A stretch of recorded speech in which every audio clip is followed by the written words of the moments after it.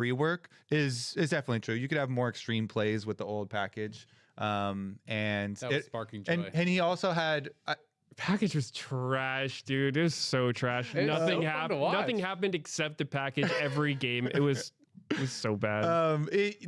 His parameters for like extreme plays definitely have been reduced for the kit. You know, it's like the Foss bomb's fairly straightforward. He has a dash.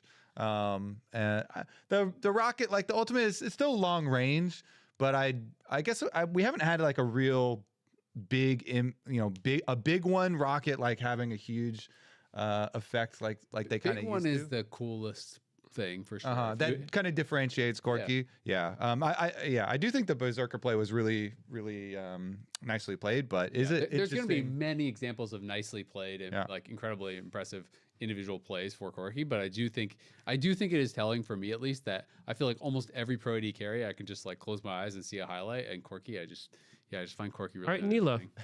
Neela? Yeah. Okay. Well, Neela's not playing very much. I said pro play AD carries, like things that are meta, like things that are actually meta.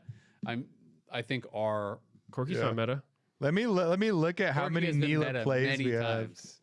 Yeah, but I'm stirring the pot. You are stirring the pot. Definitely a fun one though. Anything else on this patch that you guys wanted to hit? Because we hit pretty much everything on here. The last thing, some changes to the items. You did lightly touch on the Sundered Sky nerf. Yep. And obviously that is going to have wide sweeping repercussions because almost every jungler used it and rushed it first, and a decent amount of supports like Camille were also rushing it. So Sundered Sky change is going to be significant with reducing the healing proc for it. It is a change that does make it kind of less unique as an item, to the point of like making things safer and kind of less unique, less really big, high, spiky moments. But it's also necessary because the item was just so ubiquitous. It was just everywhere. The buffs to me to Black Cleaver, because I always use Black Cleaver on melee champions. So to me, it's just buffs, and I'm getting 5 extra AD. Seems like plenty of bruiser champions are going to have options with Black Cleaver. It was always a pretty good item on quite a few junglers as well. So I feel like AD bruisers are going to be fine. They're going to have other items they can use if they don't like the new Sundered Sky where it lands. Yeah. And I do know one of the goals with the Sundered Sky nerfs is to try to shake up jungle meta. But I'm not super sure what it's going to look like, because I do think one of the reasons that jungle has sort of remained the same for a long time is just the way pro play works, the way you draft. Usually you're always going to blind pick jungle because the counters don't matter as much. It's also fitting into comps, like we were saying. There's not a lot of AD mids, and if you early pick a least jungle or something, that's just trolling. You're gonna like have a scuffed team comp, and they'll just pick things that aren't vulnerable. So I don't fully expect the meta to shift off of these changes, but I do think it's sort of like a nudge saying, hey, maybe other stuff could be viable. Maybe this opens the door for other things to get played. So we'll see how it goes. Yeah, I'm just throwing it out there. Lilia and Yone comp, like in 1, 2, 3, you can pick both the Yone and the Lilia and have some secured dual threat there. I think they're both pretty good right now. Lilia, of course, you always want it if the enemy is showing like some sort of early tank, then it also helps a lot and gives you some more value. But Sivir highlight. Sivir is definitely one of the more boring ones too. I'm not gonna lie. She can't be more boring. She can't be less boring than Corki. I think she unironically is less boring than Corki. Wow, because she actually at least has to. What did Corki ever do to you? She at least has to like get in there and auto attack, right? Like you're doing something. I love sitting in the middle of this right now because as I like bring up Lilia, I can see the twinkle in Meteos' eye. I was looking down the list. I'm thinking Corki can't be the most. He's staring at me, but everything's past. He's just waiting until he can bring up the answer of the Sivir. At least to me, when Sivir spell shields something really cool, I find that interesting. Full body chills. Yeah, yeah. More so than Corki. Corki with his Gatling gun. You hate pauses where the Gatling gun's going off. It is traumatized. We're gonna have a debate session on our next. The fans agree. The fans agree. Special episode of the dive. Maybe. It's gonna be Corki Azael versus Meteos Sivir. Whose side are you on? Leave a comment. We're gonna take a quick break and get into the LCS games right after this. but this lobby is kind of comfy. It feels different. If this is different, I like different. I'm staying right here. Are you guys serious? We're about to get into game. Emily, let us enjoy it! You guys need to lock in. Maybe this'll help.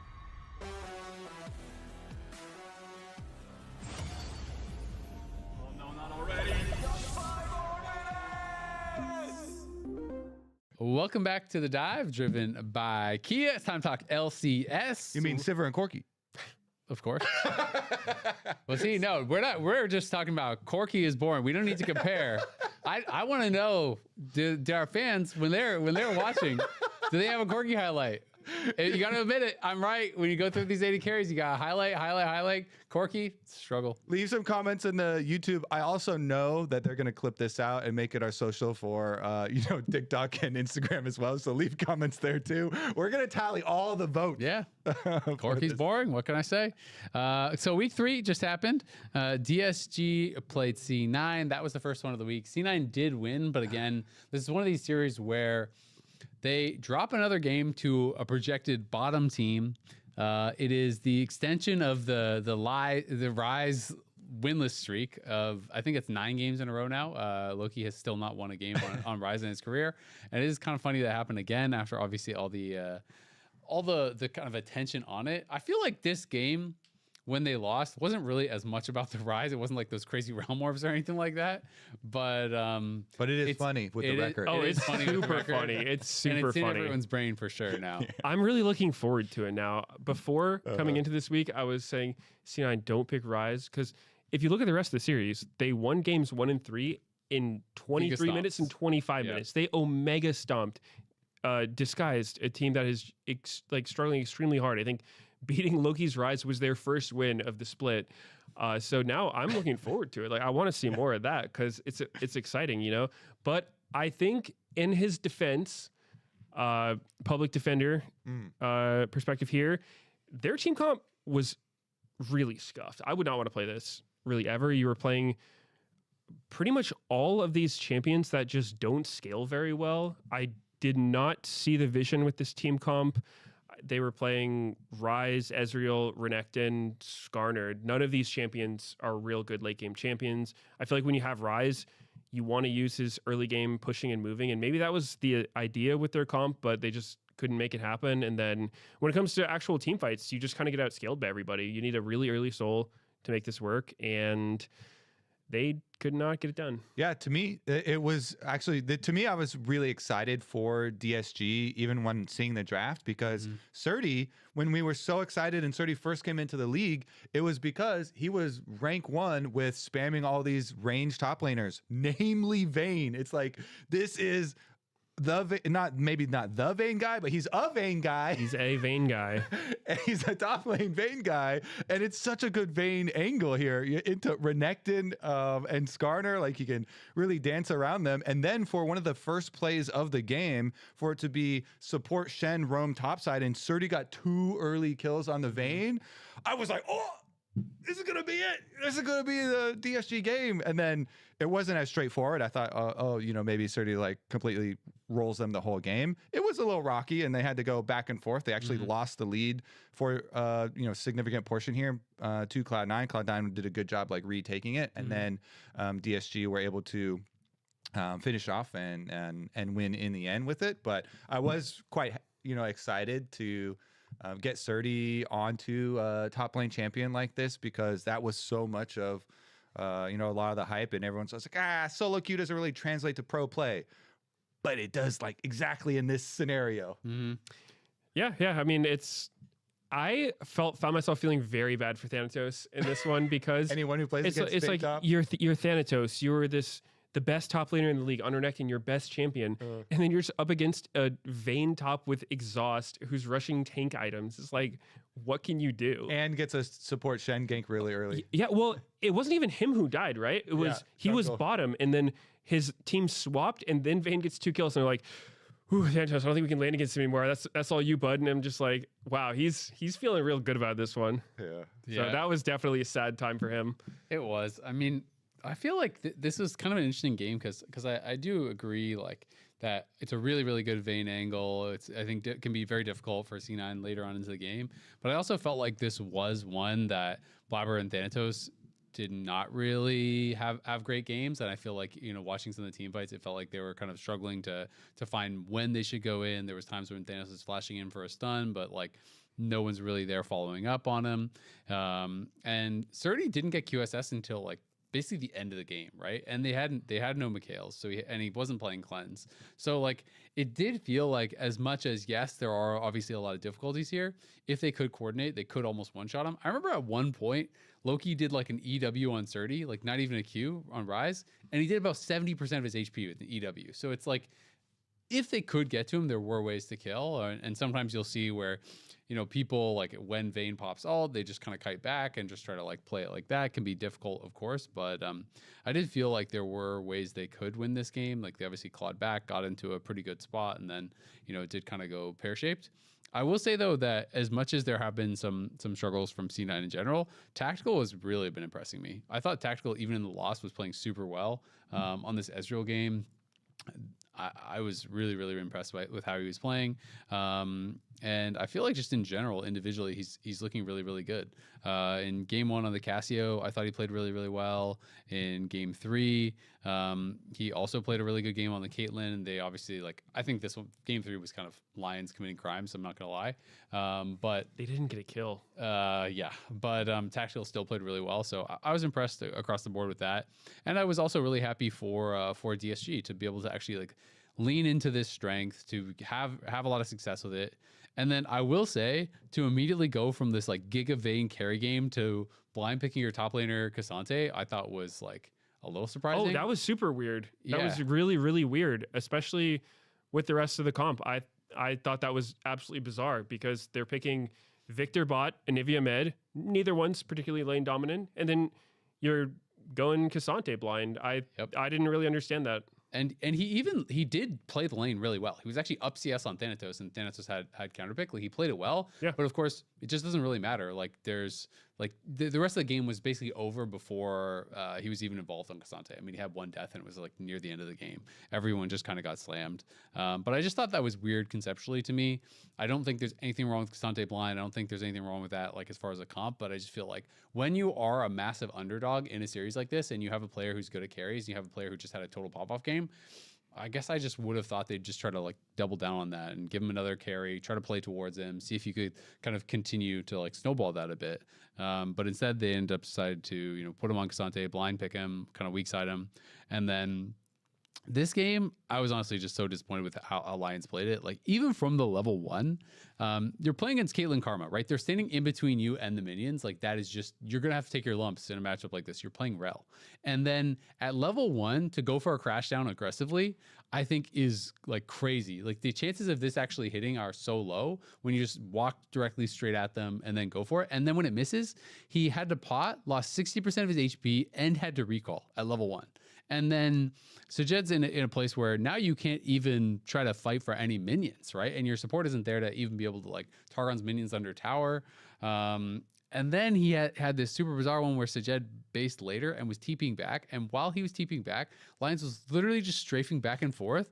And it I get that you want to take some space and threaten and engage, but when your AD carry, when your or AP carry, whatever, isn't even there, there's no threat of getting engaged on. And so literally Tactical's just sitting there autoing him the entire time. And he's just strafing back and forth. And he lost 50, 60% of his health and then tried to ward over the wall, but clicked on himself. So just warded the tower, lost all his health and had to recall again. And I'm what am I watching here? This is crazy. If you're into a double range matchup like this, you need to keep your health high so you can threaten it all in. That's the only pressure you have. That's the only recurse you have, is being healthy enough that if Trundle comes down, you can maybe win a 3v3, right? That's how these matchups are kind of built. So I thought he super griefed Sajed. It wasn't the only thing going on in this game, but seeing that level 1 was crazy.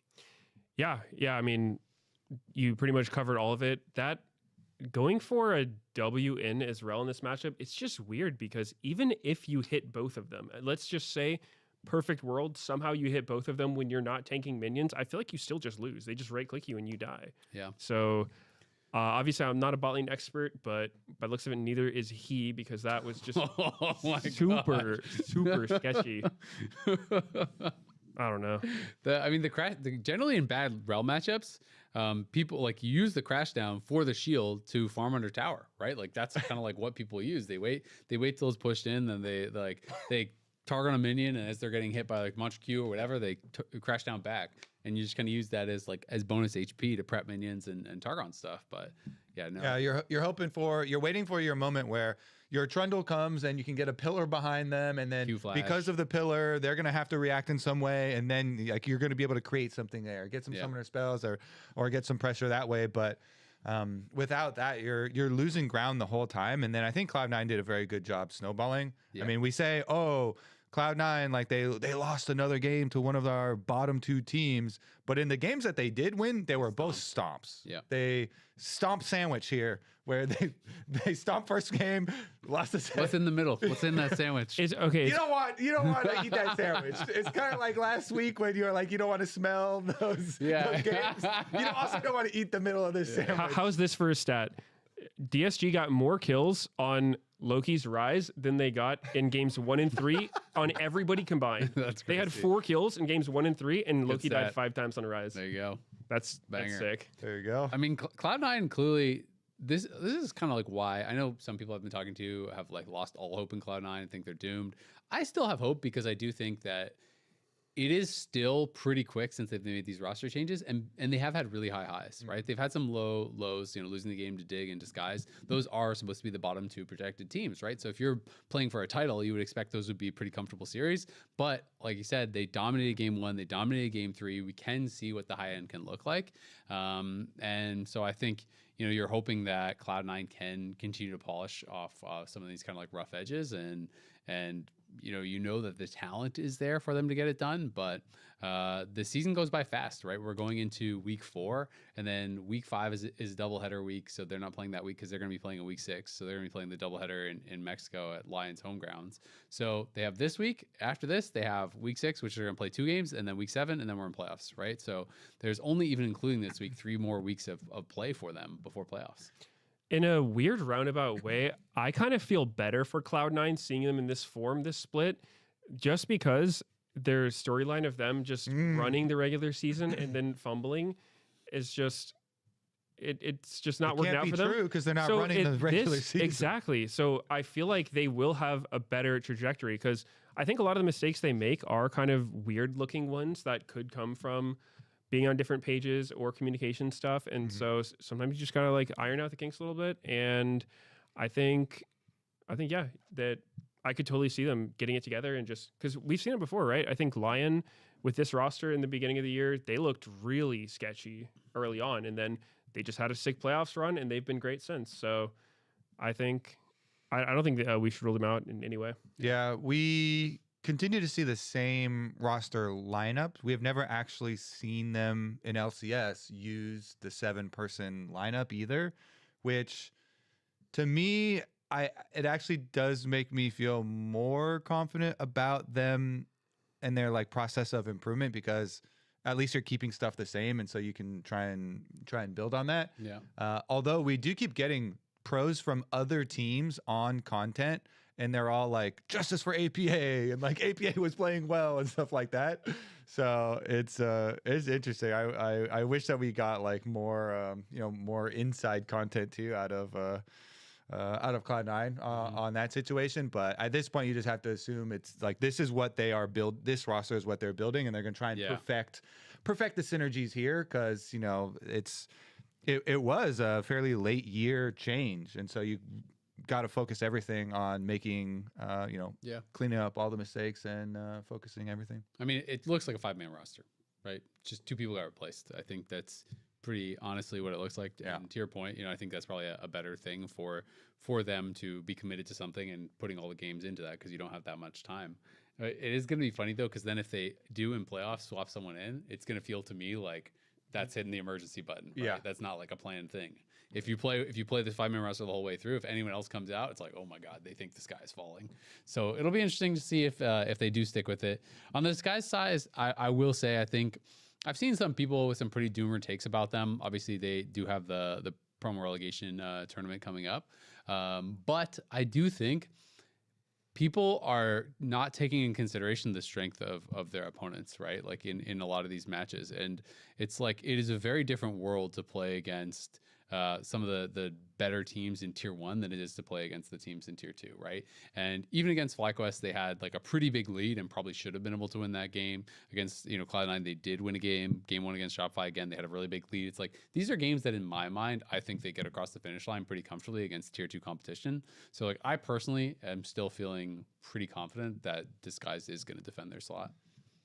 Yeah, I mean, they still got the rest of the season before they're there. And I would agree. I think, to me, their biggest issue with this team just seems to be their bottom lane is having such a hard time in the laning phase, which then, obviously, bot lane's the most important one to win because you stack the dragons. And I feel like every time I look up at the dragon counter in a DSG game, they're just trying to defend Soul Point. It's just they don't have control, and they're just trying to fight back to not let the other team get an early dragon soul. And so they're just fighting uphill game the entire time. So it is a really hard hurdle to overcome for sure. They're at 20% dragon control.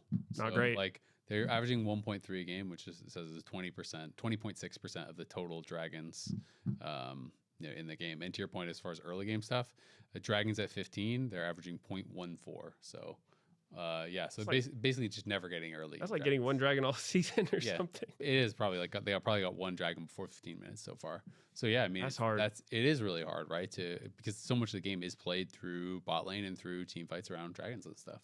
Yeah, definitely.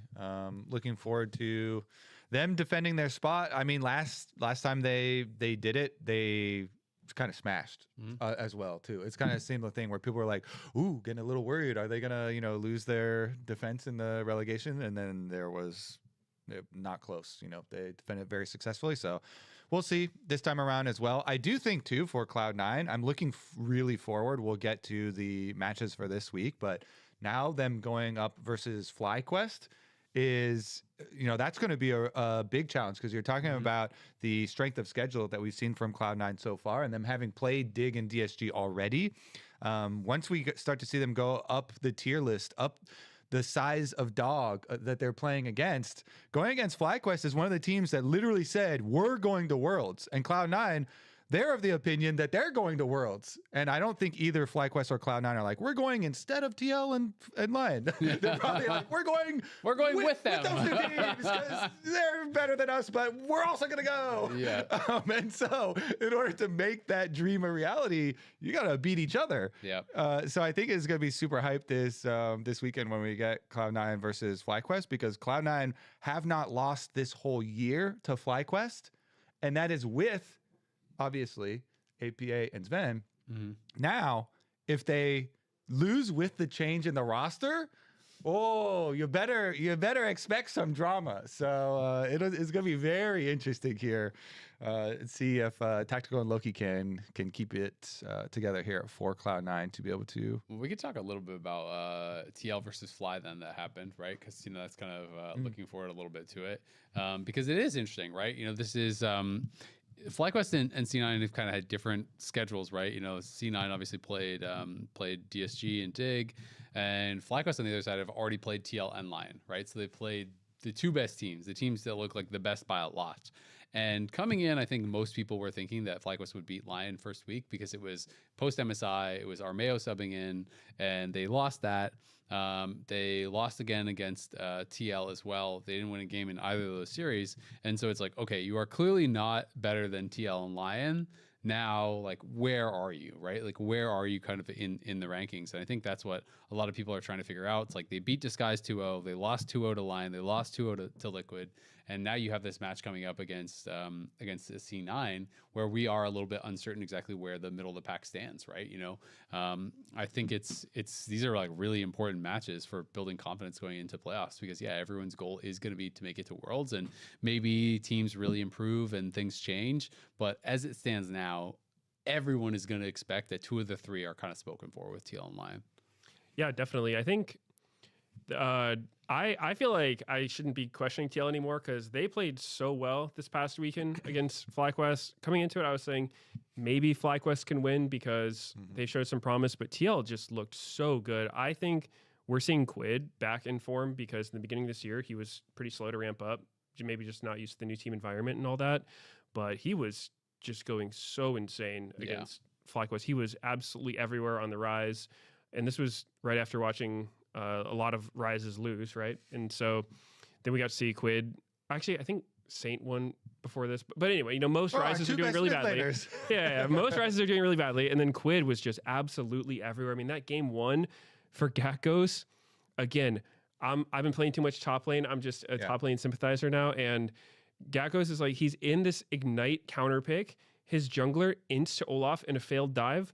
And then Olaf is just freezing the wave, just tanking like 6 ranged minions, something that's so illegal if Gakkos has any help whatsoever. And then Rise just roams up and kills him, and like flashes on him and kills him. And so I'm just sitting there being like, this guy needs a team. He actually needs a team. Let's stuff you can do. I don't want to skip over the dive attempt, the gank from Griffin on Morgan, because that's a critical pivotal moment where Gakkos is going to get a gank from Griffin, and we have the replay here. Morgan under tower as he's getting pushed in, and after Griffin goes for the gank and they fail the gank, he decides to go back in for a Q flash under tower and misses it, and Morgan starts smiling as he sees this, flashes, gets the kill as well. So it's like Griffin kind of failed that gank twice.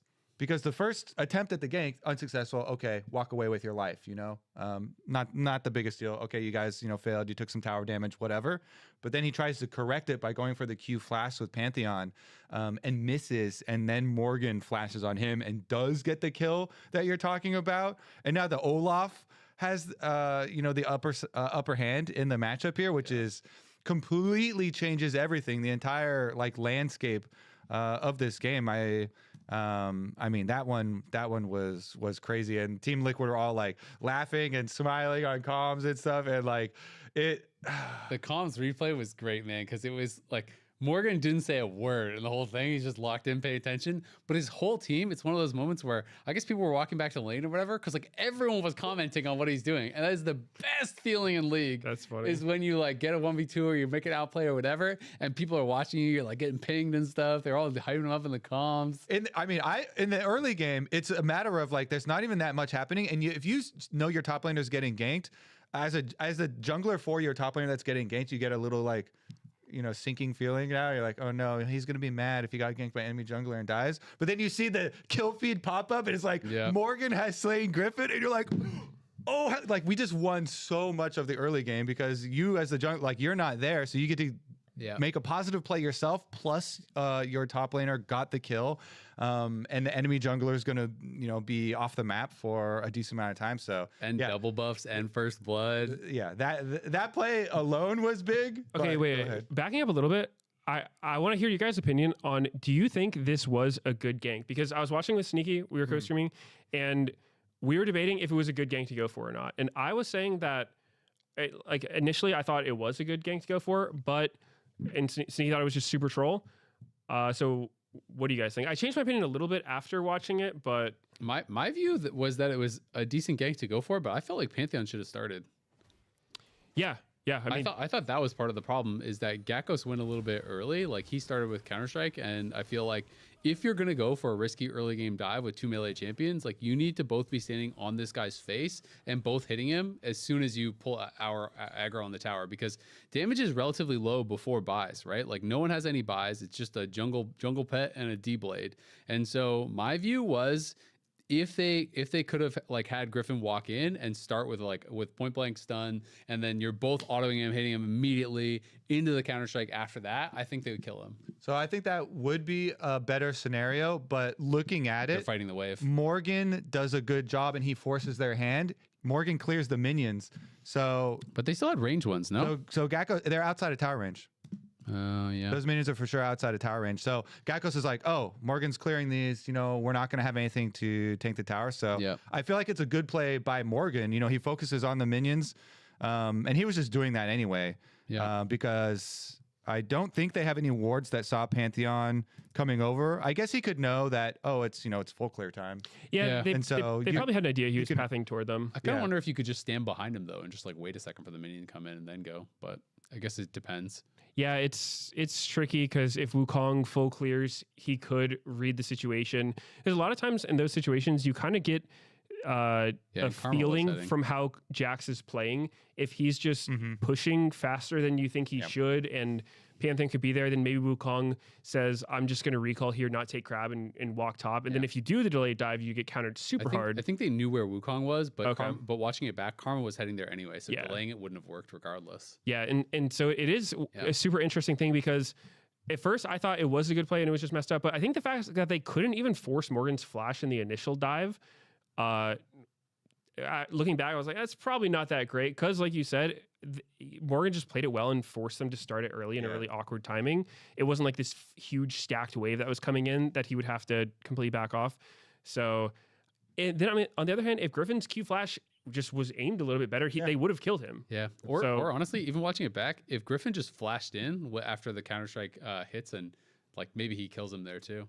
Yeah, I mean the exhaust was super rough. The exhaust was really big. Yeah, it was close either way. I don't think it was super definitive one way or another. But it is just in these matchups they're so volatile, and one little advantage can go so far. Yeah, and then that wasn't even the landslide of the early game. Actually, didn't even come from him. It came from Quid kill bottom lane, then kill top lane, and the top lane follow-up you're talking about with the Realm Warp and Flash, and then kill mid lane. Dude. He ganks his own lane after killing top lane, ganking top lane. Then Quid is like channeling his recall, and then he sees, I forget if it was support or jungle, walk up mid lane, but his support or jungle walks to mid lane to get the wave, and he sees enemy mid laner there, and he's like, well, okay, I'll just gank my own lane and go gank quad from the other side. That play mid, I don't know, that was just so well played by TL because obviously, from Quad's perspective, he shouldn't be dying like that. So what happened was Core walked mid, and he was just freezing the lane, which is just an annoying thing supports do. If Quad backs up there, you're going to lose a lot of CS on the next wave because it's frozen. And so, obviously, he's going to try to start hitting Karma to unfreeze it. Karma just starts rooting him, and then Quid ults in. And I'm sure Quad had some kind of idea that Ryze could ult on him, but it was the fact that also an Ezreal ult flies in and hits him while this is going on. Because I'm pretty sure he could flash out if it was just Ryze Karma, but it's the fact that it was that with the Ezreal. It's just such a well put together play. And obviously Quad could have probably avoided dying here, but I don't hold it against him that much. It's pretty unlikely to die like that. I think it was well played by Liquid. Yeah. I do think it was well played, but when I'm watching it too, the wave was already on the tower before Core JJ walks up. So he could have just left.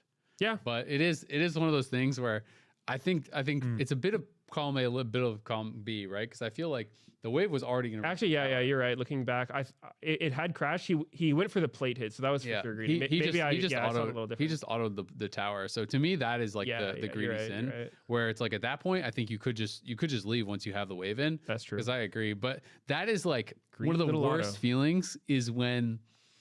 like enemy mid roams, gets a kill, and then you're like, okay, what is my mid laner doing? And then you're he's dying too. Mid, and then he doesn't even respond to where you know the guy is coming from, tries to auto the tower and dies. But I think that's also where the greed to auto the tower comes, because usually when you get push, like if you're the top laner Azale and you just got ganked by my mid lane opponent, and you're like, oh, all right, what is my mid getting then for this guy Better ganking be a me? plate. Yeah, and I'm you like, feel pressured to carry. Don't worry, Azale, I'm pushing the wave in. I'm gonna get to it, and then I get. Oh, I see. So it's a top laner's fault. That mid laner roamed and then you died. I could feel your anger at. But it was tough. It was a really depressing game for Gakkos. His build was Trinity Force into Seekers. When I saw that, and then I think he used it immediately and then picked up cooldown boost on his next perch. I'm like, this guy is so unbelievably poor. This is just has to be the worst feeling game ever. Gakkos had a rough series. Like I don't think it's just on him, especially that game was tough because the dive went wrong and then he gets roamed on and killed, and then he's getting like pushed off his tower and all these things. But even in the other game, he got solo killed by Morgan, and I thought that was his fault 100%. Yeah. He's super greeted, and it's like this moment where Morgan is playing Abessa, hits 6, and the wave is pushing towards him, so you can just wait at your tower. You're going to probably miss some experience, miss some gold, because Morgan's obviously looking for an all-in, and Gakkos tries to greed and stay in range of the XP to get 6 himself, but he was still 5. But he walks up, then he gets hit by the ult without flashing it, then flashes after, dies. And that one was really rough. And I mean, in this entire series, he got 2 KP. Like he had 1 kill, 1 assist, and I'm pretty sure it came basically at the end of the second game. Yeah, as well. yeah, it Because was. he had no kills or assists throughout that game after the Jack game, which he was 0-5-0. And so that one was a rough look, I thought, for Gakkos after like one where it's like, that's tough. Like, things were out of your hand. But then this one was one where Morgan punched him really, really well. And I feel like Morgan's been playing great. I mean, TL across the board are just playing great. So it's like you have got to be on your game to have a chance against this team. You can't afford mistakes because TL are just destroying people. Like they are all looking good individually. And so there's no easy way to beat them. Everyone has to play great. I loved watching game 2 from TL. I thought that was a level of domination that I haven't seen that in a while watching any kind of game. They just had such a clear game plan of we're going to play Alicia Nami, which we haven't really seen much of any Nami since the mandate changes. Yeah. And it was just from the very beginning, they had Quid come bot level 1 in the bush, and it was matched by quad, so they didn't really get anything there. And then Jose level 3 ganks them bot, and it was just non-stop pressuring bot. Masu and Cryogen got completely rolled, and they probably could have played a little bit better, but there was so much pressure on them in one of these lanes that's 3 and 4 man over and it's tough. Our Lulu's super squishy before they have ults and stuff. So, and they were just getting pressured nonstop. I love the way TL was playing it. It was so unbelievably aggressive. And it wasn't just their bot lane. It was like anytime Griffin would come down, they're invading all of his camps. They're pushing him out. It was just super well played by Liquid. I thought that was just an incredibly clean game. I even think that the drafting pivot was really smart for them because people are starting to do sometimes people like into Melio Lucian, which like when you see Lucian, you just kind of assume it's Lucian Melio. People are doing stuff like Cog Lulu, and this is kind of just another variant of that where they're like, oh, it's Lucian Melio, like it's great at disengaging engage champs, but like you just pick a scaling enchanter that scales better and you're just getting like, you're gonna win out in the team fights later. That's kind of like the general thought process is you can just go even in lane and then be more powerful. But then they pivot to the Nami, which has more laning power, gets them the prio in 2v2 more easily. And I thought how Jose was playing was just so good. Like I've talked a lot about how Core and Jose are playing together. I think they're doing an amazing job, but normally you don't think of that when it's like a Nami. But even in this kind of a game, Jose is willing to die and to go behind the tower and to like, put that pressure on because even if they kill him, Masu's losing all of the minions. He's just watching minions die. And there was times where he's like chain trying to recall and they're just like walking into the tower and interrupting him over and over. And it's like, yeah, like you said, I'm sure Masu and Cryogen could have played aspects of it better, but like, what are you supposed to do? You're just getting completely, stomped by Jose and Quid, it felt like. Yeah, and so Team Liquid, I think holistically looking at their improvements and how they got here, because it's been a really, really sharp improvement and steady since MSI. Leading into MSI is when I felt like we first started to get the change from Quid specifically. He had this interview where he talked about, I've had this mentality change where previously, I thought all the teammates that I had on this team were so good that I didn't really push myself to like be like, oh, I have to carry, I have to be Quid carry. And then he changed his mentality, be like, no, even if my teammates are good, like I should be trying to also like super hard carry, be, like MVP Quid. And so that was like the first thing. And then into MSI, we've had, interviews with both Morgan as well as Jose, as well as Quid himself again on the analyst desk. And they talked about how MSI changed them with the practice environment, where before they were going into scrims just to win the scrims. And just kind of like playing them, right? And we just get better by playing games and then like winning the games, and everybody just improve on your whatever. Now they're going in and they have objectives for all their scrims, he said, where they're specifically trying to practice some area of the game, a setup or early game or late game or some specific idea in mind for improvement, which I always think is really beneficial for practice, like practicing more with a purpose. And then also they combined that and they said that there's been a big shift in Team Liquid's environment where now they are like playing more freely and kind of like having more fun, laughing instead of being very critical about mistakes. And so you see all of that come through, especially for Quid, who's a guy who's talked about how the stress affects him a lot of professional league and playing on stage. And we've seen the variance both in international and in like some of his first splits here in North America.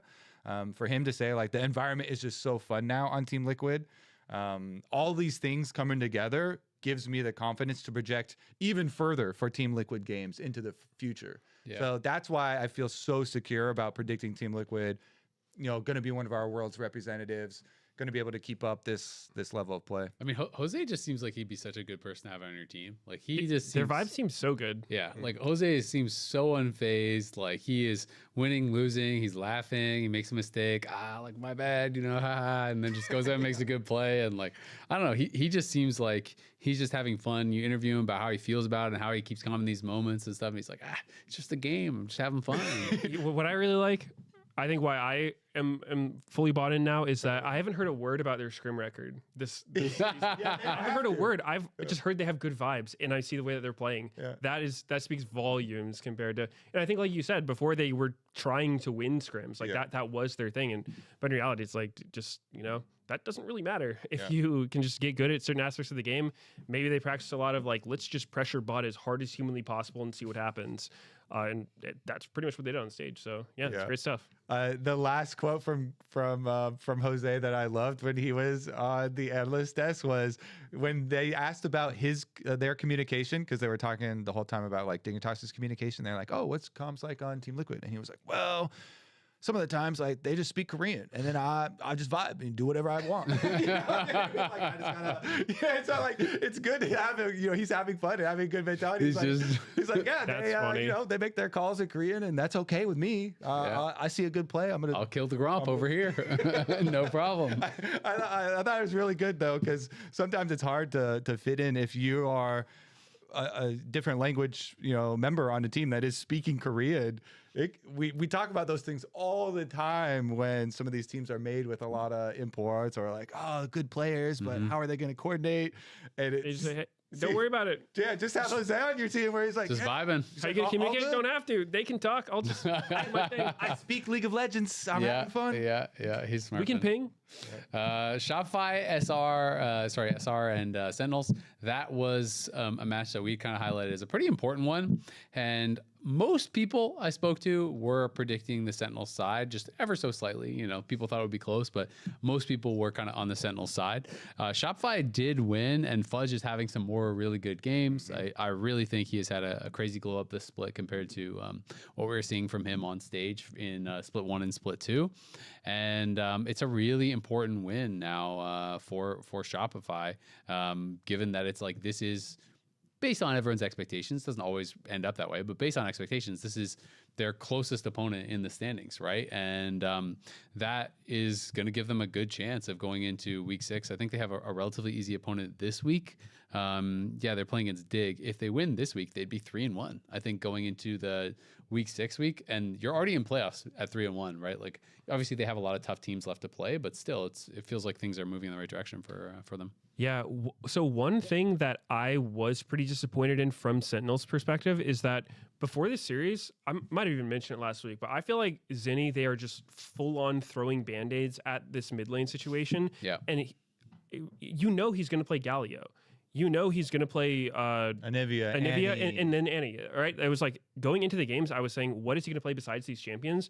And they didn't need anything besides those champions. I think that is such lazy or disrespectful prep from Sentinels, because pro players love doing the thing that says, no, we don't need to ban his Galio. Like, I'll beat his Galio. Don't even worry. Like, I can stomp his Galio. But it's like, if this is the only thing that works for their team, why are we giving it to them? Mm-hmm. So I really did not like that, because I think Zinni is a point that people could be targeting, because whether it's his individual performance or just the way that the team's playing around him, it's not working for them so far. But it does feel like he has some champions that just have that like baseline level of utility. Yeah. Who, even if you're not doing great, you're still doing something. So I think if teams don't give him that, they're going to have a lot harder time on Shopify. But so far, it's enough for now. Yeah, it's one of those philosophical choices where you're thinking, okay, this guy's not really a threat, so we'll throw some bans here at contracts and B-Voy, because like, we'll ban the other, like the people that we are worried about on this team. But to your point, if someone is a weakness, then maybe you should just keep pressing that weakness until it becomes even easier to exploit. Yeah. And take away some of those kind of safer, just initiation, like utility style champions that you're talking about. And I definitely completely agree, because I don't think it's slowed down contracts at all. Some of these jungle bans, like Going through here, Fearless best of 3 game 1 jungle bans. We saw 5 against Jose as well. That is useless. People are like, yeah, okay, we're gonna ban Xin, Vi, Nocturne, Jarvan, Neferi, whatever, and they're like, the ban okay, is Poppy a lot. I'll play. I'll flex Poppy. I'm just naming random stuff to be honest. I don't remember what the bans were, but it's like, but the point is, okay, all 5 bans on him. He's gonna play Wukong.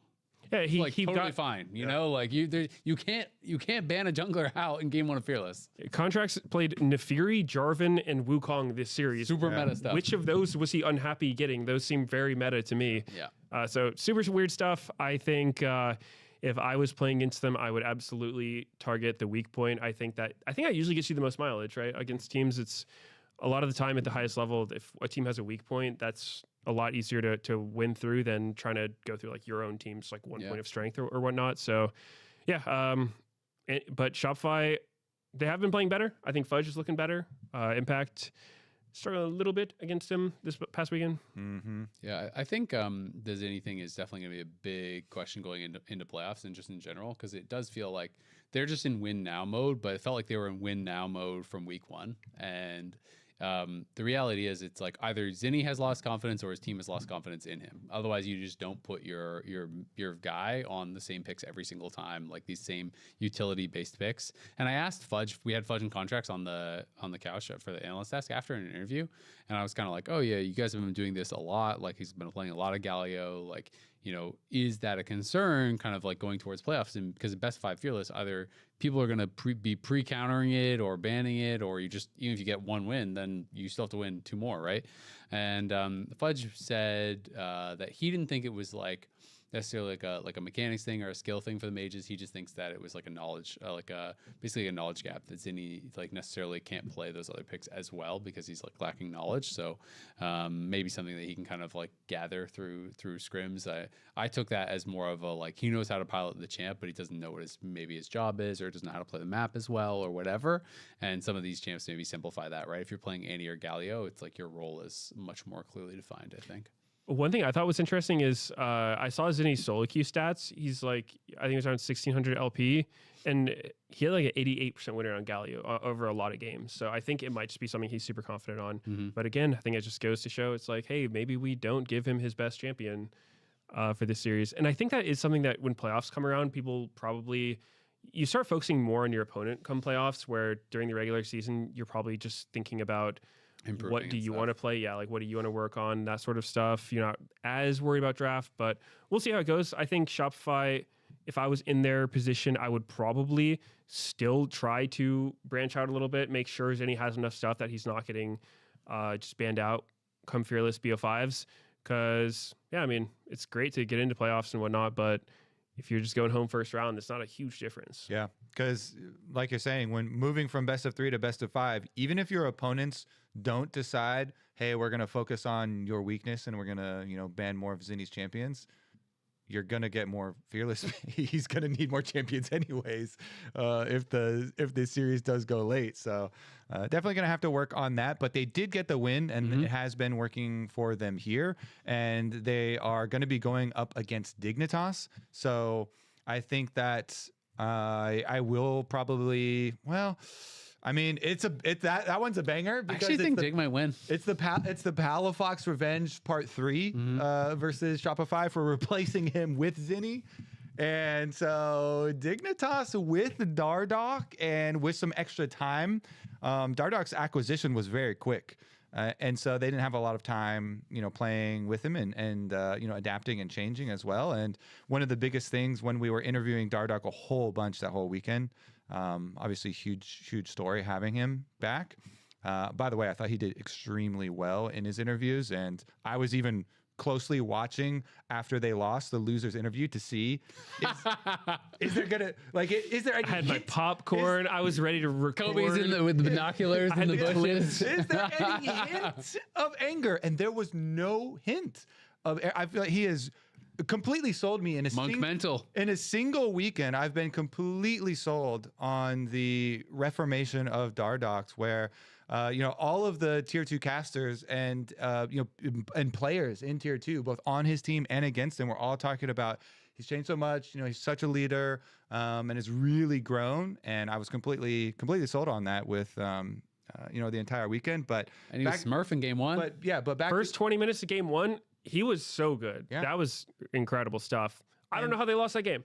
I could not tell you what happened. They did too in his own words, and I think he was also quite eloquent on the desk, you know, and succinct in summing it up. You know, he was talking about the two biggest issues were the communication that they had was too much discussion of plans within game instead of acting on clear ideas, and them having a reoccurring problem of being able to do what he said was the hard part of the game was getting the lead in the first place, and then, you know, being able to finish, or excuse me, the easy part was, or doing the hard part was getting the lead. Then the easy part was finishing out from that lead, and not having the clear decisiveness to progress the game and end the game with that lead. So I think that with some more time, to your point of you might want to go Dignitas there, I feel like they should look even better this week with the extra week of practice and add some more fuel to this fire of like people, which side are you on of, you know, Shopify replacing Palafox with Zinni, even with, you know, people's view previously of that mid lane. Yeah, I mean, I'm definitely on the side that I think. I mean, Palafox has like not like he never makes any mistakes, but Palafox this split, I think it's not really debatable. It's looked better than Zinni. I think Summer. Palafox game ones for sure. Palafox game ones, he's been doing great every game one. I think Denethor has also just played better than I expected him to right off the rip. So I do feel like I'm kind of favoring Dig a little bit. I will say, though, it's not always as easy to fix some of these problems as sometimes people make it out, right? I had a discussion with Jonathan, Dignitas' GM, and he was kind of saying, yeah, like Dardoch came in, and before we were kind of like in our scrims just losing all the early games, so we never even really got to like get to the point where you get better at the late game, right? And he's like, well, now Dardoch comes in, he's like, oh, like we're like winning a lot of early games and we're like getting, or we're even in the early game or whatever, and now we have to like figure out the later part of the game. I didn't think we'd get this far. Exactly. What do we do now? Well, so in game one, I did go back and rewatch it after the game to try to understand what happened, right? They were so ahead for so long, and it was actually one of the classic kind of bottom team things that happened that led to the entire sequence of them losing. So basically it was that play where you remember where Dardoch was in top lane by Krugs and he like went for the kick onto Saint, and Saint flashed it, and then they kind of got ran down. So I thought that was a little weird when I saw it the first time, but when I went back and watched it, FBI was recalling mid, even though he was in condition where he could have been there to fight. And he's playing Jhin. He's playing Doranhelm Jhin. You're not a carry. You're an enabling champion. Why are you recalling there? Mm-hmm. And if you are recalling there, why is the rest of Dig in their jungle? And so they lost so much control from that one thing alone. And that's just like, it's a complete, just like brain off decision that you only really see weak teams make this mistake. Like one guy is recalling while the rest of the team is actively trying to fight. That doesn't make any sense. So that was a huge disconnect. And then right after that, they did this super weird macro thing of like Palafox went top, but then recalled without pushing because he was scared. And then they just all grouped bot side. They literally 5-man bot, saw the opponents were there, and then just left and let them walk to Baron and take it. And I'm sitting there being like, both of those things just come to me are your team does not understand what's happening in the game, because if you're ahead and your grouping is 5, why are you not fighting them? That's the only reason your group is 5 is to fight them. It was just like, they're terrified. We don't know where they are. We have to group and get vision. Oh, hey, we saw him. Okay, cool. We can just, we see him. And that was the end of their plan. And there's like, oh shit, they did Baron. So yeah, that absolutely was some macro problems, but the early game, like Dardoch was absolutely killing it early game. Yeah. I mean, that lines up a lot with kind of what he was saying, where, you know, maybe during these moments, multiple people are saying different ideas and they're like discussing, and then they end up doing the nothing and recalling and losing track of the game. So we'll see if they actually improve. I think I'm still probably gonna predict Shopify, but it is so much closer than it probably than it would have been. Dardoch on pros also talked a little bit about it, and you know, he was saying that it's like he's obviously trying to frame positively, but he was saying, you know, one of the things is that there's so many voices and so many opinions on like what to do to get better and whatever. He's like, which can be a solution, but is also difficult when everyone has a different idea, right? Like, and he said it himself, I think it was almost verbatim, at some point you have to choose a guy to listen to, right? Like, you know, basically he said that. And I do think it's like, you know, he came in and he said, hey, like I'm joining this team and there's a lot of players here who I know have had success, who I know can be those big players, right? You know, he mentioned, you know, Ignar and FBI and Palafox have all won titles and so on and so forth, right? But if you all are longtime veterans and you all have strong opinions on how to play the game and you all think it should be played differently, then to me that can become very difficult, right? And I know we've heard that about you know, teams with some of these players a number of times in the past, and that was kind of like an issue with Palafox on Shopify, you know, not necessarily on the same page as some of the other players. And I think at a certain point, it's like, yeah, then the coach needs to be coming in and dictate, like, all right, this person is the leader, this is the way we're going to do it, this is the thing we're going to do. Like, someone needs to mediate that, because at a certain point, people always say this, but it's like doing the wrong thing together is better than doing, you know, the right thing but separately, right? It just never works. And at a certain point, and especially as you're getting later on in the season, you kind of have to just choose, all right, this guy's going to be our leader, we're just going to listen to his calls, and we just kind of have to go with it. Yeah, and Dardoch seems like a pretty good candidate for that, honestly, because he's the new guy in the team. He hasn't been there for all of their struggles, and because I do think sometimes when you've just been on a team losing together so much, you just start, I don't know, you lose trust, you lose hope, you just feel like you don't believe in the game plan, even if you guys can all agree to something, because you've just seen it fail so many times. But he doesn't have that, so he's got a little bit of a honeymoon phase going on. So hopefully they can get it together, because, yeah, I mean, it's fun to watch him, right? It's whether he does well or not, it's still exciting. Yeah, and they did play Lion, so we can. That's the last game that we have to go over, or the last series that we have to go over.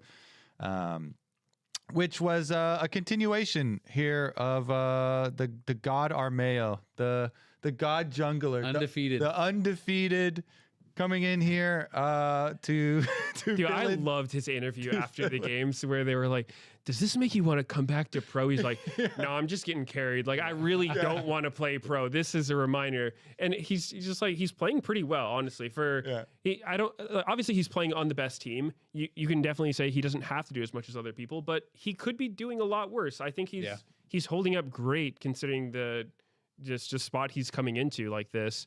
And I think it's super funny. He's just completely humble about it. Just like, nope. It's not me. This team's insane, and I don't want to compete. Yeah, like respect, man. Respect. Like he kept it real. Him and Zeyzal are basically saying the same thing. It's so funny that like Zeyzal was just talking about how I think it was Shopify's GM was like, yeah, no one's spot is safe. Like everyone needs to prove that they deserve their slot, kind of thing, right? And Zeyzal's like, not me. I'm already retired. He's like, I don't care. You can't do anything. I'm already retired. I'm just here for a good time, hanging out. You know, like. They're definitely on the same page. I mean, they basically begged Zeyzal, please, we can't find anyone. Come back, join us. So you can't really like put pressure or like threaten someone that you begged to join in the first place. We'll cut you if you don't do this. Hell, I'm fine being cut. Like, I want to be cut. You're like, are you going to come beg me to rejoin again after you cut me? Or like, what? No.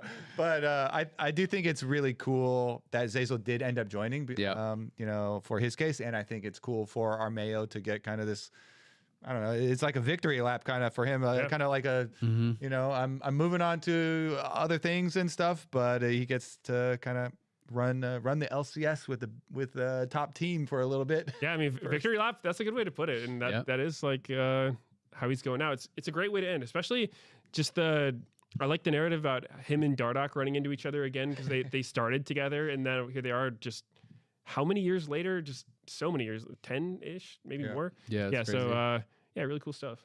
So this week, week 4 of the LCS, we're gonna have DSG versus TL, Dig versus Shopify, C9 versus Fly, and Lion versus Sentinel.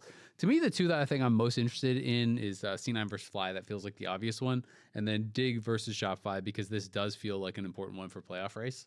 Those are the two that I'm kind of most excited about. Yeah, and because those two teams have changed a decent amount for Shopify and Dignitas, so it's going to be interesting to see where those changes do land.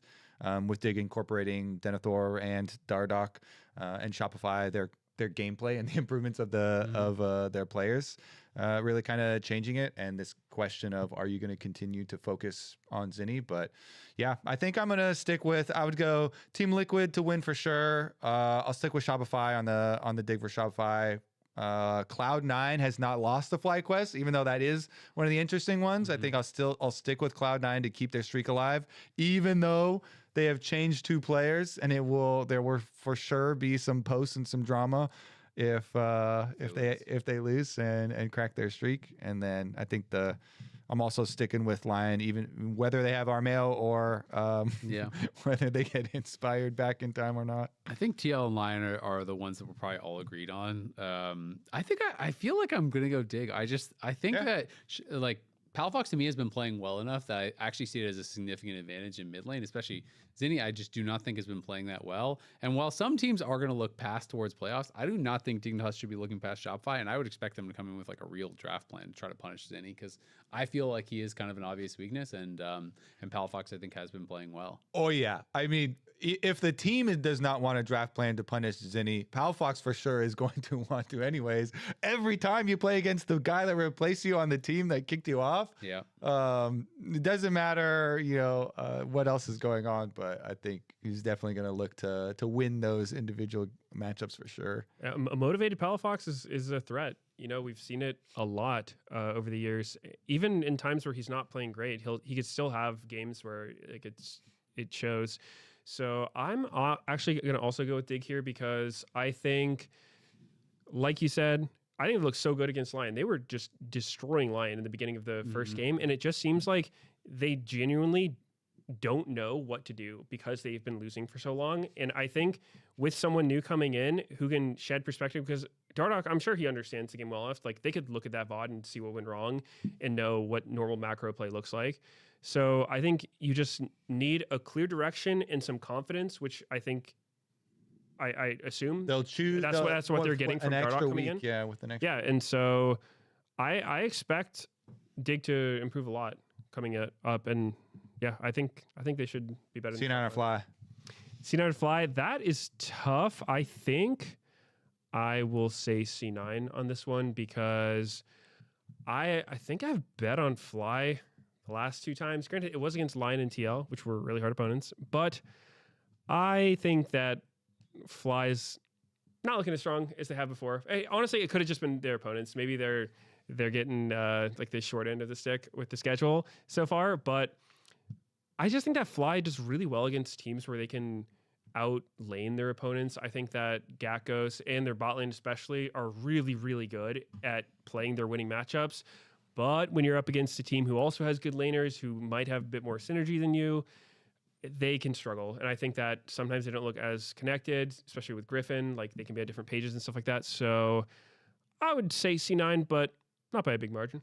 Yeah, it's kind of interesting. I feel like my head is saying C9, but my heart is kind of still feeling that FlyQuest might win. And I'm just not sure if I'm over-indexing too much into thinking, because in my head, TL and Lion are just so far better than everyone else right now that it feels like I almost can't count those when judging against how they're going to do against a different team. It's true. And C9, I think, has had more convincing games, but they've also had worse opponents. And they did drop a game to both Disguise and Dig. FlyQuest 2-0 Disguise, they did have that close game 1, but they were pretty dominant in the other one. I feel like I might go slightly FlyQuest. I just think that C9 and Fly both are kind of struggling with some similar issues, where I feel like they have like a lot of talented players. They have good mechanics. They have a lot of things working for them. But I think that sometimes they don't have that like calming voice where they go too far. Like, they overchase, they overplay, and they make these mistakes that really, really punish them. So I think it's going to be a series where it's going to be pretty bloody. Like, I don't expect it to be one team gets a slight early lead and then just kind of like controls it and stomped it. I think it is going to be pretty back and forth. And I do think in those kind of chaotic games that FlyQuest has a better chance than they do against, a TL or a Lion. Because we think back to, even Split 1, there was so much of the discussion about FlyQuest was that they're winning because they are so good in team fights, because of their individual mechanics, and that they, as a result, kind of thrive in some of those chaotic games. So I think it could be a series where it maybe kind of works in their favor a bit. It could honestly depend on if Loki picks Rise as well. That could influence the outcome quite a bit. It could. That's one. This FlyQuest already starting with the 1-0 lead. I mean, maybe. Changing your predictions? Maybe. I'm just saying. It could I'm gonna affect hold it down for Cloud9. Even if they go Rise? Yeah. Okay. And now is the time. Nobody beats Loki's Rise 10 times in a row. Okay. Or maybe they do. We'll find out. Maybe they do. We'll find out this weekend. That'll wrap it up for us here on The Dive, driven by Kia. Be sure to subscribe to us on Spotify, Apple Podcasts, and YouTube. See you in my so The Dive. Also leave a comment. And we will see you for week 4. It's going to be fun. LCS returns this Saturday, 1 p.m. Pacific. DSG versus TL. We will see you there. Is Corky boring? Yes. It's super boringer.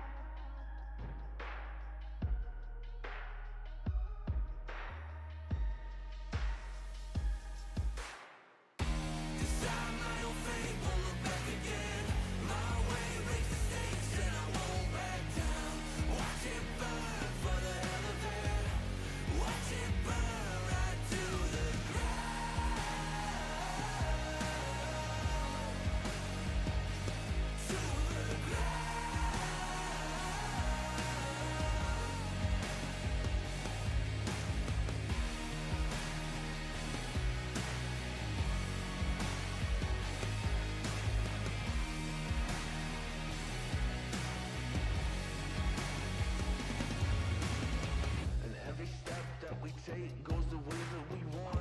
There's a lesson in the pressure and the way that we want. A certain act of passing the time of the rising of suns. It's not about what you became, it's about what you can become. And everything I used to think is not a matter of fact. Just don't break, don't be fake, and never sit back. And when they hate what you got, it's cause you got what they lack. And when they praising you to your face, keep watching your back.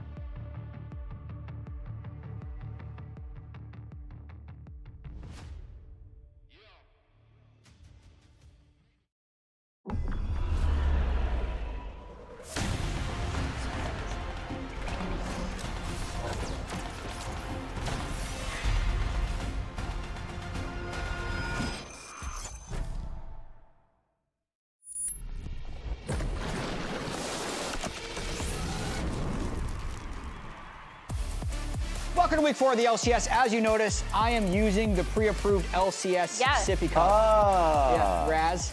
I may not have it. Seems like you left it in the You're wrong not room. mad. I What are think you I doing? did. I'm hogging the mugs now. I'm hogging the mugs. I This also did not use is a Jats. coaster, despite the fact that it's right in front of me. Yeah. I'm telling the I'm an producers right animal. now. What can you say? Telling the producers right now, keep track of the mugs. They're too good, and I might take one home. Players have taken them home when I've done pros. before. What? Whoa! Wait, Yeah. you've seen a player take one home? He asked. Wee woo, wee woo. Ask It you, not the person who. I Part feel like 3. I just desecrated it by touching it. Sorry, that's my bad. Yeah. I don't know. The trophy has gotten significantly less scuffed. Well, it's the third this edition of the third Ultimate edition. Yeah. Grudge Match Bowl. So it's very lucrative now. There's Yeah. budgeting I behind don't it. know. We used to put fake money in it. We gave Palafox a bunch of fake money So for winning the first one. Well, now you're. Yep. I haven't seen this yet, Uh-oh.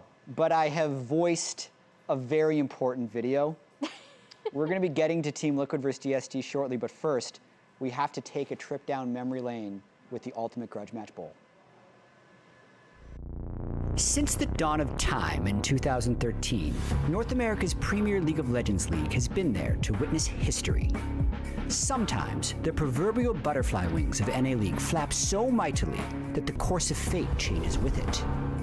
This week in the LCS, fate is in the hands of the players as the Ultimate Grudge Match Bowl is back for its most explosive bout yet. How does the outcome of Shopify versus Dignitas blow the winds of change so strongly?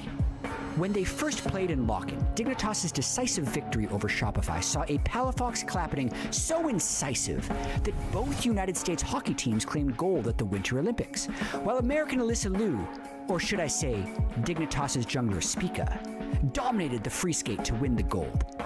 What would have happened had Palafox not gone 8-4-8 on Azir? When Spring Split rolled around, the Rebellion were ready to answer with a sweep of their own. With a performance so mesmerizing, it would inspire the NASA astronauts on the Artemis II barely a week later to successfully complete the farthest distance traveled in deep space by humans. Surely, without contracts going 6-0-10 on Xin Zhao in Game 1, NASA would have abandoned the mission.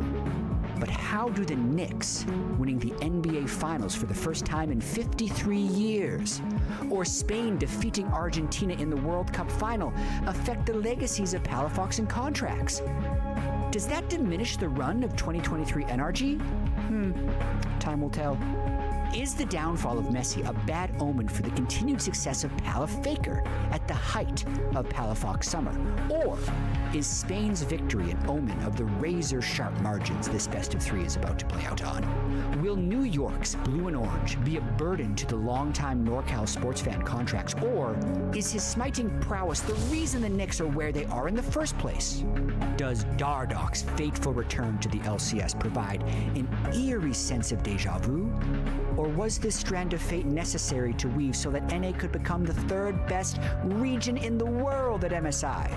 Inspired by the thankless work of their peers, only time will tell what great feat this upcoming match will stimulate. As the LCS hosts its third edition of the Ultimate Grudge Match Bowl.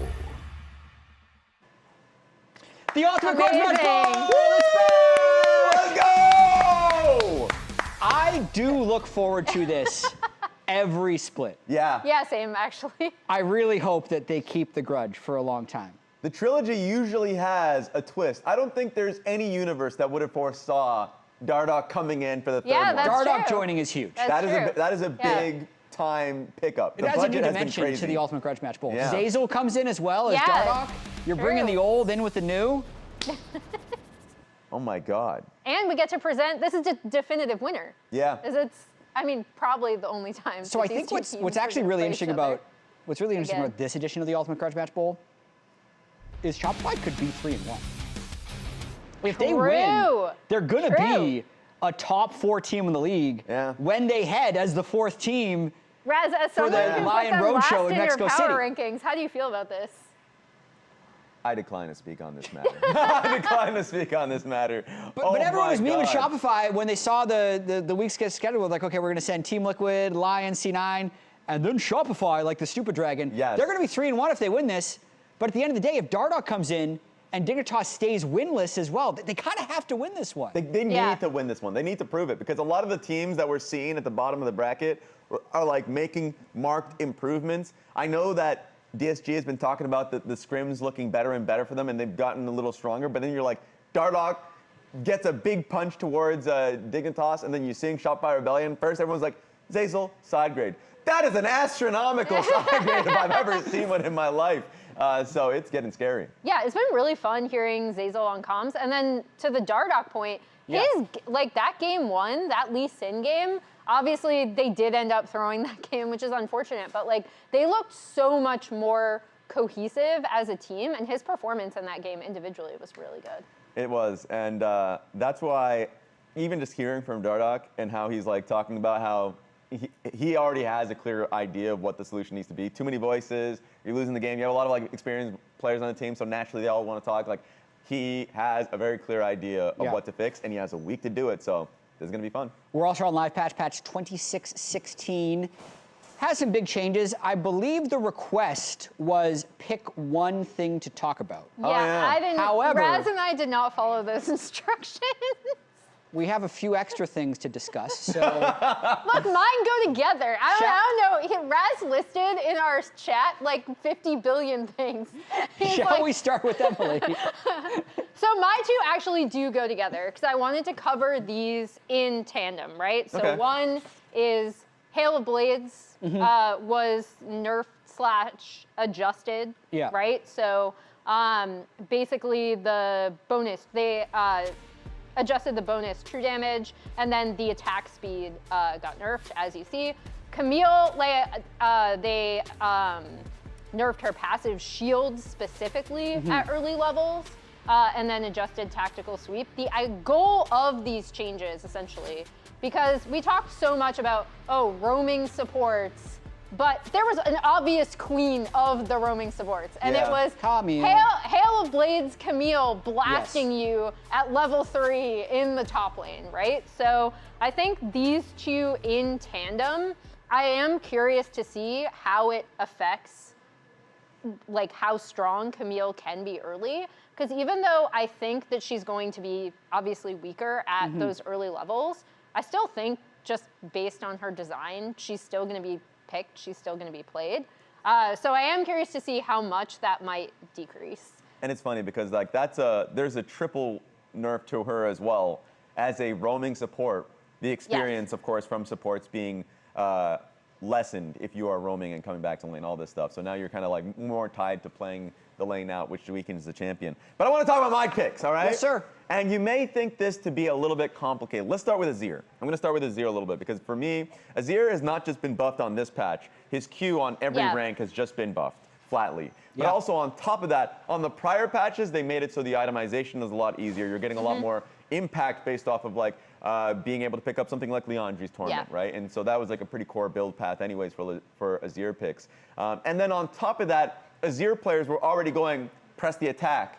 So we were just getting a stronger laning phase, which I think was the major nerf that we saw prior to all of this. So he's been getting buffed after buff into people who are playing Azir already itemizing and changing the way they play the game to make him more viable. And so I've been searching a lot of pro players and mid laners to see if they've been, they've been massively playing it in solo queue. So I expect this to be a pick that has been getting a resurgence. And of course, Riot was like, World is coming up.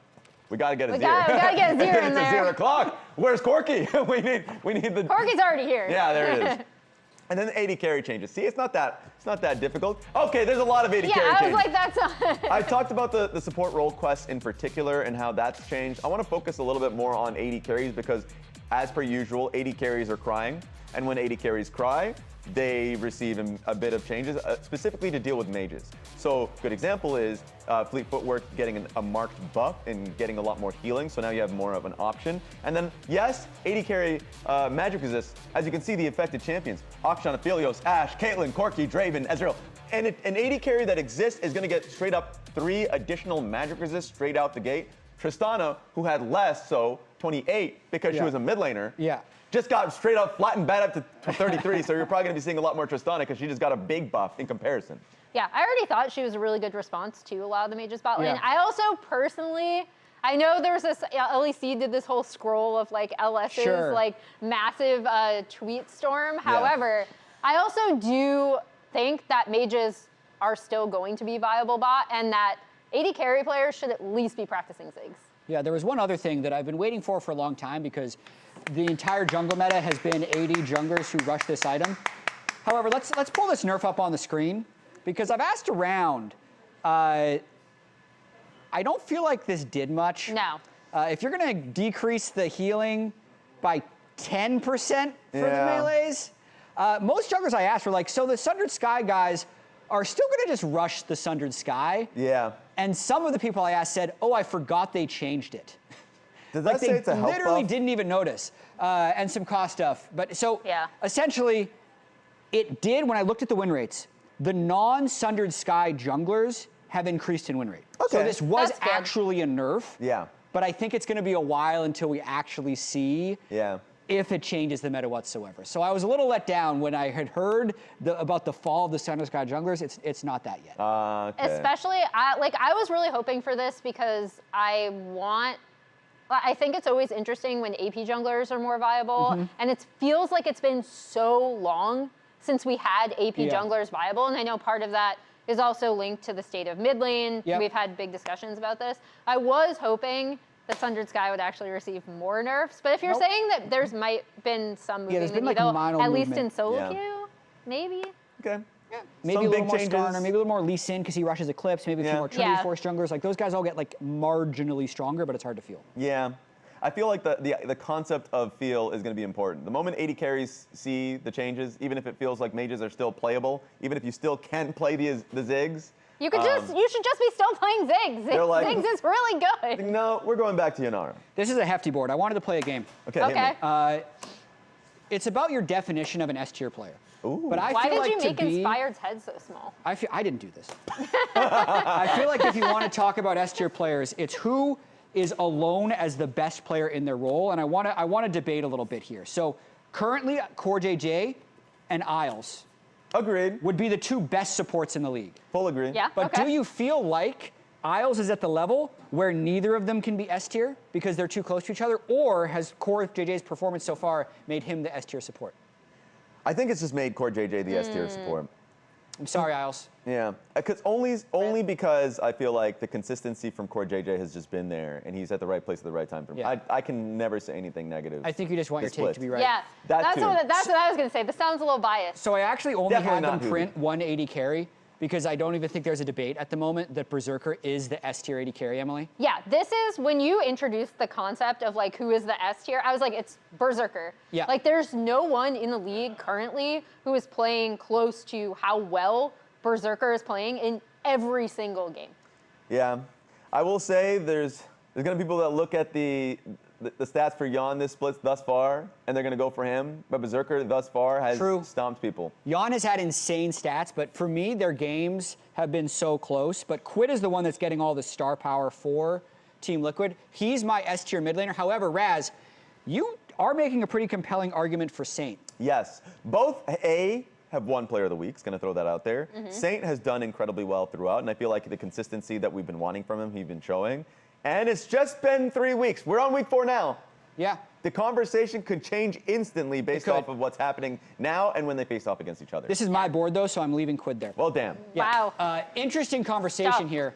Jose has been playing insane in the jungle, but Inspired is the best player in the West. The only thing is he's not here. He's not here. So it's an interesting dilemma we have. I feel like you can't, like thus far, since he hasn't played this split, you just kind of have to give This guy's not winning an actual... But this decides, like, am I saying based on performance, or am I saying who are the S tier players? You know what's funny? If I'm going into playoffs.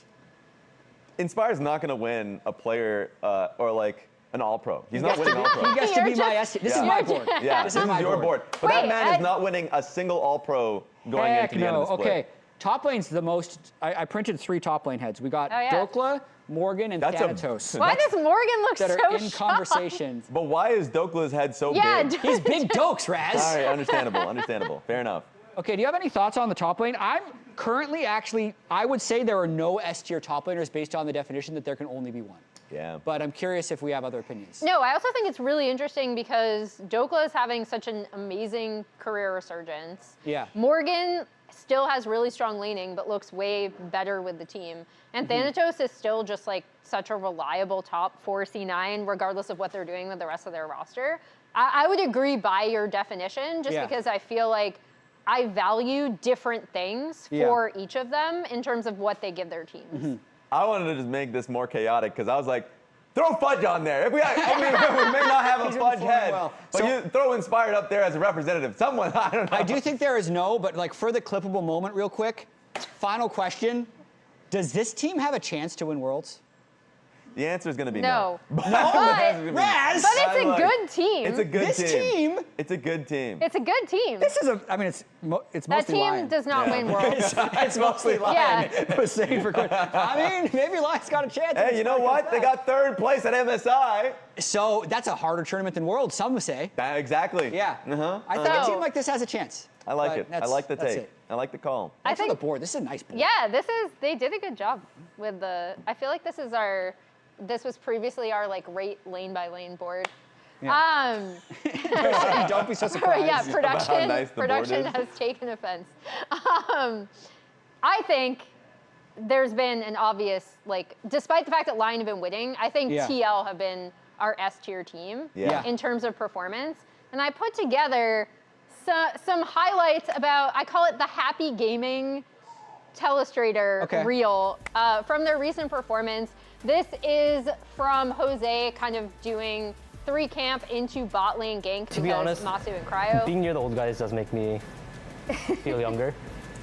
I just act like a complete troll, so. But the thing I want to point out is just how well coordinated they are in setting up so many of these things. Quid and Jose. Everyone in our team is playing insanely well at the moment. We're enjoying playing with each other more. Like we're like laughing with each other. We're just making fun of our mistake. That kind of vibe makes us just playing well and just being happy with each other. And this is the important thing I think your team is missing, Jet. If you're asking, is this team going to win Worlds? It's the happy gaming. I don't think it's the Inspired good Quid vibe. mesh very well in their vibe. It's the Sometimes good they speak vibe. Korean. I don't know what they're saying. It feels nice to play. When things are going well, it feels way easier. That did crack me up, hearing Jose talk to you on pros. But yeah, obviously, these are really good plays. I do like the setup from TL. I especially liked how they waited and immediately just took advantage of the fact that Masu had presumed that they backed, immediately killed him again after killing him previously in the dive. I think they're so well coordinated, but even more importantly, you can tell that they're having so much fun playing together. It's really, really fun to watch. The first time I've seen testimonials added to a breakdown. I was trying to do like a pop-up thing where they're like interrupting me, It's straight up an infomercial. Okay, I mean, with the that games in are mind, great and fun. And fun. Watch TL. That's how good TL has been through 3 weeks. We know how good Lion was with Inspired. Is it now? Like, to me, it's a bit of a question again. Dun, dun, it's kind of silly because Inspired has literally won everything. Yes. But Inspired is just gone. Yeah. Like, he's probably not. I hope he's back for the roadshow in week 6. Yeah. But can they then reintegrate in time with how much Team Liquid is humming? This is my greatest fear, is that you need at least some runtime with your team when you reintegrate, because now they're learning to play without you. And I'm saying that in a way of like, oh, there's a gap in comms, let's fill that gap. He joins, oh, the comms are too thick and too many opinions are going out. We need to like ease up because he's here. You have, at most, if he joins, of course, the home grounds in Mexico City, 3 series before playoffs. That's kind of crazy. Yeah. And I think that is a real concern, at least for me, if you want to like reintegrate as a team. And at least from the solo queue that I've seen him in Europe, is like, he hasn't been playing like for 2 weeks or a week. So it's like that at least he could have another account. He should. He could be smurfing for sure. Exactly. So that's just me speculating. But it's like that is, I think, unrusting and getting the team coordinated is going to be tough. That's where I think that week lead up to home grounds is going to be really important, right? Because presumably, to your point, he should like fly in, have a good week of practice that is without pressure, because they won't be playing next week. They'll be playing the week after in Mexico City. So I'm thinking if they can hit that kind of ramp up time and practice time perfectly, it should be okay. Like, I still have a lot of faith in this team. Here's the problem. The problem to my whole thing is that if you're in a way more competitive league, that would be an issue. Cloud9 is his team right now that's currently seen as 3rd, but they're going through their own internal struggles of like, oh, who's our main starting lineup? How many players? It's 5. It's 5. It's just 5. It's Yeah, I Loki and was Jax going to say, correct. are they? We can talk about that tactical. tomorrow. Well, maybe FlyQuest is ramping up, guys. Like the last split was really good. No turmoil. So it's like, actually, this is probably the best instance for them. So, Quid just won another Player of the Week. We need to wonder if he is the MVP frontrunner or not. Surely, with 2 Player of the Weeks, he is the MVP frontrunner. Surely. Yeah. I mean, who else? So obviously, this is a very too early, like for Tia MVP, right? But I think the big thing with Quid is, as much as I joked about like, oh, he always plays so much better when he is having fun on his teams. We saw that on 100 Thieves when he was on there. We're seeing it now with TL. I think his actual just individual performance has just been phenomenal. Yeah, because like there's 2 ways to impact the game. It's either just stomping your lane like Season 3 Bjergsen style, or just impacting the entire map. And he has been that. I feel like every time you see him on his Rise or his, a good example, Lock, he is impacting top lane, he's TPing bot, like he's winning the game for his team. Yeah, it was so fun to hear from him last week where he was like, yeah, I saw that Rise has a losing record in LCS, and I was like, what? This champion is so OP. And then he put on an entire Rise clinic, especially the play where he goes up, kills Gakkos, realm warps mid, and then immediately kills Quad. Like, it was just perfect. Yeah, and he misunderstood the stat we were Yeah, saying. that was actually stat. just Loki's Yeah, that was just stat, one person's stat. Yeah, so I just want to put that out there. But if we're talking stats, Quid has been really styling based on the numbers and also just watching the gameplay. Like, he has been finding so many iconic moments that have been winning his team games. I mean, the thing with me with Quid is, like, I know Jan's numbers are spectacular, but the whole draft priority and in-game priority feels to be going to the beat of Quid. Yeah. They will blind pick Lock, even if it's not a good angle for other players, and then he'll carry with it. Yeah. Even at the end of last split in playoffs, they were blind picking Akali, which nobody else was doing, first picking and actually winning with it. He was the first person to actually win with a first pick, blind pick Akali in like a year when we pulled the stat in tier 1. So he's just uniquely good, and Team Liquid is kind of warping their whole style around how strong he is. Yes, that is true. And a good amount of credit that we've been giving, I want to say, Core JJ, has been the fact that he's been matching support roam timers mid or being there earlier so he can actually help Quid into getting a flash, and then Jose Dioto reganking. Like, there has been more pressure and more of a recognition that we are playing through mid and getting him ahead first, because when he does, he snowballs the map. Yeah, and I think the most important thing is that he himself is feeling super confident in his own individual play, which he did actually talk to us about this, where he talked about how he thinks he's been playing as good as his MVP year. He also did make the joke that he always wants to play really well in summer, because obviously that's the huge Worlds push, right? Yeah. And they really, really want to represent North America at Worlds. So maybe I'm the type of guy that plays well when it's most important. And that's a great thing to have in your star mid laner. I just flatly think, like, for Quid, what matters most is pressure internally. Like, when he first joins the LCS and he's with 100 Thieves and the roster is like he's taking the place of Yerks and he's with Doublelift and there's so much pressure to perform. Everyone's looking at him like he doesn't play well at all. And then when he joins Team Liquid, and Team Liquid always has pressure, like, you must win every game. If you lose, then, like, there was a lot of pressure, and you can feel that. Even Sam said that. There's assistant coach Spook. So it's like, but then they changed that, and I feel like they're a lot more loose. They've even said last week they're a lot more of a fun team. So that has been at least my view on it. But we're going to be hearing from Quid. Of course, he's going to be with Azael standing by for an interview. Thank you very much. Here with Quid ahead of your matchup against DSG. Quid, you've been having a really good split, and people are starting to talk about you as a potential MVP candidate. How do you reflect on your play, and do you think you should be in the running for MVP? For me, I don't really care about win MVP or not. I think winning MVP doesn't make you win the split. So I want to focus on improving as a player. But yeah, it'll be great if I win MVP, but I'm not looking for that. So it's not the goal, it's just a nice benefit, but obviously to win the split, you have to be playing well regardless, right? So how do you reflect on your level of play?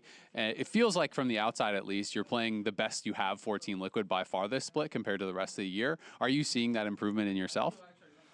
Yeah, these days I'm trying to see the same angle as our teammates seeing in the game, so we can play on the same page. I think it has been working really well, so yeah, we should just keep doing that. Yeah, you guys are playing really, really well. Everyone's kind of looking at Team Liquid and Lion right now as the clear top two teams. Do you see it that way, and how are you feeling about any potential matchup against Lion and in the future, a team everyone would expect you'd have to beat if you want to win the title? I'm really excited to play against Lion in regular season, because I don't think, like, right now they're not playing with Inspire, so we can see how good they are when we play versus them with Inspire. So yeah, I'm really looking forward to that. All right, so you're playing DSG today, feeling confident? Any thoughts about your opponent? I think we'll be fine if we don't make just stupid mistake that we are making in Scream sometimes. All right, well, if you stay locked in, you'll get the win. We'll see if you can do that here today. Back to you all at Lounge. The best part of that video was Core and Jose cackling in the background when he said he didn't care about There's MVP. something, they must be having some They're MVP talks behind the scenes. It's that, and Spook's just in his seat, just like looking at him. He's like, that's exactly what you're supposed to say. He was nodding his head. He's like, that's my mid laner. Well done, yeah. No, that brother wants to win MVP. I'll say it for him. I mean, he wants to win the split. Yeah, he wants to win the split. But both are nice. That's true. Yeah. Yeah. Something you're not allowed to say. DSG do have their work a little bit cut out for them today. They haven't been having a great split. They haven't been having a great time against Team Liquid all time either. These guys are toast. They said they were titling this lower third with a pun, but woof. Yeah. That's a tough one. Yep. Yeah. Oh, they apologized. Oh. They apologized. So we're the only ones allowed to make fun of DSG. Okay, then Production's not allowed to make fun of DSG. Then I'm going to start. Yeah. They have disguised wins. Like, it doesn't, it's invisible. It's there. It's like an arbiter in StarCraft, right? Oh my God. It's invisible. So there we go. You know, maybe I'll apologize later. I will not. I mean, these are tricky games to try and hype up at the same time because Disguise has been very poor. The bot lane specifically has been struggling extremely, and Core JJ and Yon have been absolutely dominating, and when they play around Jose, it's hard to see a path for DSG to get a lead in this game. Yeah, I think the big thing, especially after talking to Surdy when they lost the series, but they did end up taking a game, right? Yeah. Is I would like to actually see them play more around him. Raz, you and I kind of had talked about this, how they ended up shifting their focus in the game a little bit.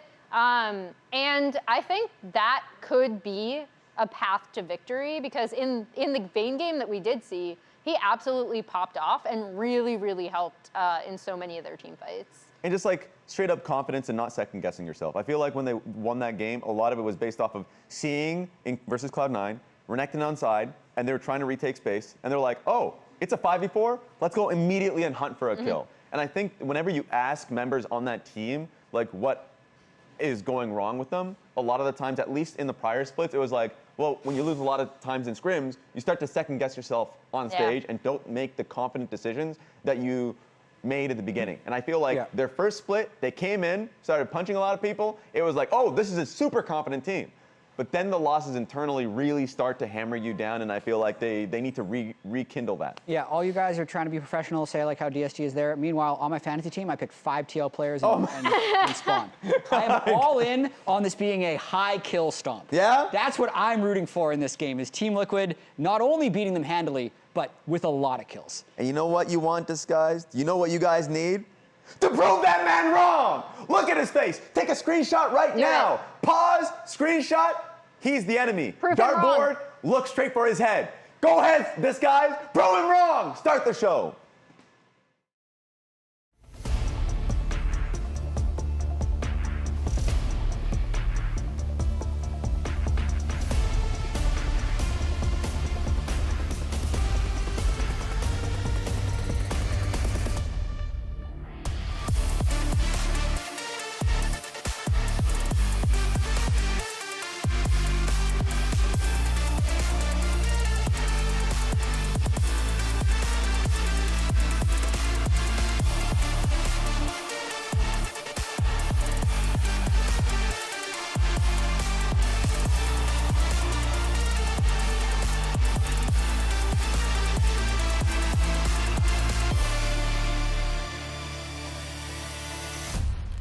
Ladies and gentlemen, welcome back to the LCS. It's time for week 4 of Summer Split. We're going to be kicking off day 1 with a couple of best of 3s here, just like we've been doing for the last 3 weeks. Later on today, we are going to have Shopify Rebellion going up against Dignitas as they both fight to climb further up the ladder in the standings. But first, we have Team Liquid Alienware going up against Disguised. It is a battle from opposite ends of the table here. Team Liquid have been looking so fierce, so powerful here in these first 3 weeks, while Disguised have struggled to find their footing. But they got their first win last week. They did. did. So maybe their it's just up and to the right from here. Game win. Their first game win. It's the ELO slingshot. Let's put that little asterisk. Okay, well, if they're getting the ELO slingshot, they're pulled pretty far back, They're pretty far back. It's about to go straight to the moon, buddy. If that slingshot can strike the forehead of a Team Liquid that's looking awfully Goliath-like. Yeah, the problem is there's 5 Goliaths now. Last split, it that's would have been okay. Goliaths. You just have to find the guy who's on TL and hit him right between the eyes. Now every lane and jungle is smurfing, so it becomes a lot harder. Okay, shooting one guy in the forehead with a slingshot when he's 7 feet tall, pretty tough. 5 of those guys? That's tough. I hope you got plenty of rocks. All right, need a lot of rocks. We'll see how many rocks Disguised has tucked away in their pocket for this one as we do get into draft for game number 1. It's Nocturne, Akali, and Olaf, who we've seen rising more and more in popularity, even to the point of being able to be blind Might be lock. Might be a lock angle with the Akali ban, because that is up and available, and I know that is a matchup. Quid did play. He's still our only lock play. But that is a matchup that he was talking about not wanting to play lock or thinking it wasn't a good angle specifically because of Akali. So I was interested to see if that would be something that could open the door for them then, but it is instead just going to be Ezreal, most popular marksman here on the patch, and has been just really staying at the very top. And it feels like, you know, it's a great answer into the mage bot lanes. It can kind of just survive by itself. You still have the sustained damage of an AD carry as the game goes onward. Lee, Vi, and Cassiopeia banned out by the Disguise side as they will lock in Jace and Kai'Sa as their response. I do really like it, though, because even though Ezreal is obviously super meta, Ezreal is really powerful, it is the best champ for Sajed, Kai'Sa, right? Like, this is his best performing champion. I think it is not even a debate. He always looks really, really good on this champ. And he is getting himself a decent matchup against the Ezreal. You know, that is always a champion that people love to pick into that matchup. So pretty good here for DSG. And we have Surdy. We're presuming it is going to be that Jace top here. Surdy on a range champ. Has been laning very well and has been a really big threat, I think, for DSG and a lot of their, even though they only have the 1 game win, he was popping off in Vayne. And in the 2 other games where they actually had significant gold leads, he was also playing carries top and was a big part of creating that lead. And you remember, like, last year when Surdy was making his big push to #1 on ladder by a significant margin, it was because he was dominating lane. It was because he was having these powerful lane picks that he'd take over the game with. So the Jarvan, the Leona locked in here for the front line, for the engage of Team Liquid. Meanwhile, Kai'Sa is going to get her longtime companion as the support there, the Nautilus, locked in for Lions on Disguised. Yep, going to be able to have a very easy go button here. With Kai'Sa, with Nautilus, with Jace, you obviously have the ability to lay down some poke and then potentially look for those all-ins. And it is going to be probably more jungle bans coming out here from T-Law. And on the other side, you are expecting potential protection bans up in top lane. You know, could look for that as an angle. Obviously, Jose already has his jungle pick, and he's been receiving a ton of attention in pick ban, in general, like all the way from MSI and last split. It has been pretty common to even see him take 5 bans. I mean, the Lee Sin against Jose Diodo has risen to the same levels as, like, the Ziggs against APA. Yeah. Teams just will not let him play. I think higher, almost it feels like. Because Ziggs, at least you saw opportunities where teams were like, we're going to let it through because we have a counter pick and things like that, right? I think about, like, Palafox LeBlanc versus it. I think about, you know, options like that. And it feels like every single team is just banning Lee Sin no matter what against Jose. Because what's your counter pick? What are you going to do to him when he's all over the map, constantly finding angles, constantly making plays? Everybody just does not want to deal with it. But into the second half of the draft we go. Bans coming in. It's double AP solo laners removed by DSG as the Rise and Rumble are out of the pool. Meanwhile, Team Liquid going to target that jungle pool. Like you're saying, Jose's already got his pick. Seeing that Kryra still has yet to choose, they're going to get rid of the Wukong, and Locke will be the final ban here for TL. I feel like generally with champions that have a riskier archetype like Assassins, it's much easier to pick them the later in the draft that it goes, and you know more of what it's going to specifically have to play around. Yeah, no, it's absolutely true. So they are going to be banning that out. Mel, I'm not really going to believe. Nefiri, I think, does fit the bill.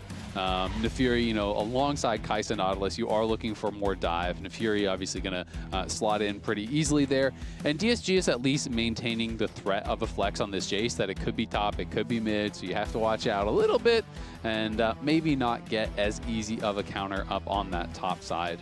Potentially here for Morgan, because if you go anything a little bit too crazy, then they could just flex the Jace mid and and you get into one of those situations. Yeah, then it can start to turn a little dicey. So Team Liquid, what do you have in store? What is going to be the answer here? And it looks like K'Sante will be picked against the Jace. So just a tank to absorb some of that pressure. K'Sante, we know he lanes so well into pretty much everything. Just scale to play more and more for that big front line as the game goes on. Team Liquid's front line is massive in this first draft. Yeah, Syndra was kind of what I was thinking here, simply because it is a pretty safe blind. There's not any real true tank yet on the other side, so it is going to be fairly effective. They need some damage. They need some safety in the mid lane. As you said, very, very tanky, a lot of front line, but you need that second carry. So Syndra, Ezreal are the carries. A lot of range here on the TL side. Really good setup. And a lot of CC between Jarvan, K'Sante, Leona, Scatter the Weak, on a ton of pretty squishy members here over on the DSG side. And they're just going to full send it with the dive. You got to respect it. Call me going for the Yone. So this is just a full-on dive comp here, looking to get in onto Syndra, who is going to be the easier target by far. Oh, yeah. Ezreal is pretty evasive, can be very difficult to lock down, but of course, you cannot arcane shift away from the Nautilus ult. It is going to be following you, so they do still have the chance to try to look for that dive onto Yan.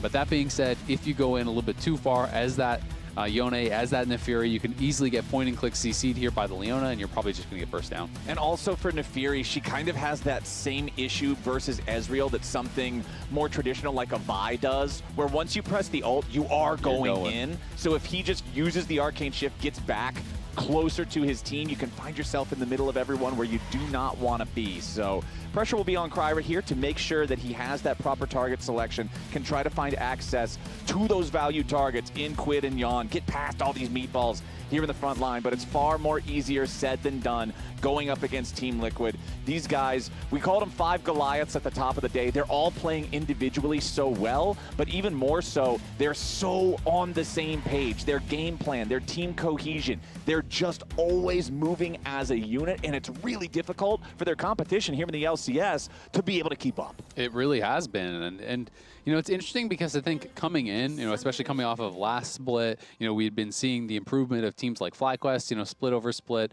We have C9 who have been so dominant in the regular season. So it was, I think, to a lot of people looking more like that 4-horse race. And right now, it is feeling like it is TL and Lion, and that is it if you're talking about winning the title, right? Those are the only teams that feel like they're truly in contention right now, and everyone else feels as though they are battling to kind of get up into that level or to just fight for that third world slot, because, you know, currently it is hard to imagine a world in which TL and Lion are not two of our top 3 teams at the end of the split, but there is still a lot of League of Legends left to be played, and teams can still catch up and potentially surpass where they are.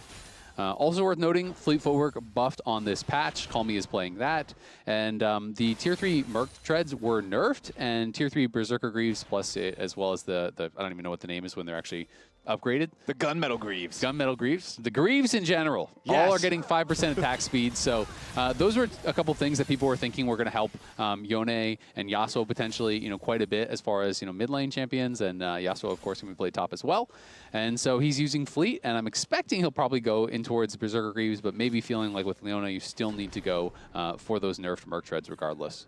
Well, let's check what our junglers are doing here at the start, as both of them are going to start at the top side of the Rift, path their way down towards bottom lane. Means we might get something kind of explosive once they get their way down there. Considering you've got Leona and Nautilus as your 2 supports, there's always the opportunity for junglers to try to come down there and make some kind of a play when the gank setup is guaranteed. Yeah, absolutely. You know, it does have a lot of power there. You know, we touched on, obviously, the fact that TL and Lion looking like the top dogs, and we've been using the dog tier list quite a bit, so we can, if you haven't seen it already, we can check in. So here's where we were with the dog tier list. You know, we have DSG down on the Chihuahua tier.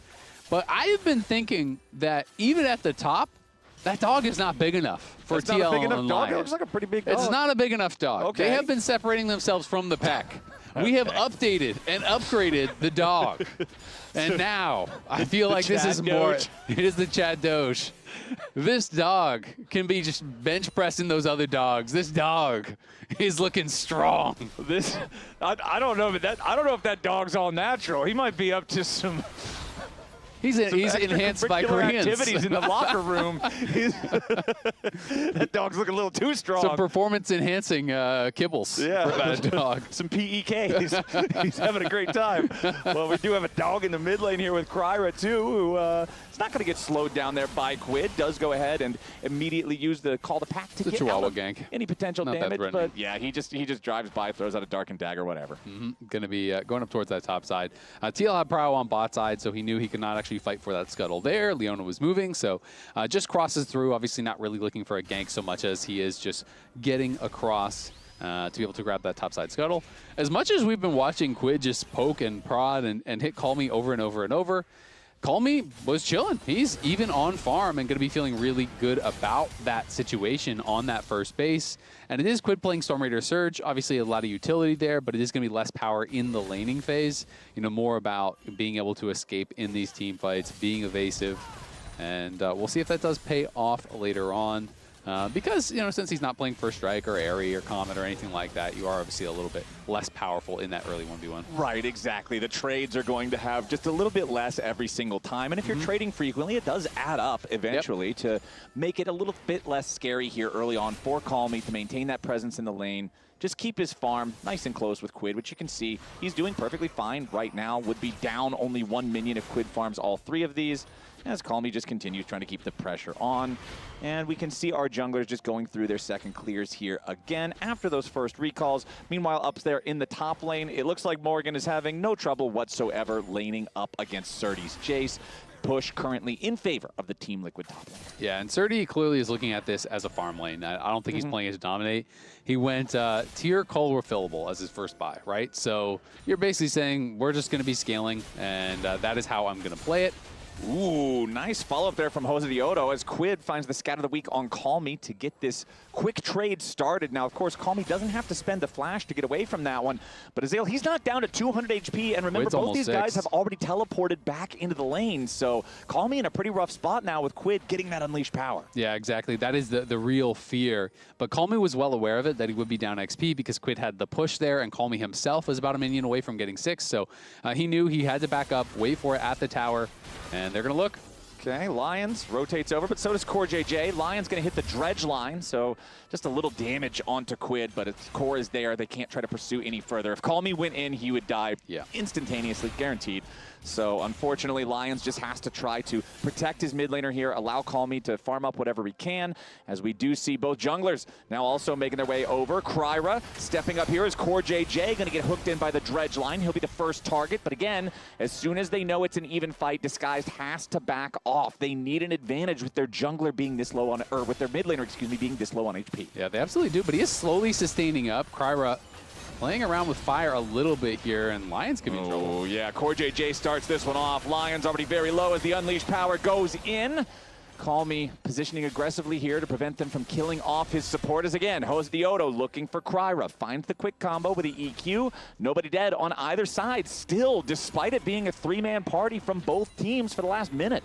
Yeah, honestly, I think at the end of the day, that was very well handled by DSG. Even with Morgan moving down, DSG obviously were never going to get that topside scuttle. But Surdy got to push in, reset the wave, goes up 10 CS, and like I said, he is playing this kind of early scaling buy with the tier call, goes back, buys Serrated Dirk. Call Me at the end of the day, was able to catch pretty much the entire wave. He lost a couple minions, but he was protected well enough that he farmed well, and now has a wave here at his tower to pick up. So Call Me in a pretty good spot. Surdy gets a nice little edge on the top side, and we are dead even here through the first 7 minutes. Obviously still very, very early in the game, but DSG has shown us a number of times that they are pretty capable in some of these early games. Yeah, Disguised, not giving TL anything to just start running away with the game early. I feel like a lot of the times, kind of that mandatory first fight that you see in almost every game is at the Rift Herald. So if I can see a team keep the game even till then, that gives you a really good shot of at least being able to bet the game on your hands, you know? Yep, yeah, absolutely. And, you know, the one big issue for them is, of course, the advantage that Yon and Core are building. And Sajet and Lions have really just struggled in their 2v2s. This has been a thing all year long. They are just, I think, the worst 2v2 laners in the league. You know, they are kind of getting rocked in some of these 2v2s. And I feel like against Yon and Core, the expectation is you go down. Yeah, Morgan going all out here, forcing the flash out of Surdy. to get back away from the Cassante. So despite the fact that Surdy does have the one meaningful advantage so far on his team, he still does respect the pressure from Morgan as soon as he uses that ultimate. So Surdy without the summoner spell, this could be a potential target for Jose Diodo. Yeah, it absolutely could, but at the same time, Morgan now has to be a little bit careful because the all-out is gone. Surdy can play much more aggressively at this point. Does have to be aware of where that Jarvan could be, and I think he's playing pretty safe until Kryber is going to be up on those topside grubs. So now Surdy knows he has a little bit of coverage, so he's going to be able to play a little bit more forward in this lane, and we'll see if that can get him anything, because Surdy really does need to have a good game, I feel like, for them to have much of a chance here. Yeah. He's been doing well. Like, he's actually been laning really, really aggressively. You look at 4%, he is #1 in 4%. He is #1 in damage per gold. So that is basically how efficiently you are using the gold in team fights, in 1v1s, and so on. And his damage per minute is second behind, I just believe, Thanatos, if I recall correctly. But he's performing quite well, and I feel like everyone thought he was deserving of a real shot after he came in, but Call Me could be in some trouble. Yeah, Call Me. There's your wombo combo. Quid sets it up. Jose Diodo only has to contribute the flag plus the drag, and that just means the rest of the damage is put in there by your Syndra. It took a little while, but it is Team Liquid who ultimately find first blood here 9 minutes into the game. And that money does go over to Jose Diodo after all, so Quid doing most of the work, but Jose getting most of the money, as Jose has to run now, has Core JJ right next to him with Lions, and Kryra potentially looking to make something happen here. There's your Solar Flare, not going to get the stun onto Lions, but Zenith Blade ready to follow it up.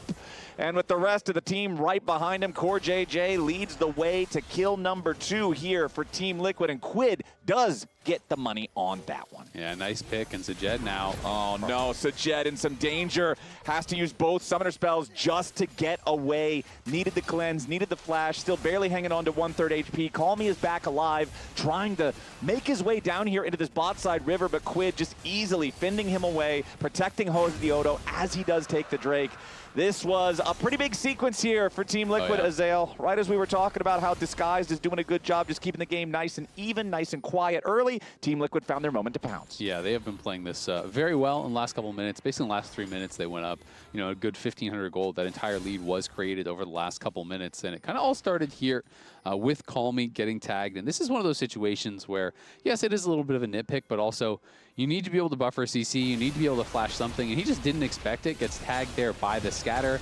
I think when he snapped back, he needed to immediately, try to ult and try to immune some of that CC or try to early flash, but he did neither, and once he gets hit by the scatter, you're not going to avoid the flag and drag, you're not going to avoid the Cataclysm from Jose, and it becomes a pretty easy kill, which snowballs into another. And honestly, that was just beautiful pathing from Jose. You saw the observers showed us that small little bit of fog he had to walk through between Kryra's vision and the control ward in the side brush of mid lane. Jose walks it perfectly. Call Me had no idea he was there, and ultimately that results in the first blood. So 1,500 gold lead for Team Liquid, just about 1,000 of that on Quid there in mid lane. And now here's that pressure I was talking about on Surdy. No flash available on the Jace means Cataclysm is a death sentence. Jose Diodo applies one last swing of the spear, and that's kill #3 for TL. Yeah, really well done there, Jose. Maintaining that 100% KP. Kryra was looking for something around mid, but Quid was just standing back behind his turret, knowing that he could be under pressure. And now Kryra looking for a little bit of scrap, but not going to find much of anything. And again, Core JJ first to move here, is playing around mid, and TL feel like they are fully in their comfort zone at this point. Yeah. Kryra came up looking for a fight. Jose punched him in the gut and walked away. There's just nothing really that the dog can force there. But now, Call Me again, just trying to do something to get in Jose's way. But as soon as Call Me snaps back, okay, now you're in a losing trade with Quid, who's honestly putting on some serious lethal threat here. He tries to flash over the wall. Call Me fail flashes it, has to use the Fate Seal to get over, so he barely lives. He's low enough HP that he has no presence in the lane. He's got no ult, he's got no flash. Times are dire here in mid lane for Call Me, who does use the Soul Unbound to sidestep away from the Scat of the Week. Kryra again trying to cover here for his mid laner. Call Me has to snap back. Lions rotated over to mid again, Sajed, man. But it just seems like a whole lot for a whole little. DSG aren't getting a lot. I mean, Sajed was getting fully zoned off his tier 1, walked all the way back to the tier 2, then was recalling under the tier 2, gets ulted by Cortus off his recall again, loses another wave off the back of that, and they're stacked the wave to freeze it against them. TL looking to fight. Okay, TL are in the enemy jungle, trying to contest over the Gromp, and now Core JJ goes in with a Zenith Blade, looking for the kill onto Lions. Call the pack from Kryra, keeps him alive, but Lions can't say the same. The Nautilus already down 4-0. Team Liquid 3,000 gold lead. Quid making his way down to the bottom lane to help clear out the waves here. Host Diodo trying to stop the escape route as Kryra and Sajed try to escape. Jose leads the charge towards the enemy AD carry. That Kais is down to 200 HP, and Jarvan just auto-attacked him 4 times and pressed Q. Holy, this is crazy how Jose and Cora play together. They, to me, are by far the best jungle support duo in the league right now with how they are playing together. It has been insane. I think back to the match against FlyQuest, and it's kind of reminiscent to this. Remember Masu and Cryogen just getting chain dove, Jose just showing up behind the tower, zoning them off waves. Once Yon and Core create an advantage, they're so adept at actually extending that advantage through this coordinated play with Jose, getting in the opponent's jungle, getting vision down, and just never allowing the AD carry a moment to breathe, and now they're looking top. Yep, now it's Surdy in trouble again. Morgan tries to go for the flash into the Pathmaker, but Surdy ready with a response flash of his own. Creates the distance to survive. You know if he gets caught there by the Pathmaker, he gets all out of the opposite direction. He's almost certainly dead, so Surdy luckily staying alive. Surdy still the 1 point of power for Disguise, the one man on the map who's not behind this role. Yeah, he's the one man that is not behind, but it's not looking that powerful. We'll say that. He got Serpent's Fang. He's got an item. He does. I'm not saying he's doing bad. That's I'm just saying, direct your eyes to mid, to bot, to jungle. Don't worry about those places. We're talking about top. We're talking about Surdy. Those are other places. Those aren't on our mind. We don't need those. Yeah, the problem is the other places are coming to you. No, there's a mid laner in the top lane. There's a jungler in the top lane. There's a support in the top lane. Yeah, it's fine. Totally cool. It might not be, but you know, for now, it's fine. Might not be. Probably not. Almost no chance that it's fine, but you know. Okay, down here in bottom lane. This time, it's Morgan now squared up against Call Me. Goes to that third and Tofo strike, hoping he would step back into it, but not quite going to do it. Instead, it's just Jose Diodo and Yon stepping forward.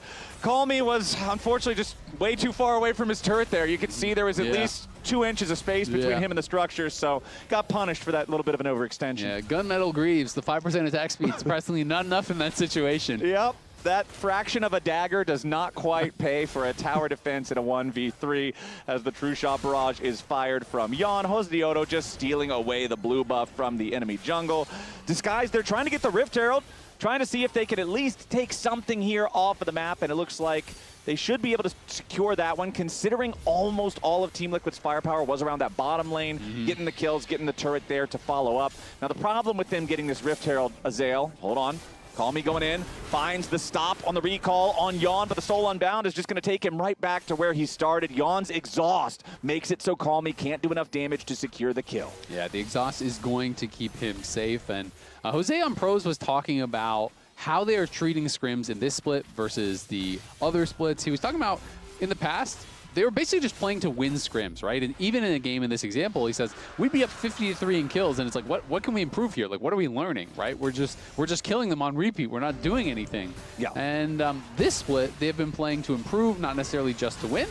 Ooh, nice catch there from Lions. The dredge line lollipopping at the very end of the range to catch Quid at that maximum distance. Surdy's right there for the follow-up. And now the Jace with the 1,000 individual gold lead going to get a little bit more. Remember, it was all 3 grubs for DSG early, so he's got that extra pushing power. But here comes a TP. Morgan has returned to the top lane as Jose Diodo and Kryra square off behind Team Liquid turrets. Surdy's going to get himself caught as Core JJ has plenty of CC to set this one up for Morgan, who grabs the kill into Surdy. Kryra is just taking the car home. He called the taxi. He doesn't want to be here anymore.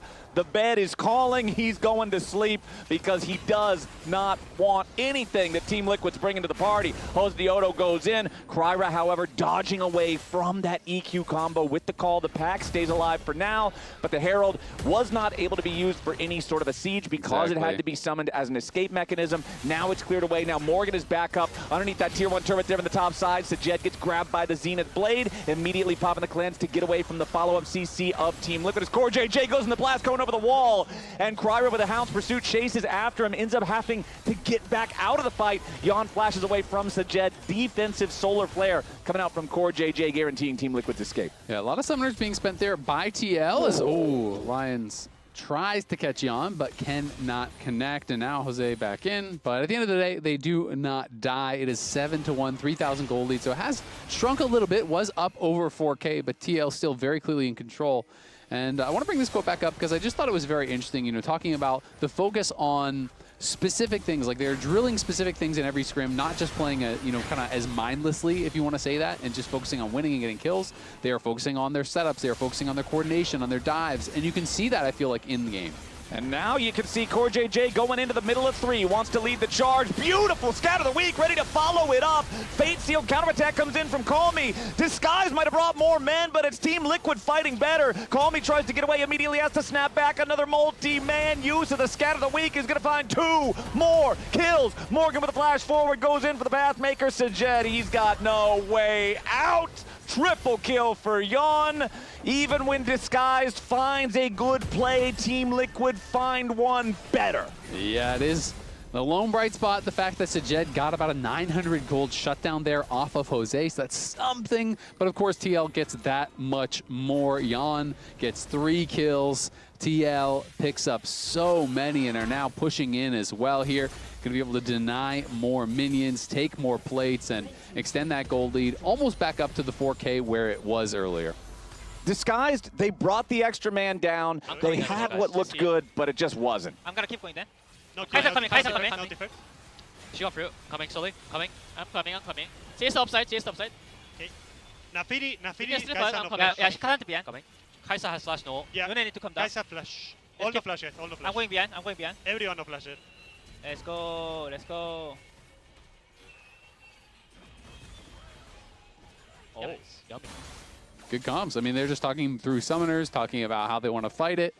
And pretty calm, pretty clear. TL clearly in control of this one. 3.5K the gold lead. DSG at least keeping it within striking distance. You know, one good team fight. Maybe they can claw it back a bit here. It is going to be Chemtech Soul, which isn't the greatest, of course, for TL, but it is still a Soul, and they have those 2 early dragons. Have been definitely in control of most of the objectives and really in control of the map overall.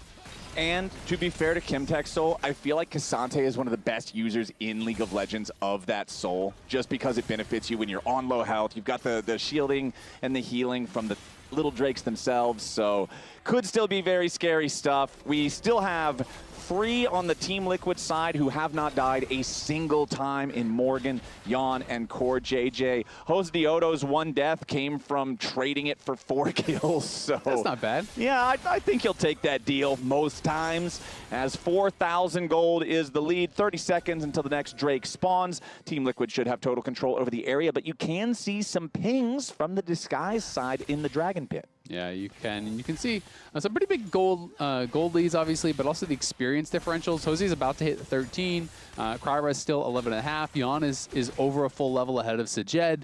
Really across the board, there are some pretty big experience differentials. More than a full lead for Morgan as well. You know, Quid is a little bit less than half a level. So TL definitely having the advantage, but DSG trying to set up for this dragon, see if they can take the objective bounty away and stop this move towards Soul. Yeah, here comes a TP from DSG, and Team Liquid's ready to follow it up themselves. Immediate scout of the week on to Call Me. Quid could be under a little bit of pressure as Disguise try to fight back, but Lions has already been killed. Surdy trapped inside the Cataclysm. Call Me going into the back line yet again, but once more the scout of the week finds the target. Surdy on the run, Kryra doing the same, but they won't be able to get their 80 carry out of trouble. Sajed is dead, and here comes Jan looking for a little bit more. Surdy and Kryra will manage to escape.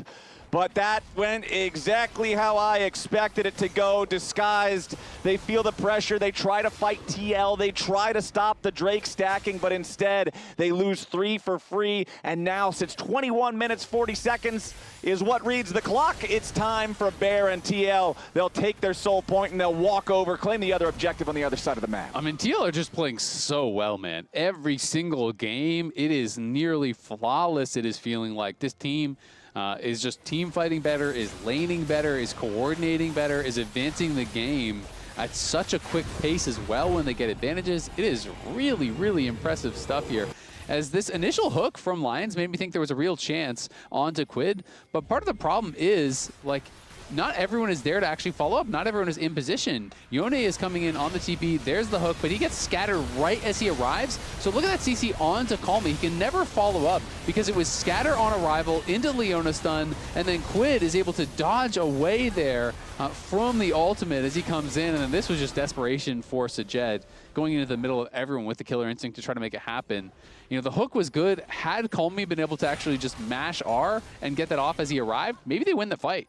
Team Liquid just haven't taken their foot off the gas from minute one. And speaking of gas, we're going to their arena in Atlanta, Georgia, October 3rd and 4th. That's the destination for finals. I'm telling you what, right now, Azale, if Team Liquid doesn't make it there, I will be flabbergasted. This squad is playing like they are hungry for another LCS title, and they are certainly doing good work to get themselves there, as Morgan now in the middle of a potential 5-man play from DSG. He tries to take the all-out to get himself away, fights for a second, but DSG committed everything going for that pick onto the Cassante, which means the rest of TL is just going to be pushing the other lanes. True Shot Barrage attempted to cancel the backs there, does only end up hitting Surdy, who was staying to push the tier 1 there in the top lane, grab the objective bounty, but this still should buy enough time for Team Liquid to do some meaningful damage here to the base of DSG. The Enchanted Cannon minion over in mid doing most of the work there. Onto the turret is Calmy, executed by the Unleashed Power with the Yone dead. That is big. Huge green light there for Team Liquid to continue pushing forward now. Mid lane inhibitor does die to the Enchanted minions. Now that inhibitor bottom is going to be your next target. Both inhibs about to collapse 24 minutes into the game. TL still pushing, going to go ahead to decide and take their recalls now. Morgan is respawning but doesn't quite have the TP. I feel like if Morgan's TP timer is ready, you just go to end the game right there. Hosdioto will be caught by the dredge line there at the very end, flashes over the wall, trying to stay alive. Cryer ready to chase. Blast Cone. Going after that Jarvan, but there's the empowered Blast Cone. There's Hounds for sure to stop it, and Hosdioto just sat that dog down. Cry was lucky to get away, but that was beautiful from Jose. The timing on the Flag and Drag to interrupt the ultimate damage coming through from Nefiri and then almost kills him. That was insane from Jose. So well played. And TL cracked the base, take 2 inhibs. This is nuts, man. I thought he was completely out. Then the ulti comes through, and he knows he is dead if that connects, so he has to interrupt the Nefiri ult with his Flag and Drag. Times it perfectly. I'm fine. You fine? Oh. Oh. Oh. Oh. Oh. Wow. I'm ulting here. Fine. Guys. I'm fine. Oh. That was beautiful. That was perfect. We felt the same way watching it. Hosdioto, man. This guy is just so good at the game as he and the rest of the Team Liquid squad pushing up here in this top lane. Now Morgan's going to provide additional pressure over in mid. Remember, the super minions already spawned and marching in mid and bot lane both. Yon gets jumped on, but immediately tries to get a little bit more distance. Shut down by Sajed, but he has to trade his own life for it. Now Core JJ getting away. The Fate Seal chasing after the Leona, who does escape with a Blast Cone yet again. Team Liquid, they trade a 1-for-1 there in a 4v5 as Morgan still pushing into the enemy base, does crash the super minions into the Nexus turrets. Honestly, if you're DSG, you're happy for any sort of an even trade. Cryra jumps over the wall, but Morgan's ready and waiting. Doesn't quite find him with the Pathmaker or the third in Tofo strike. So Cryra will be able to secure those wolves as Team Liquid resets. Yeah, Cryra needs every bit of experience that he can get. 4 levels down on Morgan, who has so much armor. I mean, just look at the build, right? You are basically playing full physical at this point. You know, there's a little bit of magic damage here and there, but Morgan is just a brick wall. He's on full armor items, about to complete his 3rd, plus he already has the steel caps for a long time, and he is just going to be nearly impossible to take out. Yeah, Sajed and Calmy both splash magic damage, right? But still, you're up against a 3 frontliner composition, and you're very far behind. Jose has his steel caps plus his Guardian Angel now completed. Morgan has steel caps plus 3 massive armor items. Core JJ is Leona, so that kind of just speaks for itself. This front line is impossible to damage for DSG. Yep. The only way to win is to try to get those kills onto Yon or onto Quid, who have each died a single time so far this game. And now that Team Liquid has claimed the Chemtech Soul alongside that 5,000 gold lead, you got to be thinking they're just looking to end the game. Yeah, I mean, it just gets that much harder at this point. You can see Cryer was over stealing enemy wolves, trying to get whatever gold he can. Surdy as well, as they know this could be the final defense here. They got to watch out for these scatters, though. Quid has just been laser focused and hitting scatter after scatter after scatter. And there's another one. Third and Tofo Strike ready to follow it up, but Lions uses the dredge line to get himself away. Survived for now. Solar Flare from Core was also used, but didn't find the target. As Team Liquid focusing on that first Nexus turret, about to take it down, and yes, sir, it's gone. DSG still looking for their moment. They know they're going to have to pick one soon. Lions goes in for the dredge line. Quid may be caught. This may be what DSG needs, but they don't have the damage. They can't complete the assassination. Quid and Core JJ both damaged, but both still going. DSG, have they held the line for now? They've got to be so careful, though. If they overextend just a little, Team Liquid is so far ahead, they could easily turn, but the Baron is spawning in 15 seconds. So as Team Liquid exit, you can see them using their sweepers, laying down wards as they go, controlling the vision in the jungle of Disguised. So if DSG try to do anything around the Baron, TL will be ready. As you can see, the teleport from Quid back into the mid lane. He went back to base, he healed back up, he did his shopping. Baron is spawned, Jose Diodo is already in the area, clearing out vision. Yep, going to be trying to reclaim as much vision in this area as he possibly can. I don't really see much of a chance of actually contesting this Baron, though. TL have been so good about their Baron takes. They're not going for any sort of 50-50s, and they are going to move up here, clear out vision. They have a lot of wards in this area. 3 wards, 4 wards across that enemy jungle. Morgan pushing up mid. They see the Yone bot, so this is going to be uncontested, and I think that's correct from DSG. I feel like at this point in this kind of game, your only real hope, and it is a very small one, is trying to steal Elder, right? So you show up for Elder, you hope that TL just try to burn it down, you can somehow steal it, and you can somehow fluke out a fight, That's the YOLO, right? That's basically your real shot. So besides that, they're just going to stay in the base, try to hold on as much as they can here, but it is 2 open inhibs, and it is 2 members still out on the map, so DSG going to lose this tower in a hurry. Exactly. Those inhibs just now respawning, but are still vulnerable alongside this third one here at the top side as the last tier 3 turret falls for DSG. Team Liquid still have their Red Bull Baron for another 2.5 minutes. They take out the top lane inhib, and they can just easily walk this through the entire base of Disguised. Lion going in here with a dredge line as Quid gets tagged there, and immediately it's followed up by Sajed. The ultimate wombo combo with Nautilus Kai'Sa finds the first kill. Now Sajed using stasis, trying to stay alive. Solar Flare's going to force that one, and Sajed will already die. Now all out, Morgan's ready to go all in. Kryra in danger as Jose Diodo traps 3 inside the Cataclysm with a 3-man knockup coming in from Morgan. It's all too easy for Team Liquid. Quid is the sacrificial lamb, but the sacrifice pays off. A triple kill for Jose Diodo, 21-5. Team Liquid made quick work of Disguise. Man, they are just looking a little too good. 21-5, crazy game 1 dominance from TL. Did you expect anything else, Emily? No. Did you expect anything else? Absolutely not, because as people saw from our predictions, they were all 2-0. Yeah. But in our Samsung Rift Vision breakdown, I would like to take a look at some of Jose's kind of early ganks and setup.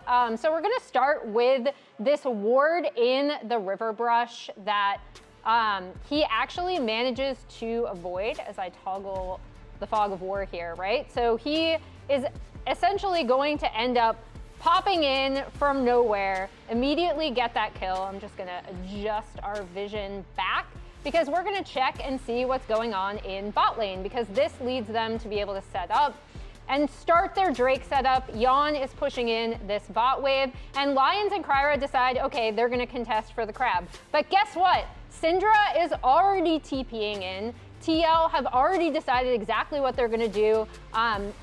Core lands his ultimate, and immediately this leads into first Drake.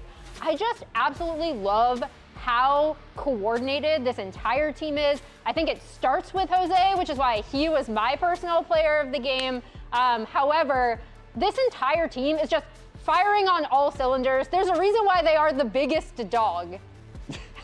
The biggest dog. I mean, player of the game I see right now in our teleprompter is Jose Diodo. Yeah. So Emily, you and the casters are aligned. Me and Raz have a more refined AD carry taste. Yes. But Is AD carry a more didn't miss many refined cues in that game, but the whole team is operating at such a high level right now. Yeah, actually scary. In fact, I feel like what made it clinched it for Jose Diota was the mechanic on EQing the Nathiri engage. That was People are with me, guys. The people are always highlight play. I hate to break it to you. At this point, they're probably recording Tuki Look, as that Jose Diota cancel votes. was sick. That's not actually why I thought he deserved player of the game. Yeah. You guys may disagree. However, during the LCS Summer Split, you at home could win a trip to a League of Legends event. Save your MasterCard as your card on file and make a purchase from the in-client store for a chance to win. Game 2 is next, but first, our very own Raz caught up with Team Liquid Alienware mid laner Quid in our Player of the Week interview.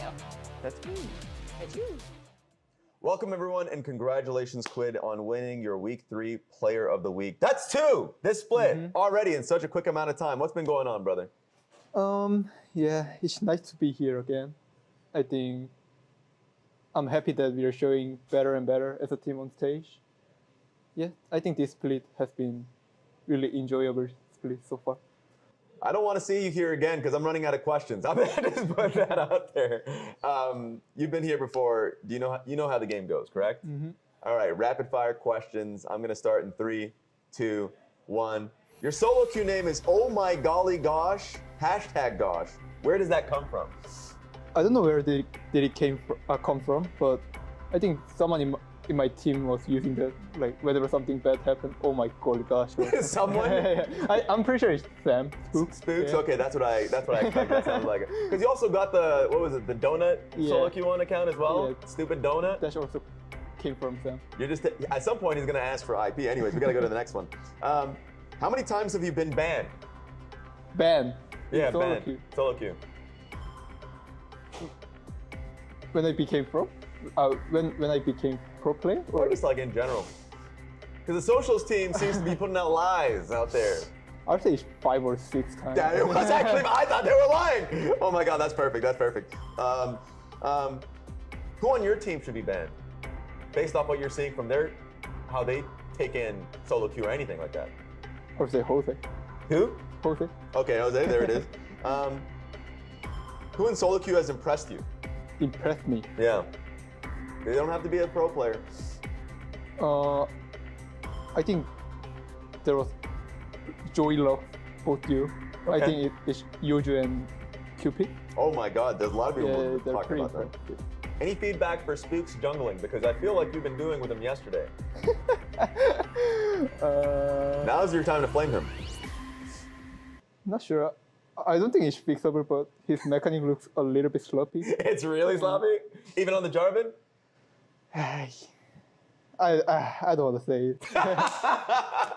Now's the best time.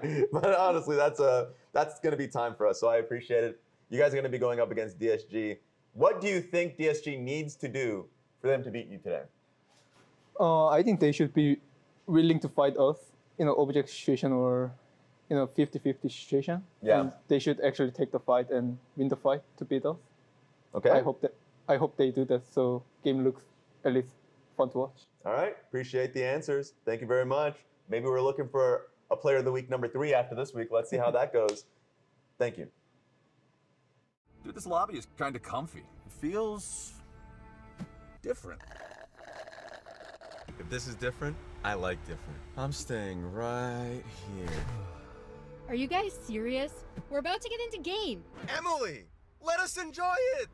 You guys need to lock in. Maybe this'll help. Oh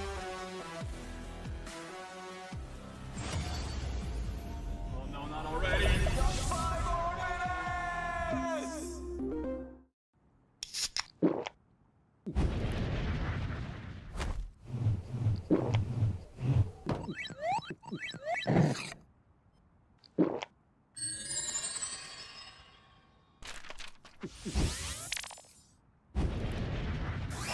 Red Bull gives you wings.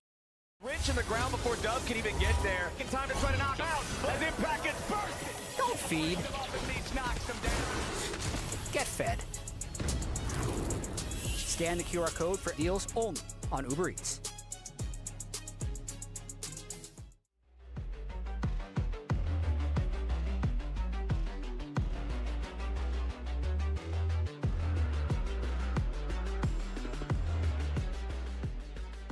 John, I think you might be balding. You got like some on the back of your head. Don't look. You got like.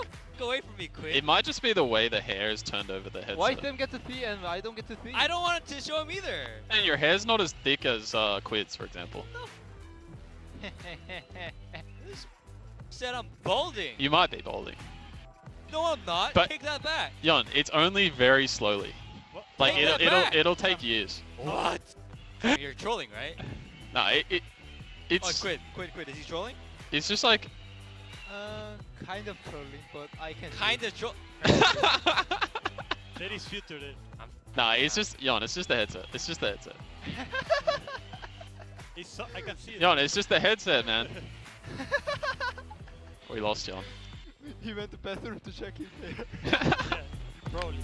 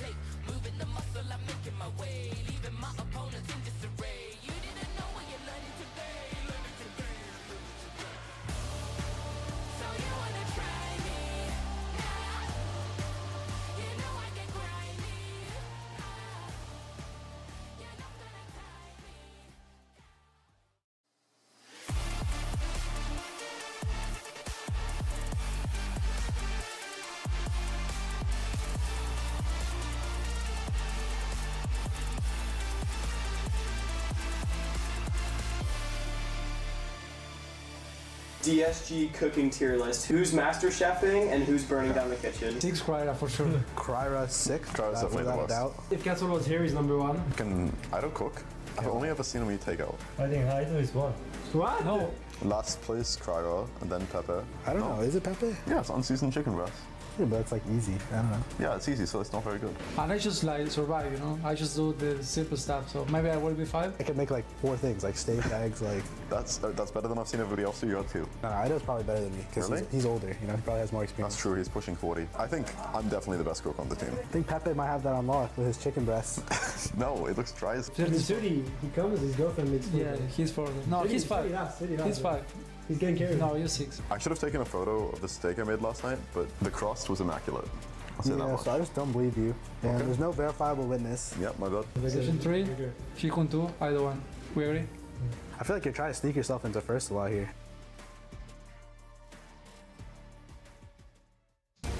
I feel like if we did one of those, Azael would have to be clear-cut number 1. Thank you. This guy, I know that you like cook all kinds of stuff. Like the couple of times that I've been to your house, it's always delicious. Well, I appreciate that. I can't remember the last time that I ate something that wasn't frozen beforehand. So I'll take the number 6. Come on over, brother. I'll take the number 6. I'll cook you up something nice. Hell yeah. I made some pancakes for Lily this morning. Yeah. They were pretty tasty. We can trade skills. I can teach your kid how to ride 4-wheelers and party hard. Shovel dirt. And shovel some dirt. I'm expert on that. Talk and fast. you can, and I will take payment in good food that was not frozen beforehand. Hell yeah. Easy. Let's Easy do it. deal. Pleasure doing business with you. But in terms of business, it was all business for Team Liquid in game number 1. These guys made quick work of Disguised. Jose and Core JJ all over the map. Morgan making sure that Surdy couldn't carry anything. And then obviously Quid and Jan both putting up plenty of damage to get everything across the finish line. It never really felt super close. I mean, we mentioned how the first... It was like 7 minutes. Yeah, first like 7 minutes of the game, nothing happened. Yeah. And that was the closest that it was. As soon as anything started happening at all, TL immediately booms out to a 1,500 gold lead, and it just got worse and worse for DSG from there. I think the thing that is impressing me most about TL really is their ability to snowball the game and move it forward. And it is so scary to lose a skirmish against this team, because if you do lose that one fight, it feels like Core and Jose are going to ruin your game, right? If your bot lane falls behind, well, Core is going to be at every crab. He's going to be moving around the map with Jose. If your jungler falls behind, well, guess what? Your entire ward, your vision is all warded out. You know, you're in your jungle, you're getting invaded, you're getting chased out, and we have seen them then move around the map constantly, put pressure on mid, put pressure on enemy jungle, and then when the enemy support moves to actually try to cover that, well, Core and Jose are behind your ADC now. And now your ADC is getting dove bot, and now your ADC is getting zoned off waves. And it feels like they're able to do this so consistently that I really have been blown away by how they are playing. I said it last game, I'll say it again. I think Jose and Core right now, by far the best jungle support duo in the league.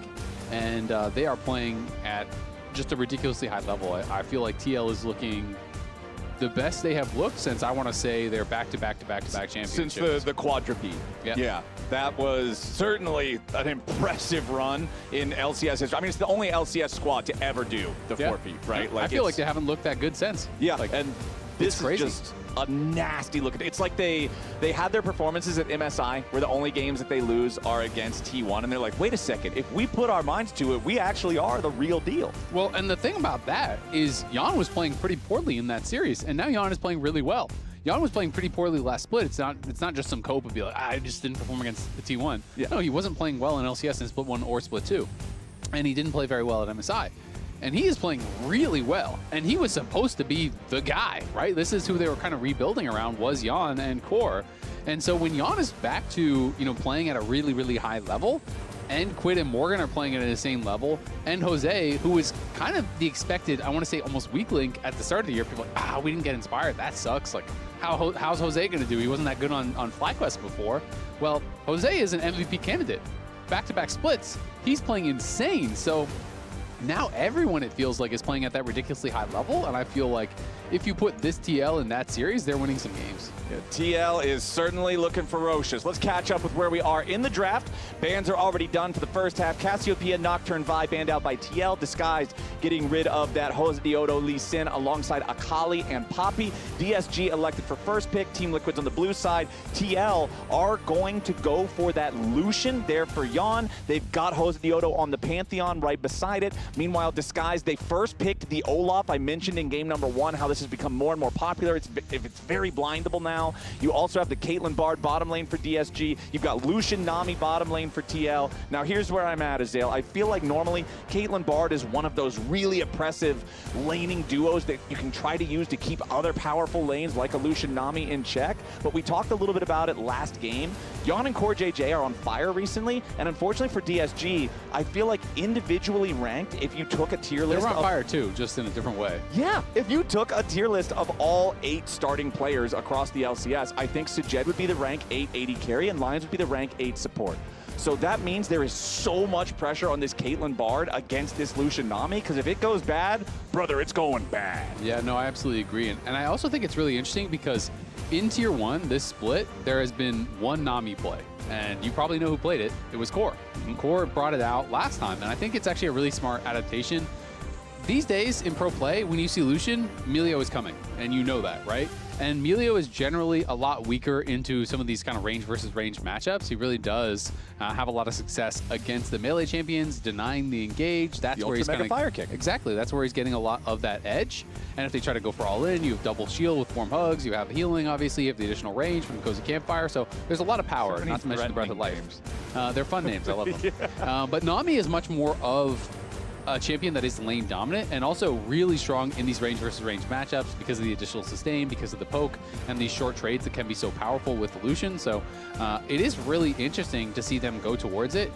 They have played it once, they dominated that game, and I'm going to be interested to see how it goes here against Sajed and Lions. All right, second half of the bans are done now too, with the Azir and Wukong being banned away by Team Liquid. Disguised getting rid of the Vayne and the Jax. Double bans focused towards Morgan to try to protect that Surdy Olaf, set Surdy up for success here in the game, as we have Team Liquid picking up Ryze for their mid laner, and we do have the Orianna and Sejuani Sejuani locked in for Call Me and for Kryra. It's an old combo, but it is a good one. Sejuani plus melee solo laner is a very powerful 2v2. And I just think you should be playing towards Surdy, right? I've felt like that. He is their main win condition. I think that he is the best player right now as far as their carries are concerned by far on their team. And don't believe the Fiora. I'm not going to believe you at all. Kled would be pretty cool. Kled definitely can beat Olaf early. You definitely have the ability to do that. I do think if you do not get ahead, as are true of almost every single Kled matchup in the game, things get tough. This champion sucks from behind. This champion is he doesn't do much of anything except fall off his lizard. You just ult in and then die. Like it is definitely rough. If you start losing lane, it is like, all right, time to just go around the map and try to start out fights. But that being said, you have obviously the built-in healing debuff. With your bear trap on a rope, when you get that pull, it does apply grievous wounds. That is really nice. And you can trade very aggressively into the Olaf, depending upon your remount, right? Olaf wants to take these really aggressive fights, but especially once you hit 2, you can hold that skill point, fight until you dismount, level up your W, basically use that as a one-time active, get the instant remount, and you can put Olaf in a really difficult position as a result, where Olaf is down low early and then just kind of has to rely on just throwing axes to farm, and then you run out of mana. So it can be a pretty beneficial matchup to Kled early, and I'm curious to see how he plays it. Yeah, I love really minor mechanics like that impact very specific things in very specific matchups in League of Legends. I mean, less than 1% of the time on anything for any reason are you going to hold your skill point, except for, previous level 1 invades before the spawn timers on things were changed, right? But I like how that works. It also, to me, poses the question of, are junglers going to try to get involved earlier than normal? If you're Kryra, are you trying to make sure that you're around early in case there is some super early aggressive play from Morgan on the Kled? Also very cool. First time Morgan has brought it out in his career. I just double checked, and so it is going to be his first Kled game. Kled, as you know, one of my favorite champs. Yes, sir. I haven't been playing it as much recently, but I was on a huge Kled click for a while where I was just playing. You've played it with me before. Yeah, and I smashed people with it. I was playing Kled in all roles. I was just playing Phil Kled. No matter where I was going, I was playing Kled, and it is a really fun champ. And I'm curious to see how Morgan does pilot it, because it is so feast or famine. It's one of the reasons I really like watching Broken Blade as a player, because he is a big Kled enthusiast, brings it out in the Sion matchup, and so it's cool to see this to Olaf, which Olaf is just becoming so popular in the pro play meta, so people have got to experiment with some of these counter picks. Well, maybe T1 should have taken some advice from you and watched some Broken Blade Kled VODs before they played against G2 there back at MSI, because anybody who might have missed out on that one, Broken Blade Kled certainly had the time of his life in that series against T1. But into this game, we will keep an eye on Morgan. Ignite here in the top lane. You already mentioned how, yes, you've got the grievous wounds with Bear Trap on a rope, but now you've got even more of that kill potential, that kill threat. As you can see, Surdy does have early control over the wave, over the lane here. Will hit level 2 before his opponent. Also worth noting, of course, the Olaf double mobility summoner spells with the flash and the ghost. So the only TPs we're going to be seeing out of that top lane this game will be the ones enabled by the quest. Quid also running Ghost here on his mid lane Rise, as Yon and Core hit level 2 and immediately go forward after Sajed and Lions. Yeah, nice sidestep there from the Piltover Peacemaker. Yon just kind of dodges to the side. And does take a headshot for his troubles, but Lions, yes, they got the wave in, but he took so much damage that it is a pretty difficult spot for them. Core is low on mana, but I mean, Yon is very, very healthy.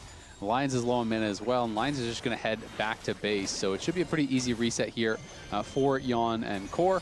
And Yon is, of course, playing First Strike, so a little bit less early kill threat compared to if you're playing PTA or something like that, but it scales really well and is a lot of power later on.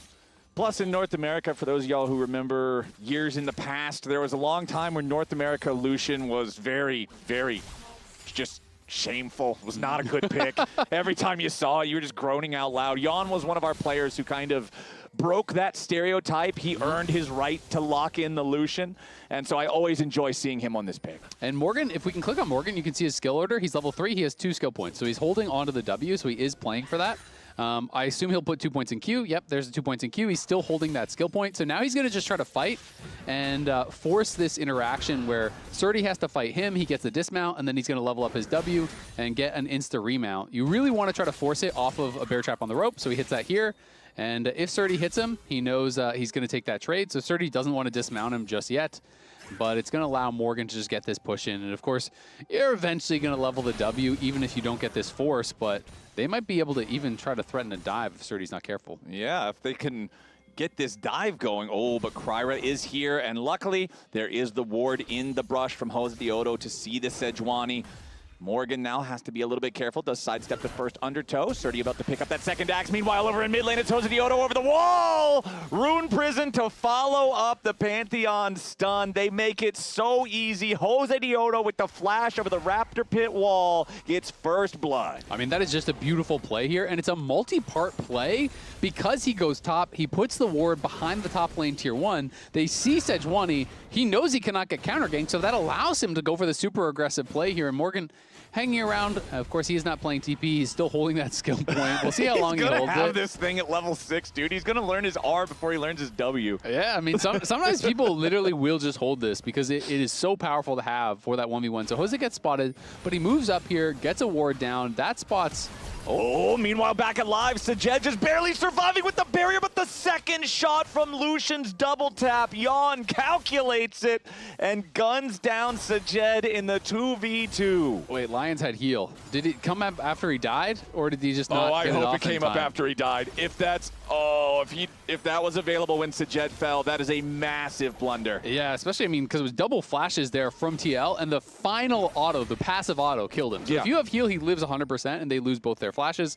There's the W, and that Kled is running in. All right. His violent tendencies are active. He finds the bear trap on a rope pull, and now that Kryra is up here for the top lane, Morgan with a nice flash away escapes the glacial flail for now. Jose Diodo has arrived. They want to try to get something back, but Jose uses his stun on the Sejuani, and that means Surdy's able to go forward. Quid has arrived here with the Realm Warp. He's got the Ghost already active. Puts Kryra into Rune Prison. Surdy trying to go all out here with the Ragnarok, but no. Core JJ has also roamed up, so Team Liquid will take the fight there. They'll get the 2-for-1 over the extended play, only losing Morgan. It's a 4-1 game for TL. Yeah, Morgan does end up going down. Of course, he did not have his bear. So heal is on cooldown if the UI can be trusted here. So it looks like it was probably still on cooldown, yeah. So it came up after, so all right, he is innocent. I'm not sure if he had any shrine charges or anything he could have healed him with, but that was a close one. And then we have this earlier replay. Morgan had not yet even been back to base, so he had no purchase. So even though we do get Jose up here, they chase a little bit aggressively. I think with Ryze moving, maybe Morgan could have played this a little bit more slowly, but Surdy gets in, the W flash from Kryra finishes him off, but even with him going down does not matter because Core has roamed up, Quid has roamed up, the Nami is out roaming the Bard, TL playing the map brilliantly as they have been all split long. You look bot, it is a disaster for DSG, and then after that top play, it is tough. Ooh, Lions tries to get the binding, and they do land it onto Core JJ. Ooh. Follow-up, beautiful Glacial Prison from Kryra. Yawn survives with only a single hit, but Sajed ultimately takes him down. Yawn does get a return kill. The turret very heated up. Will execute Sajed from about half HP after Yawn hit him, so ends up being a 2-for-1, but that favors DSG. Yeah, that is a great play from DSG, something they absolutely needed, because even with that, they're still down 1.5k at not even 7 minutes, but a great Q flash there coming out from Lions does tag Core JJ. They have the follow-up CC, and then Kryra with his level 6 hits Yawn, and that was very well played and a much-needed play here as well, because Quid definitely getting strong once again, and this guy has just been on fire. And earlier, since we were posing the question about Lions with the heal, he was ultimately exonerated. Hold on now. Morgan's trying to get away with the charge, and he does manage to get the distance. He stayed in front of the Olaf, so there was no way to cancel that charge out. So that means Morgan stays alive as Sajed and Lions rotate up into the top side. But before any more action happens, I do just want to give credit over to the Team Liquid bottom lane for that kill that they got on Sajed earlier, calculating it right before the heal from Lions came up. That's what ultimately sealed the deal, and you can see that Team Liquid bottom lane happy to just take the absence of Sajed and Lions and farm up some plate money on this turret. Yeah, exactly. And they see Surdy moving down there, but of course, plates being farmed, they look for a dive. Yep, they immediately go in after Surdy, and the chain CC does so much damage. Surdy didn't have his Ragnarok ready. It was still on cooldown from earlier in the top side. So as soon as he gets down here, he's caught by the stun into the Aqua Prison. Immediate damage ready to follow up from Yawn. Surdy ran all the way down there only to get sent back home the hard way. I mean, now, that was perfect. Now Morgan's under the same type of pressure. Binding into the wall comes out from Lions. Following it up with a Glacial Prison here yet again. Kryra tanking up the turret. Morgan trying the best he can to remount in time. Kryra's low. Morgan's got the first kill there with the jousting. The tempered fate slowed the turret down for a moment, but it ain't gonna matter because Quid goes in and Sajed's in Rune Prison. He's about to fall once more. Another overload finds him. The barrier keeps him alive for an extra moment. Sajed's still gone. He dies to the projectile in the air while on the magical journey, and Team Liquid are doing it again. I mean, this is just crazy, man. TL are too good. They had Morgan up on top side. They see that the lane swap is happening, so Core goes behind the tower bot, spots Surdy coming in. They perfectly time the ult from Jose as he arrives with no Ragnarok into the stun, into the bubble, dead instantaneously on arrival. Then Morgan outplays in the 1v3 on the top side, takes down the Sejuani. This is just incredible stuff here from TL, and you can see on the minimap, Core was already sprinting top after making the dive bot. They knew this was going to be coming in. Morgan just kites back here, has that W active. Also, notice how he put his back against the wall there for the shotgun, so you lose no time. You don't lose an auto because you're just knocking yourself back against the wall. It allows your next auto to come out that much faster, gets the remount. Quid arrives, chases him down, and the Spell Flux follows him through the portal, taking him out. Quid is everywhere once again, and this guy has been insane. I feel like he is in MVP form, and he has just been on fire for TL. Yep, down in the bottom lane, it's Lions and Kryra trying to make another play here with a magical journey. They go through the wall. Core JJ is stunned up, but Lions has to be careful of absorbing all of the pressure here from the culling, throwing a Glacial Prison back towards Yawn, who does stay alive with the barrier. Core JJ even blocking him off here with the ace in the hole, and as this fight amounts to a whole lot of nothing, you saw those stats at the side of your screen. Quid making so many moves in the conversation already for potential MVP this split. And in our road show here in week 6, that's not next week, but the week after, he's gonna be going up against Saint, who we'll see play tomorrow, as Sajed and Lions both try to get away off to the side, but it's Team Liquid in the enemy jungle yet again. They bring the full fury of all 5. Is that all 5? Do we have Morgan down here? No, Morgan's making his way over into mid. Now it's the full fury of all 5 as Call Me is under pressure. Jose Dioto flashing in, ready to follow. Call Me tries to get away with a nice 2-man shockwave. Morgan gonna drop the turret aggro there thanks to the dismount as Kryra. There's no punish he's going to get on Jose Dioto. That Pantheon is just stronger. I mean, DSG just can't even breathe. They can't go anywhere. This is crazy. They're just getting stomped in every lane. TL moving around the map so incredibly well, finding pick after pick, play after play. It is non-stop. 10 kills in 11 minutes, a nearly 5,000 gold lead, 3 winning lanes, better coordination, better mechanics. It is just better everything from TL here today. They are looking amazing. And Morgan finds that really successful roam, again, coordinating with Jose. There's just no hesitation. They know their limits, it feels like, so precisely. This is really fun stuff to watch from Team Liquid. This is just impeccable team play. You've got your Titanic Hydra done now for Morgan. You got your Rod of Ages online and stacking for Quid, as once more Lions going to look maybe for an opportunity to make something happen down here. Throws out the Cosmic Binding. No target on that one, as Quid can easily just walk away. We do have first Drake going over to the Team Liquid side. Nobody has gone after the grubs here just yet. Sajet, I feel like he's got to be so careful on this Caitlyn. I said at the start of the game, back in the draft, the Caitlyn and Bard are going to have to play so well to make this work, and it just hasn't happened here so far. Core JJ with a nice tidal wave into the bubble, protecting himself. Sidesteps the Glacial Prison as well. Core and Yawn in the 2v3 end up winning out and force disguised back. Yeah, well played there by Core. A little sidestep, the ulti into the bubble, boy. And now Quid looking for Sajed. DSG fans, avert your eyes because Jose Dioto is unstoppable. 5-0-2 on this Pantheon. Sajed, his 5th death in 12 minutes on the Caitlyn. The plan has not worked, and TL is up over 5K. Man, legit, this game, and then the game last week where they played Lucian Nami against FlyQuest, against the Unara Lulu, I want to see a roll of how many kills behind the tower Jose was getting. It just feels like he is living behind the enemy AD carry, behind the tier 1 bot, constantly finding jungle camps, constantly zoning them off waves, constantly killing them. This has just been absolutely insane. I think Jose is, again, on an MVP split, and Sajed, Oh, but it's still not going to work. The ace in the hole so weak it can't even break the barrier, but now Young going to get caught over the wall potentially by Kryra. Tempered Fate forces the flash of the Team Liquid 80 carry. Lions wanted to flash in, get that binding, but he won't get it. Instead, he gets bubbled. Lions is going to be first to die, and he may not die alone as Jose and Quid are backing up Yon. Low health bars on Team Liquid is just another opportunity to kill your opponents. Disguised cannot find a single avenue into this game. I mean, you get them low, but you're just starting phase 2 of the fight. Everyone's jumping in like the Elden Avengers. Ring, man. It's crazy. You have Jose just flying in from the top rope, Morgan coming from somewhere, Realm Warp in from Rise. They are just arriving left, right, and center. DSG can find nothing. They can find no purchase in this game whatsoever.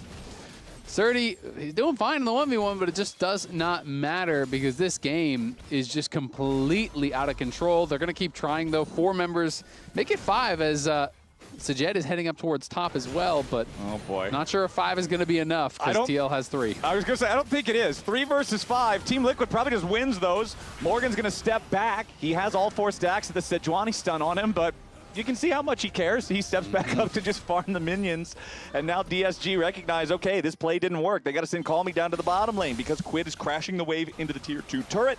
And now these Void Grubs, 14 minutes and 35 seconds into the game. These are some very late Void Grubs, about as late as they can possibly be. Jose Dioto has already grabbed the first. He'll grab the second, and he will secure the third. And then honestly, you just wait for 10 seconds in the pit, and you've got another objective to pick up right there waiting. Yeah, but before that, they are heading down towards the Dragon here.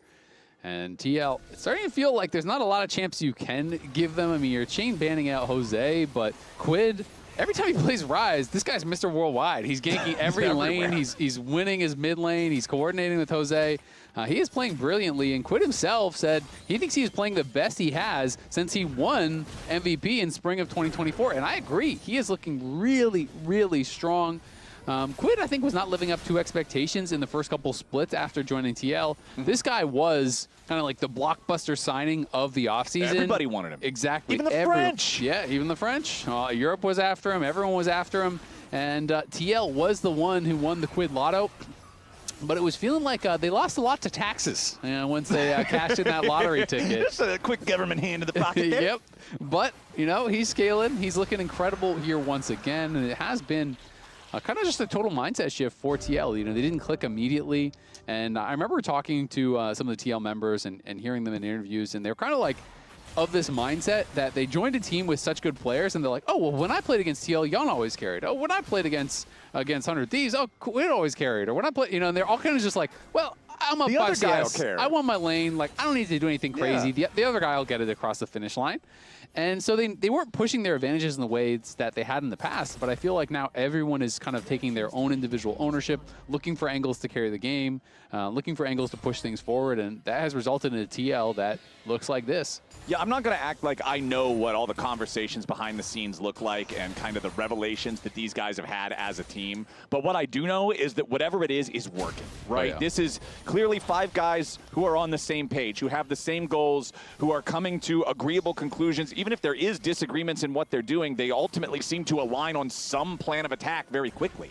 And something I really kind of got to give quite a bit of credit to is it does feel like TL has also kind of changed the vibe of the team quite a bit as DSG maybe going to look for a play here on Quid. Yeah, Quid flashing away immediately and popping the ghost as Sajed is under pressure yet again. I'm sorry, Sajed. Yeah. But every time we pan over to this guy, it's just another kill coming through. DSG will find the shutdown onto Quid, though, and that could be very impactful. Now Kryra trying to get himself away through the magical journey. Jose ready to follow, bound up into the wall there by the cosmic binding. A little bit more damage is plenty enough. The tempered fate is way too late as Jose Dioto goes on yet another killing spree. 6-0-2 for the Pantheon. Hop inside the car. Where we driving, my friend? Straight down Disguised Lane, and it is not their territory any longer. This tier 2 turret just about to crumble. Objective bounty claimed up there in the top side, at least the one objective for Disguised this entire game long. They've got no Drakes. They've got no Grubs. They've got no Herald. They got a tier 1 turret, and that's it. 8K lead, 18 minutes on the clock for TL. It's about to be even more. Call me flashing away just to stay alive.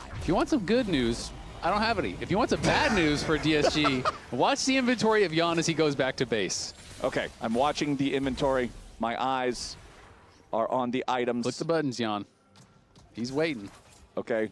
He had 2,800 gold in pocket. Ooh, so yeah, that's a tough. lot. That is definitely tough. Is that basically his entire gold lead he had not spent yet? So it's like, holy cow, yeah, man. he is very, very fed. But yeah, I mean, TL was always kind of known as like a super serious team, super try-hard team, Korean work ethic. They're going to be grinding. They're going to be taking it really serious. But I feel like they are seeming more like friends now. Like they're more relaxed. They're more vibing. And I got to give a lot of credit to Jose for that, because Jose, I think, is just such a positive force on the team. And has really been able to change things for the better. Well, now Morgan getting jumped on, but it's not going to matter. He stays alive here with a dismount for now. He does ultimately fall there to Surdy, who is immediately killed by Hosdioto. Call Me trying to take the teleport to get away, but Kryra can't do the same. So Call Me barely survives. They do get their kill onto Morgan, but it cost them Surdy and Kryra together, as well as Call Me's retreat, meaning more map control for the Team Liquid side. Oh, no, not again. Hold on. Let's see. Quid. He's going after him. He's walking the rise quickly is in his pretty direction. fast. Oh, Hosdioto and Core He is JJ are dead. also coming in to cut him off. In the arms of the angels. Okay, hold on. Maybe he's going to get away. Through the magical journey yet again. All right, Sejed lives. Let's go. DSG, they got him out of the hotspot. It was an escort quest, and they passed it. Chris Paul hits a huge 3 to cut the lead down to 42. Look, man, you take what you can get in a game like this. You take what you can get. Jan versus Call Me is going to turn into a 2v1 here real quick. Jan trying to step forward towards the brush, but there's no way out once Surdy arrives. Nice shutdown. Kill credit over to Call Me. There you go. Back He's to got back. a gold lead. He's ahead of Quid. He is. Facts. Yeah. Mid-gap. For sure. Jan completes his LTR and buys a big sword. So that is something. large sword. Yes. A powerful sword indeed.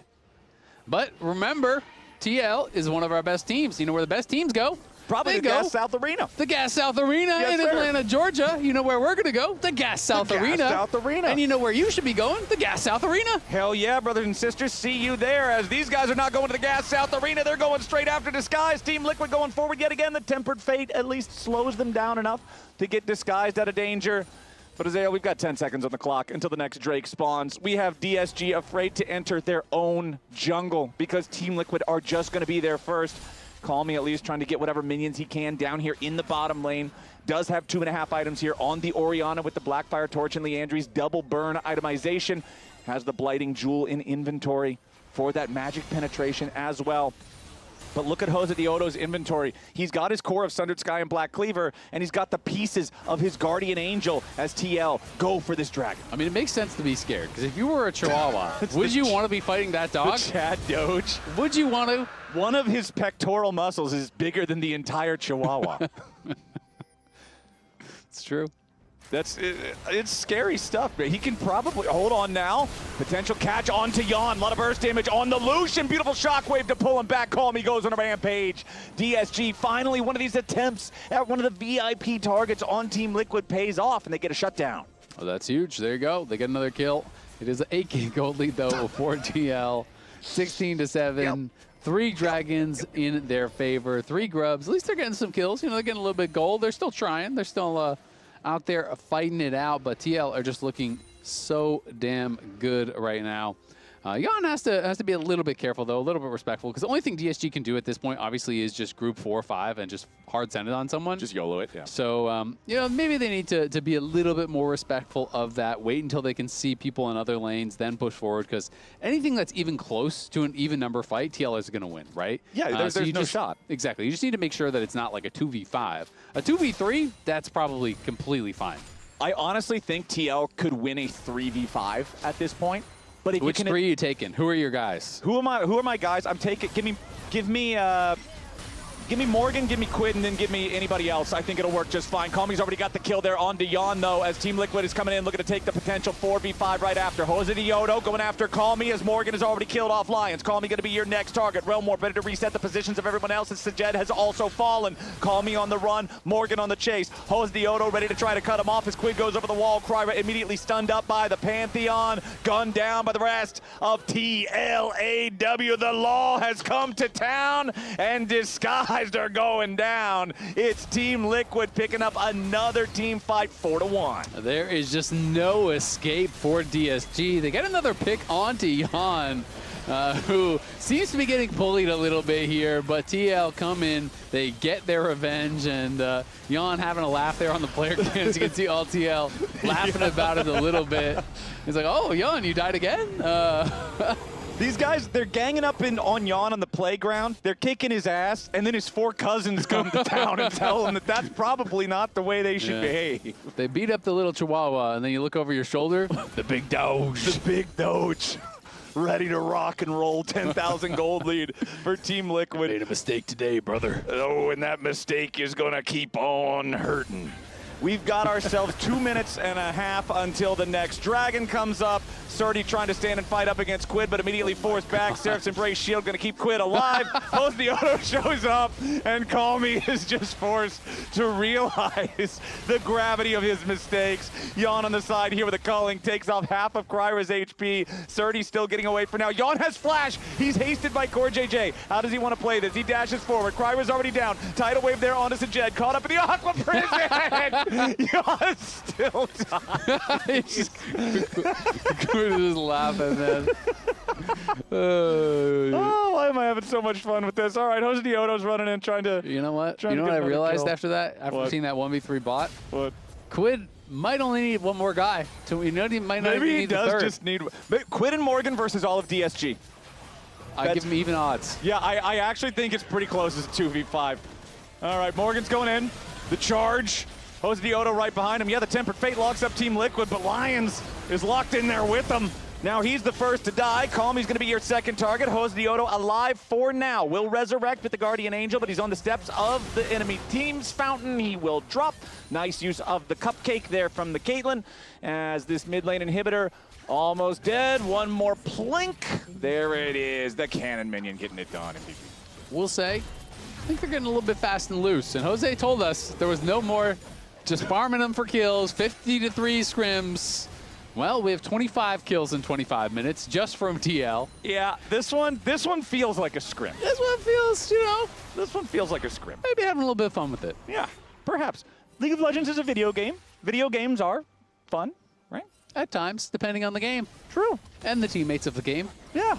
But this seems like they're all having fun. You see their player cams. They It's just 5 dudes sitting on the couch playing party games. It's all a matter of perspective. Yeah. You think PSG is having fun?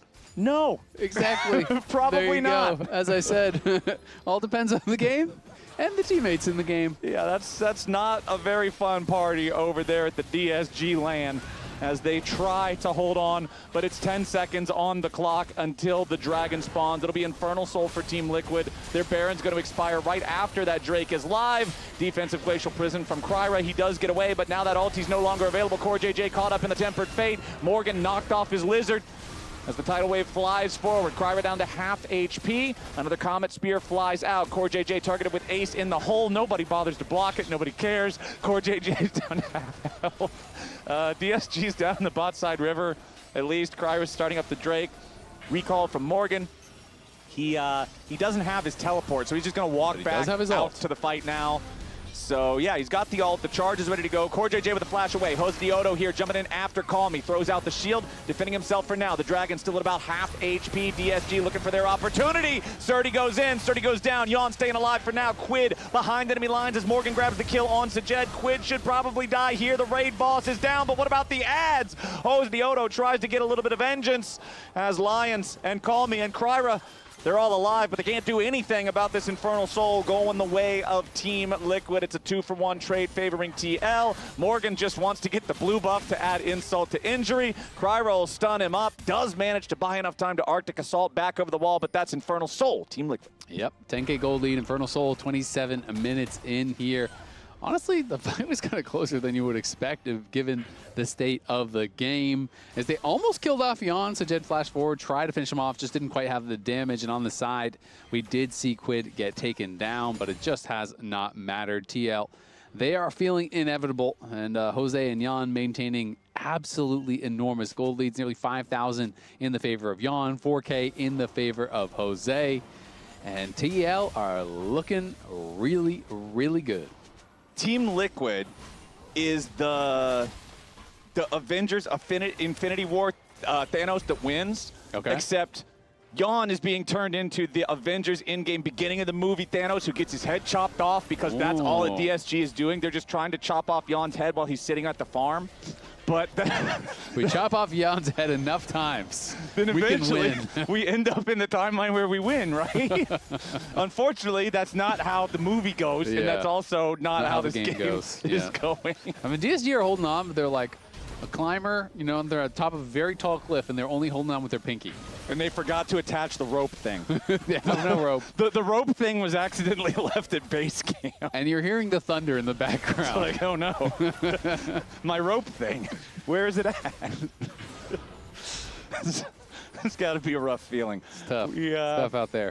We got 30 seconds until Baron spawns, though. Elder Dragon, I feel like we're at the same spot that we were in the last game, where if you're disguised, you're just kind of clenching and hoping that you can get to an Elder Dragon fight to try to win that. But Kryra's on the front line, nearly killed at the very start. Big Tempered Fate locks up everybody. Kryra still almost dead, but he'll be the second to fall as his AD carry is down here too. Sajed taken out. Lion's going to be the third to die as Surdy barely gets away. It's only solo laners left alive on DSG, but I can't even finish my sentence before Morgan finishes the last remnants of the health bar on Call Me. As Team Liquid, they're 5 strong in the enemy base. They've made their way onto the Nexus turrets. It's not even 30 minutes on the clock.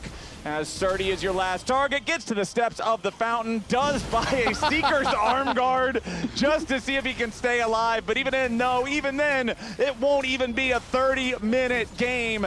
Team Liquid will easily 2-0 disguised. 32 kills, 29 minutes, 2-0 here for TL.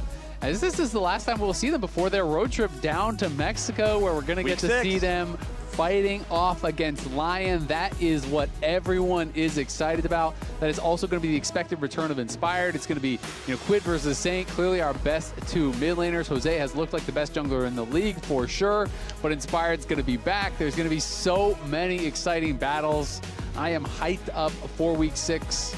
TL will have a bye week next week to facilitate the additional matches that they're going to be playing in week 6, but of course I think all eyes on that. It really does feel like whoever wins between TL and Lion are a lock for first in the regular season. And of course, we're going to love seeing when eventually they meet in the playoffs as well. This is just the top 2 in LCS, and it doesn't feel particularly close.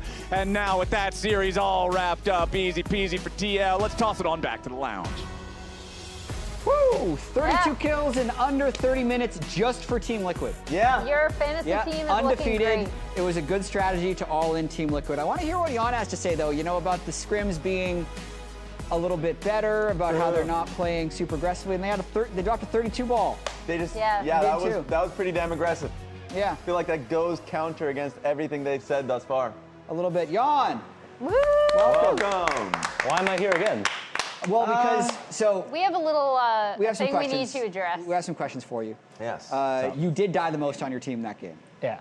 Would you like to explain why? They were out for me.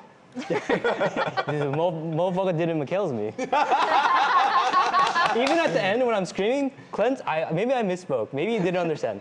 But I'm screaming for cleanse, and he just didn't do it. He said, I got you next time. Next time? Next time never came. When I died mid, he said, next time I got you.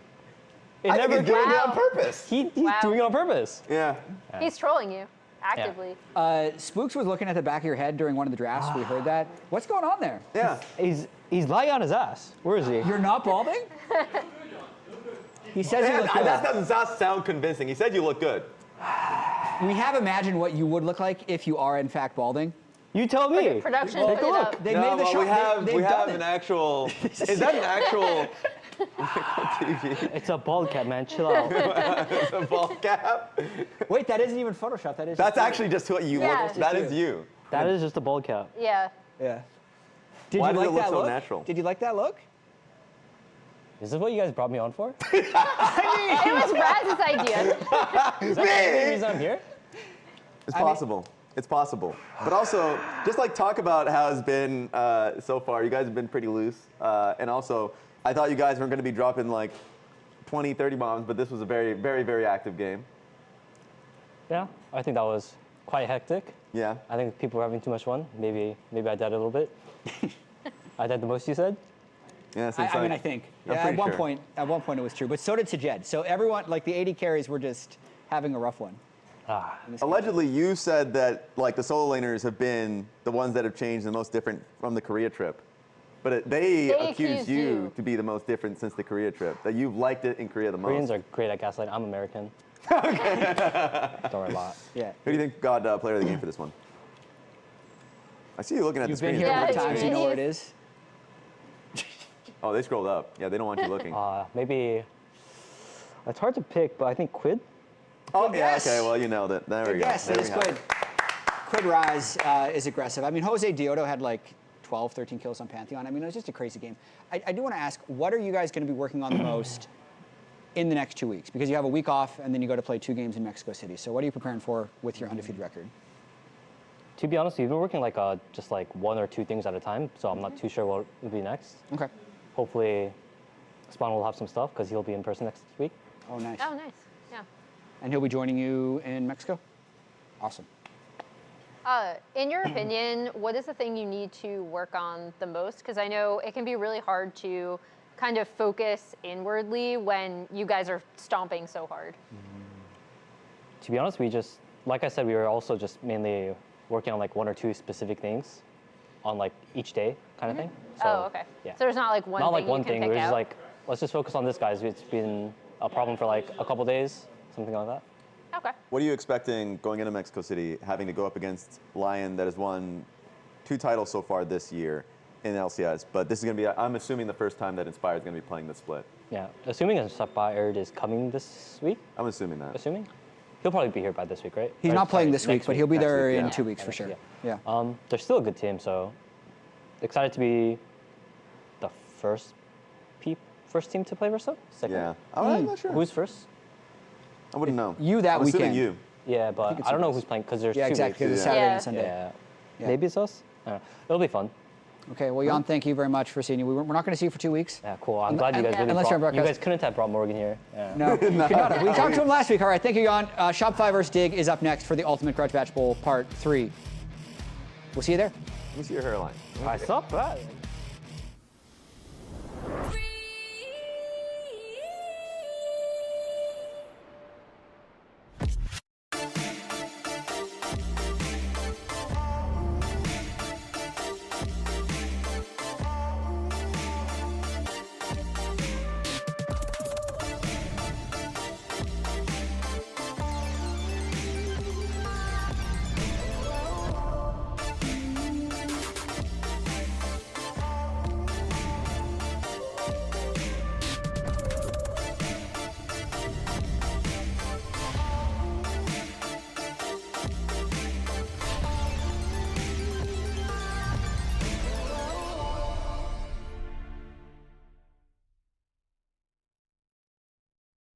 Hello? Whoa. Mama Gorgon 85 lives here? Yep, that's my mom. The absolute legend who went from gaming on her phone to ruthless online streaming slayer with no mercy for any living thing is your mom? Hey guys. Apples with peanut butter? How is this possible? With AT&T Wireless and Home Internet. Hey, text me if you need anything. Level up your connection with AT&T Wireless and Home Internet, now available across the nation. No, she's so nice in real life.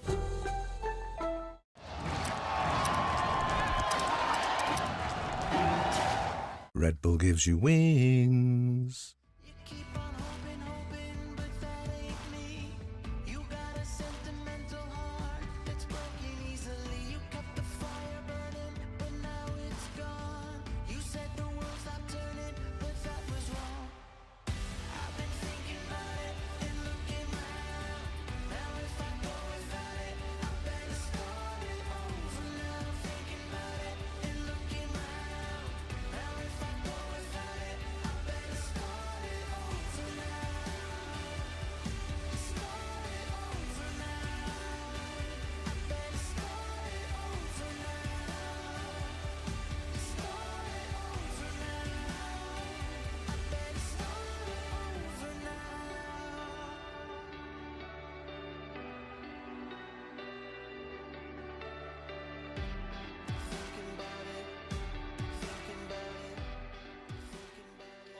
They're looking at guys. We should I touch. wanna fight Go. mid. Yeah, fighting mid.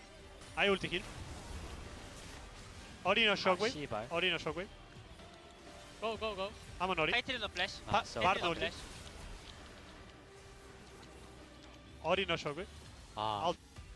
My Chunga is like, man, it's so fucking annoying. I did the air this time. Yeah, this is the first time Swall Core. Paro. You guys go burn. TLAW, the law has come to town and disguised are going down. It's Team Liquid picking up another team fight 4-1.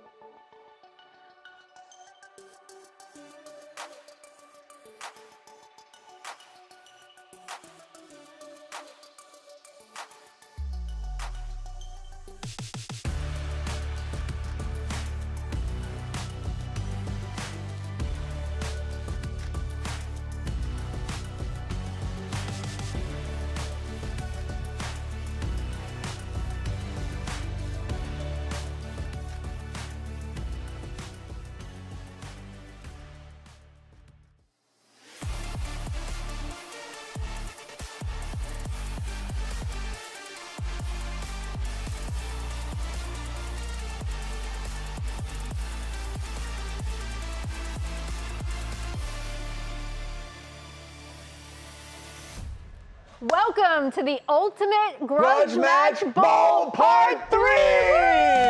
Let's go! Okay, there we go. For people that don't know, this is a grudge match. More specifically, was set up between Palafox and It's not and just Contracts. a grudge match.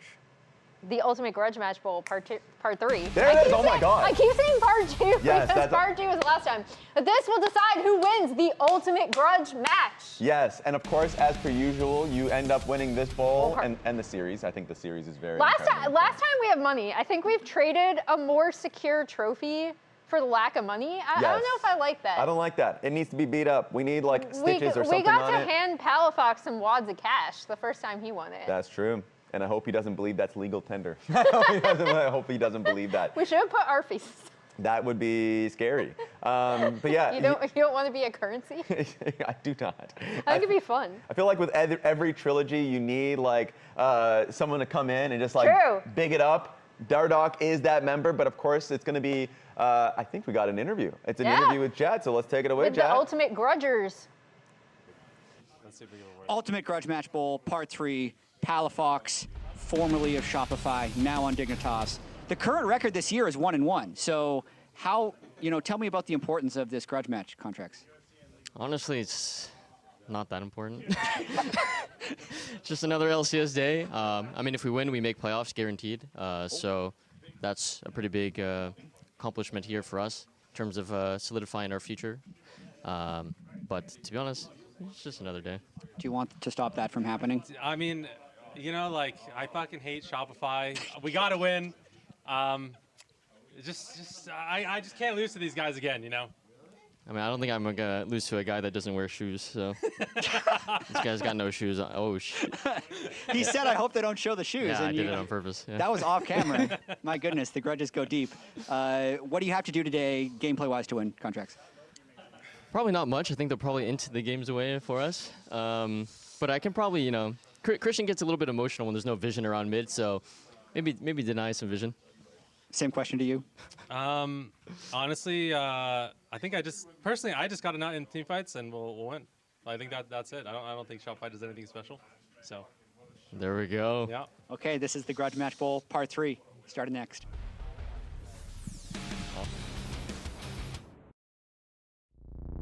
Since the dawn of time in 2013, North America's premier League of Legends league has been there to witness history. Sometimes the proverbial butterfly wings of NA League flap so mightily that the course of fate changes with it. This week in the LCS, fate is in the hands of the players as the Ultimate Grudge Match Bowl is back for its most explosive bout yet. How does the outcome of Shopify versus Dignitas blow the winds of change so strongly? When they first played in Lock-In, Dignitas' decisive victory over Shopify saw a Palafox clapping so incisive that both United States hockey teams claimed gold at the Winter Olympics, while American Alyssa Liu, or should I say, Dignitas' jungler Spica, dominated the free skate to win the gold. What would have happened had Palafox not gone 8-4-8 on Azir? When Spring Split rolled around, the Rebellion were ready to answer with a sweep of their own. With a performance so mesmerizing, it would inspire the NASA astronauts on the Artemis II barely a week later to successfully complete the farthest distance traveled in deep space by humans. Surely, without contracts going 6-0-10 on Xin Zhao in Game 1, NASA would have abandoned the mission. But how do the Knicks, winning the NBA Finals for the first time in 53 years, or Spain defeating Argentina in the World Cup final, affect the legacies of Palafox and contracts? Does that diminish the run of 2023 NRG? Time will tell. Is the downfall of Messi a bad omen for the continued success of Palafaker at the height of Palafox Summer? Or is Spain's victory an omen of the razor-sharp margins this best of three is about to play out on? Will New York's blue and orange be a burden to the longtime NorCal sports fan contracts? Or is his smiting prowess the reason the Knicks are where they are in the first place? Does Dardok's fateful return to the LCS provide an eerie sense of deja vu? Or was this strand of fate necessary to weave so that NA could become the third best region in the world at MSI? Inspired by the thankless work of their peers, only time will tell what great feat this upcoming match will stimulate. As the LCS hosts its third edition of the Ultimate Grudge Match Bowl. Hello and welcome everybody to your second series of Saturday, the Ultimate Grudge Match Bowl Part 3. Yeah, Kangas and Kobe on the cast for a momentous occasion in LCS history here. We get the trifecta, Kobe, the trilogy. I like how Contracts was trying to downplay it. Yeah. He said, oh, it doesn't matter at all. But Christian came with the fire. Palafox, boom, bang, bang, bang, bang. Yeah. He was trying to reignite the passion here. I like it. Palafox never wants to lose to Shopify, ever. Let's see what happens here. Obviously, for catching everybody up, the impetus for all of this production, Zinni replaced Palafox. He's the only player that Shopify kicked and tried to replace, and we'll see if Palafox can once again get his revenge. And I gotta say, Palafox Summer, are you feeling the heat, Kobe? He's been looking better, at least in the game one so far. We'll talk more on that later than Zinni has as well, because Zinni hasn't fully slotted into that Shopify comfort zone. My eyes will still be on him because Contracts kind of mentioned a win here means that they lock in playoffs. They would be 3-1 going into that weekend in Mexico City, playing up against the big dogs, as we like to call them. That'd be a lot of momentum going for them, but still the cohesion from this team is something that we're keeping track of. Are they improving as a year goes on? So far, I'd say a little bit. They're getting better. Technically, they are getting better. They got playoffs last split, and now they've already beaten Sentinels this time. Can they take down Dignitas, the next hurdle? I like it. The big question, and you're like, maybe. A little bit. All right, Somewhat. so let's catch right back it, because Palafox, a lot of these very big games that he has had so far this split have been game number one. And so a lot of them have also been with Orianna, which Shopify was their first ban, targeting him. And so they decided to go with the Cassiopeia, which has been very flexible, can easily slot it down to FBI in the bottom lane if they don't get a good matchup here for the mid lane angle for Palafox. Also, our amazing stats guy Leo's checking into Contracts claim just to make sure that we can get confirmation, because that would be a cool statement game then for Shopify if they're able to do that. It's going to be Lucian Emilio locked in here for Shopify Rebellion's bot lane versus potentially that Cassiopeia for FBI. If you believe in Stildy Mage's bot lane, those changes though, all those 80 carries, getting those magic resist buffs, and also some of the itemization changes coming in here. Yeah, it's definitely very good for the 80 carries here. And Lucian Emilio, such a powerful bottom lane, really trying to slam the priority early here. You can go a couple routes into it, and it looks like Dignitas are going to go the double poke, the Ezreal Karma here. This hinges Kangas, as you know, on hitting all of your spells really early on here. If you can land your Mystic shots, if you can land your empowered Qs from the Karma, and try and get your poke damage here, try and get that push, and try and get that control on the bottom half of the map, which is going to be really big between these two teams with the importance of these two bottom lanes. And then an answer in kind here for the mid lane. No, it's actually going to pivot away from the Ahri and towards the Jace instead. Now remember, Contracts has played this to allow for a carry for Fudge, but this is also one of Fudge's kind of tried and true classics. Yes, sir, it is. And Kangas, if you want to call the crazy shots, then you would even go as far as to say Jace is a 4-roll, you know, flex pick, because that Berserker do really well with it, and then you would have to put Lucian mid. So you would have to call a crazy parlay here. If you believe the Jace Melio bot lane? Is that real? Yeah. So you can, I'm going to press X to that on that one, Kobe. You would have to mess up everything in order to do it, but you could do it. All right. Melio top. Let's get back into it. It's kind of interesting here. Still banning the Olaf. We did see in LEC, you know, Broken Blades Olaf was absolutely pummeled by Jace early on, and then they dove him under tower, and he was got down to like up to 4,000 gold. I think was the biggest discrepancy in that game, but they're gonna ban it out anyways. Olaf has been hard to deal with for most teams if you don't have a really good jungler intervention. And the Jax and the Kled have been the premier answers.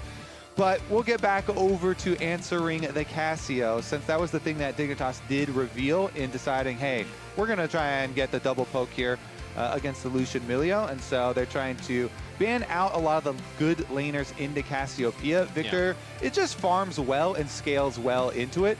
And doesn't have a lot of the dangers when laning against a Cassio, so they don't want Zinni to be able to like play safe and just scale up. You know, Powerfox really does want to try and get in there for the 1v1. Put Zinni on something that has to interact a little bit more with the Cassiopeia, as it is Ahri locked in for Shopify's mid laner. They hovered this earlier, did not lock it in, went for the Jace, but they still will lock in that Ahri now. Shopify are very light on CC. Luckily for them, though, tank junglers got buffed on this patch. So Contracts, I think there's a lot of good angles right now to go for tank junglers. Skarner is very good as far as tank junglers.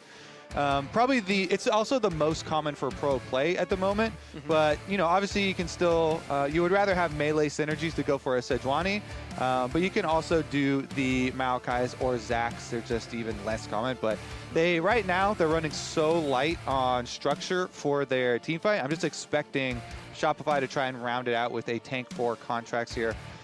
From the jungle, they do clear, you know, decently faster with the buffs to the jungle pet. I'm thinking, though, because this is reminiscent of one of their drafts that they had earlier in the split, where they actually pivoted the Jace into jungle for the Vayne top lane. Vayne is still available, so I just want that in the back of our minds. It would be the opposite of what you're asking for, because if you're looking for engage and more frontline, this is, I don't know if you can get much further away from that than a Vayne top lane. They could do it and just go all damage.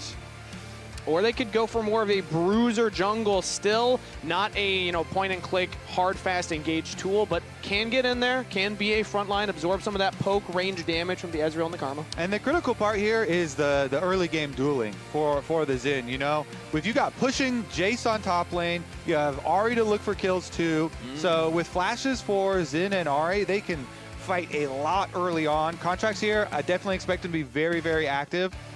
This Xin has a lot of angles to go for here. See if maybe they can even gank towards the Ezreal. Ezreal Karma is just so safe a lot of the times, but if they're trying to push you under tower, then maybe they'll expose themselves a bit. Mid-jungle synergy, the name of the game for Shopify Rebellion. Contracts with his new mid laner this year. They've been leveling up slightly, split over split, and now they have an opportunity with the engage tools to make a lot of action happen. And Contracts even said, hey, Christian panics a little bit, you know, when there's no vision around mid, so they're definitely playing into that. He also said he's not going to lose to a guy with no shoes.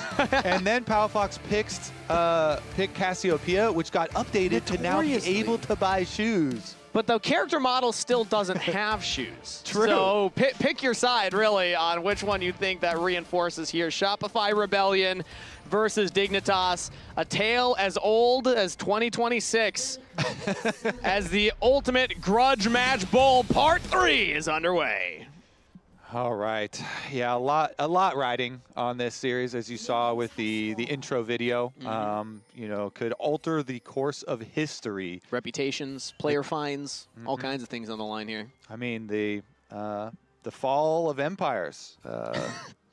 This will be studied by historians in future generations. Truly. This match, as Palafox actually walks forward to get a ward down. The charm comes out early for Zinni as Contracts gets right on top of him. Palafox taking a huge chunk of damage to start off the laning phase. I'm going to leave these stats up here right now, because as I pull up the Palafox Game 1 stats, another little stat that's not shown there on the side is going to be starting HP, because that will be significantly lower after the early visit there around mid lane. They get the exhaust out. Whoa. The exhaust is already used, as is the heal.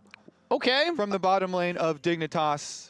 Well, already Raz's match of the week is delivering here, Kobe. Dardok's going for an invade. Palafox starts lane at half health, and FBI and Ignar will not have 2 of their summoner spells in the bot lane 2v2.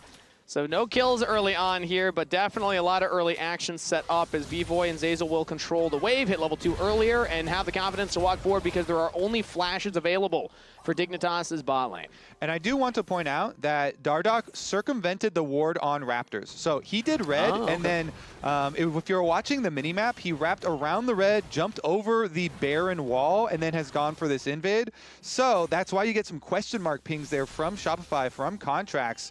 And Dardok has done a nice little tricky invade here. We'll see if Contracts is able to alter. He's not, so Contracts is still going to proceed to his topside jungle, even though they are kind of question mark pinging these Raptors, and now he wants to go take them slash fight for them with the extra ping there as well. Because as a jungler, Kobe, you could probably assume if you see that he's starting on the bot jungle, I would assume, and then passing up if you didn't see them on the Raptors. But a reminder, it's old news on Palafox Summer. Like you had just shown, it's Palafox Game 1, baby. His stats in Game 1s alone are exceptional. And already he survived that early rough start. He's still even in CS and staying alive. And that's a critical moment here for Contracts, because all of the camps down after the counter jungle for Dardok, who has gotten back after the reset to also remove those Raptors that they had vision on. And so Contracts is left without things to farm, but if he can force some action and just fight his way towards Crabs, you aren't actually down yet. The junglers are extending trades here in the jungle. Dardok in the 1v1. Zinni's coming up, and so is Ignar. Flash forward from Zinni, looking for the damage. Contracts following up, but into the brush. And he's still alive. He got over there, as now the rest of Dignitas, the trap onto Contracts. FBI gets the first blood as Ignar will walk away. Dignitas get their jungler out of there. Dardok does not panic. Kangas, under no circumstances does he panic. He does not hit his flash early. He's holding on to it, waiting for the team to collapse. And then after Contracts and Zinni both flash on him, he saves it till the end, and he's able to escape. Take a look at this once again. The teleport from mid lane on a mini-map that you're seeing right now is a critical factor. That's why Contracts and Zinni get the early start on Dardok here. Palafox had to come from base. He flashes over to the side, then dodges into the brush. Flash over here. They can't follow him. They already committed, and now they're in the miasma. FBI collapses, Palafox collapses, and Ignar escapes with his life as well. Fantastic series of plays from the side of Dignitas. The jungler lives, the bot laner gets the kill, and is now 500 gold up over Bvoy. Jungle is all about team play here, Kangas, and collapse from both teams. Shopify thought they had the big advantage here, and they double flash to ensure it. But Dardok zigzagging there, they weren't able to get the full damage onto him, and him escaping is critical. Palafox getting the upper hand in the beginning of this grudge match. And add on to that, Dardok had the successful invade. Contracts was not able to get a lot done afterwards, so Dardok is ahead in the jungle. Top lane for Shopify Rebellion is going all right for them, as Fudge is able to get a 2-wave clear or advantage over Denethor. Now just 1 wave here, as Denethor was able to TP back up. But that's really the only area for Shopify Rebellion that has a gold lead. Contracts and Dardok finding each other now in the jungle once more. This time Dardok jumps in onto Contracts. Palafox is nearby. Big chunk of damage. Dardok is winning the 1v1 trade. Zinni lands the charm. Trying to get the Foxfire, the Spirit Rush to dodge around Palafox. Not enough damage for the kills, and he might look for more though. You should have one more take of the ultimate. He just throws out the Orb of Deception for the kill, and Zinni picks one up for Shopify. Zinni keeps up the chase, finds him at the Raptors. Kangas, I thought it was going to be even better for Dignitas because they had that red control ward you see in the banana brush here, right by the river that saw Contracts walk in there. But in the end, it's Shopify that fight right back. This is going to be double exhaust again. Yeah, exhaust from both bot laners. Hazel taking a lot of damage here, but B-Voy is still healthy. They'll still decide to back off here as FBI and Ignar have been getting the better of these trades since that rough Summoner trade early. This is what the people expect, Kangas, when you schedule an ultimate grudge match. Bowl. They expect both sides slamming these fights. And we've had both junglers go down as the casualties. So we'll see about the next reset here. They do have control ward on Dragon, so nobody going to be able to sneak that one. But last time around, PowerFox had been kind of dry on mana there in the Casio, so wasn't able to continue to follow the play. And Zinni was able to keep it up and find the extra kill here. That's going to be very, very nice because early Sork shoes on Zinni means that Ahri really can have the advantage for roaming and making a lot of these skirmish plays. Once her ult comes back up, you know, Zinni has a lot of extra mobility here with the tier 2 boots already purchased. Flaunting the shoes on Palafox, saying, hey, I got him, you don't. Palafox still building into that Rod of Ages. Could be more of a scaling, stacking build for the Cassiopeia, so coming online a little bit later. Expecting Zinni to have another window to make action happen, because Zinni kind of saved that jungle conversation that we were just having. Dardoch had the successful invade. He's able to survive the counter invade and get a kill for his bot laner, but then Zinni showing up and backing up Contracts in that moment puts Shopify kind of back in this game. Otherwise, we were approaching a moment where Dignitas maybe would have been able to snowball. I love it. The extra tension here. Yeah. And now we're going to see, after another clear here from Dardoch, if he's going to be able to answer Contract's move on bottom side. I don't think there's going to overcommit to it, but Ezreal Karma, sometimes you can kind of draw the enemy team into an extended attempt on bottom lane. They're not going to overchase, though, from the side of Shopify, and so Dardoch's just going to be able to clean up that Scuttle Crab, no problem, and we will remain calm here. It's so tough to actually lock down a Karma Ezreal, especially when there's still Summoner spells on the Karma, so Contracts will just be spotted, walk back up towards the top camps. Dardoch has just been power farming. Now goes for a reset, picks up some more components here as Contracts will head up towards the Grubs. Palafox straight down to Zinni, meanwhile, chunking out the Ahri in a good exchange. Contracts is now on the Grubs, but his mid laner is quite low. Yeah, and enemy jungle's just refarming another clear. Old bot lane from B-Voy. Big trade back onto FBI and Ignar. And it looks like there's going to be no contest at the Grubs, actually. Dardoch's just back into his camps. And since there is no contest and we have a moment of calm, we have a very critical question for all of the chatters. Ooh, okay. Something that you would like to decide for us. Would you rather, right now, have Palafox or Zinni on your team? Please vote in chat. The catalyst of the Ultimate Grudge Match Bowl. It was Palafox leaving Shopify, Zinni coming in. Yes. And, okay, is this overall on your team or just game one? This Kobe? is overall. This is on your team. You're building a team, Kangas. You're committed to this team. Who would you rather have? Make your choice right now, Palafox or Zinni. See, I'm torn because Zinni already has a kill right now in this game. So that's a pretty good argument. But we showed the stats from Palafox earlier from game ones. So I don't know. I don't know. Where are you leaning, Kobe? Do you want to sway the poll right now? It looks like it's actually Zinni favored currently. This is for chat to decide. Ooh, Petrifying Gaze goes up for Palafox onto Zinni. He's able to sidestep it. Get your votes in quick. Does not stare down the eyes of the Snake Lady as it is close to 50-50 here in the poll of which mid laner you would like with a slight edge for Zinni currently. A lot going into it as well. And Dignitas, pretty nice take on the objective there for them. Dardoch has, you know, played pretty good attention to this bottom triangle of the map. Double control wards for them. Actually getting swept out right now. Palafox actually went over 50. He's in the lead. Was it the extra Twin Fang that he was able to land on Zinni there, Kangas? It might have been Zinni this missing is so that close. cannon. It's 50-50 here, Kangas. It is dead even right now. I believe we are ending the poll right now. So that means it is Palafox that should have it. He squeaks it out. All so right. the people have spoken, and the people think that Shopify made an error. Genius midfielder. By 1%. That's very close, actually. And I know that we say it a bit tongue-in-cheek, but the serious kind of undertones of that is the promise of Zinni versus the reality of what he has actually been able to show us so far in the LCS, along with Palafox in a bit of a resurgence split here in summer, stepping up and having a couple of better performances, specifically, again, in those game ones. We don't talk about the Annie, game 2 from last week. Yeah, I mean, the people have chosen. They've drawn their battle lines now. Yeah. The viewers of this game is 50-50. Palafox supporters and Zinni supporters. So everyone will be on the edge of their seats for each mid lane duel. Meanwhile, we're going to track the junglers, though. Okay. Junglers have been a huge story for both of these teams. Dardoch, obviously, with his huge return to the LCS, and Dignitas really needing someone to come in and step up. And I think that he performed very well, in the debut week that he had with Dignitas, even though they lost. And to me, the best performance was how he held himself in all of the content and after the game, Yeah. The Dardoch of old that everybody remembered from previous LCS, there was no flaming, there was no rage.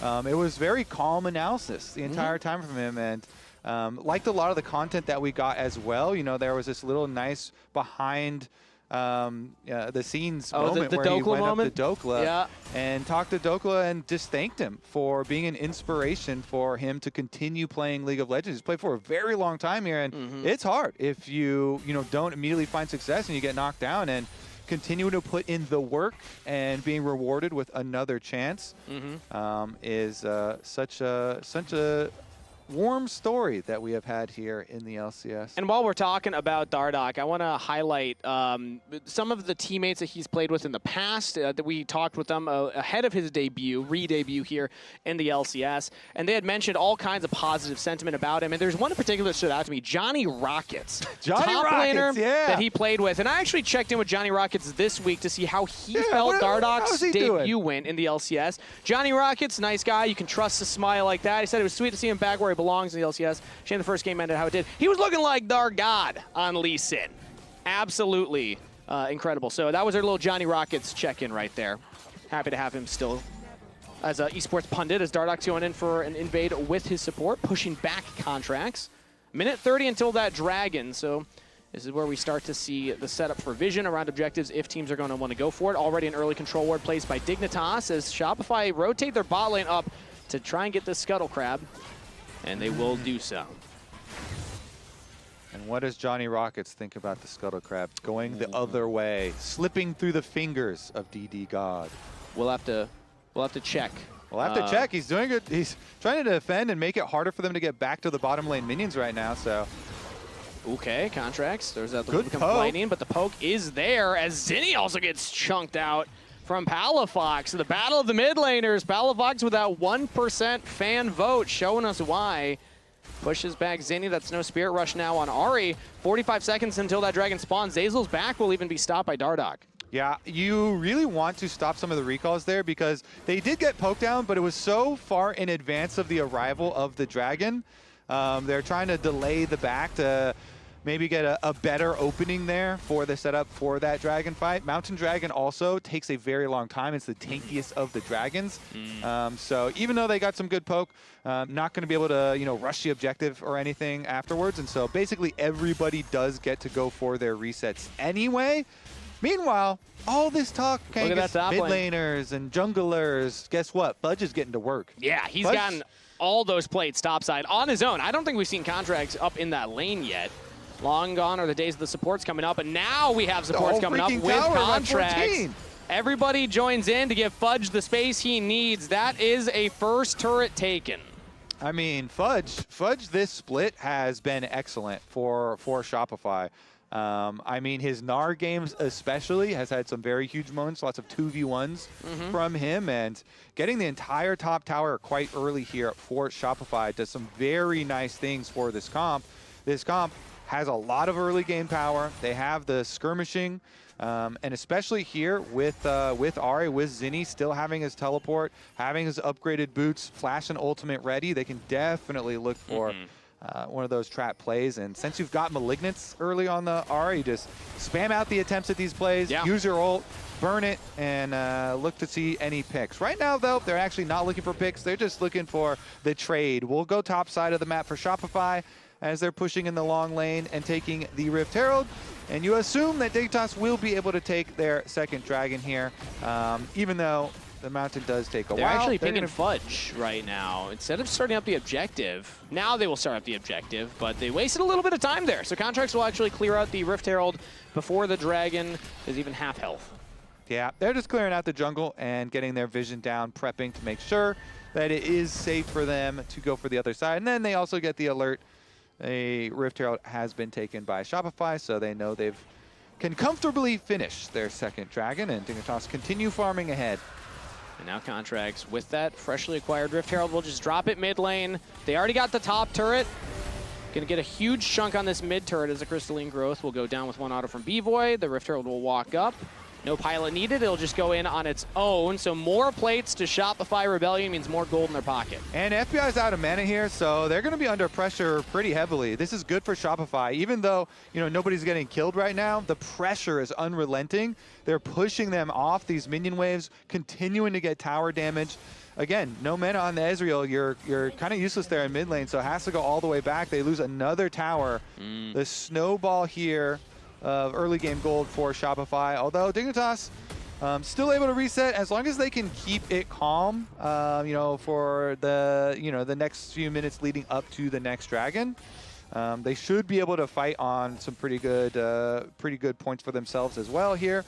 FBI is working towards his Muramana. See if he can get that combined before the next dragon. I'm looking at Fudge right now, though. I mean, the next dragon's gonna be 4 minutes away. I'm assuming that more items will come in from Dignitas by that position, but currently, man, Fudge has a lead. 1,000 individual gold, that's 2 items completed. Serpent's Fang will help cut a lot of the shielding from things like the Cassante. The Karma is a big one. Palafox is not actually building towards that Seraph, so it's not going to be helping you in that regard. But still, it will give you a lot of utility in the 1v1 as well as in the team fights, because Ignar's shield is going to be much less empowered now. B-Boy finds a little angle here onto FBI. That's exhaust out from FBI, and not a lot of damage traded back. So a chunked out Ezreal as he looks for a little bit more onto Zazel right there. Ignar helping him out. Throws out the Q, gets some damage down as the invade from Dardoch and Palafox comes in. The Petrifying Gaze lands onto Contracts. Crescent Guard early. Dardoch's able to dodge it as Contracts has to try and get back to the turret. He will live. Zinni kills FBI on the side, and now he's looking for more. Charm falls up onto Palafox. That's an exhaust. A follow over the wall from Zinni. Palafox cannot flash away. That's a double kill to Zinni. All out from Denethor will get one back as Dardoch gets the kill credit. Shopify Rebellion are trying to retreat back into their jungle, but Fudge has just joined in on the fight. Rooted up, taking down Denethor with the kill. It's 3 for 3 on the scoreboard so far. Even kills traded in this fight. In a 2 for 2 Dignitas scrap in the jungle. What a brawl in the jungle. I thought FBI griefed it at the beginning there, trading so heavily with the Lucian, expending the exhaust and getting down to like 400 HP himself. But they still pull back the team fight despite FBI dying to the flank from Ahri. So our camera is down here, but you'll notice the teleport from the Ahri, and Zinni goes in. He's like, oh, FBI doesn't have exhaust and any HP anymore. Instant delete from him. Meanwhile, Contracts you saw the entire time during live in the front and center on your screen had gotten chunked so low, but they couldn't finish him off, even though Dardoch had a really nice start to the play. And so it ended up being very, very close as Zinni had to flash and trying to escape the rest of them. But Fudge was trapped. It was too far out, and they're so squishy here. They're able to take him down and even up that fight, even after their AD carry was deleted at the very beginning of it. And out of the replay, the Ultimate Grudge Match Bowl is dead even in gold. 34K to 34K.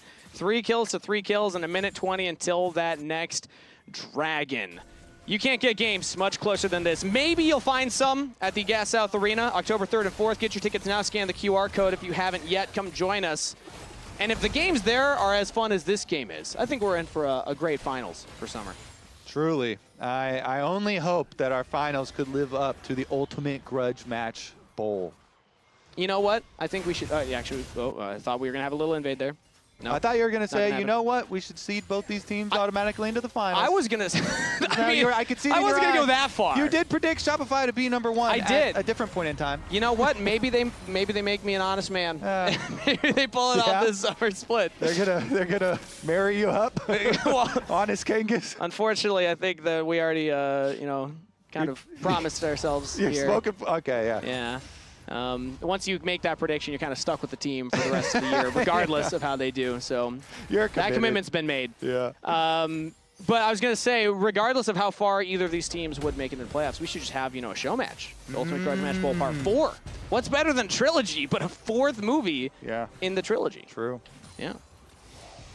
No, Fudge gets him poked there onto FBI. The Dragon's up in 5 seconds. This is the objective that we've been talking about for quite a while.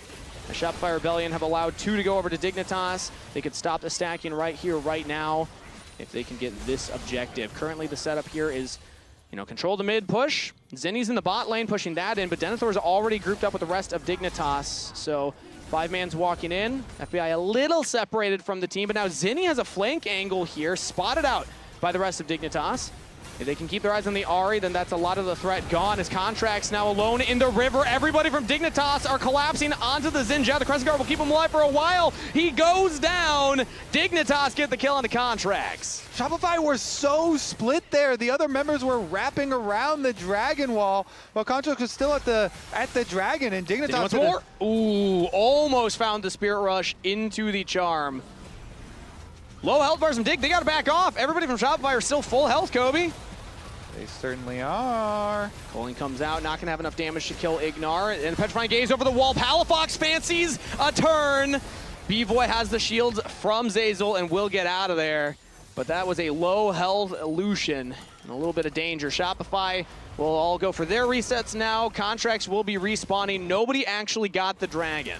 Yeah, with their jungler being down, Shopify don't want to, press anything, but they are able to chunk out the rest of the members of Dignitas to push them back away from the objective, and with teleport being invested up to the top side of the map, should be a Shopify objective for themselves. They're opting here on Dignitas just to get some more money into Palafox up there at the tower, get that minion wave, get some turret plate money off the top side of the map, while they expect Shopify to be investing resources towards the Dragon, towards the bottom side, but in fact, Shopify are not doing that. Yeah, Contract instead just spotted in the top river. Palafox knows, hey, there's an enemy jungler near me, has his own jungler in his back pocket, but they will all reset. Now Shopify are in the bottom river, could look at that Dragon. And somebody's got to hit this at some point, surely. Shock Blast onto FBI, he's chunked down low. Fudge has been hitting these pretty consistently before the fights break out.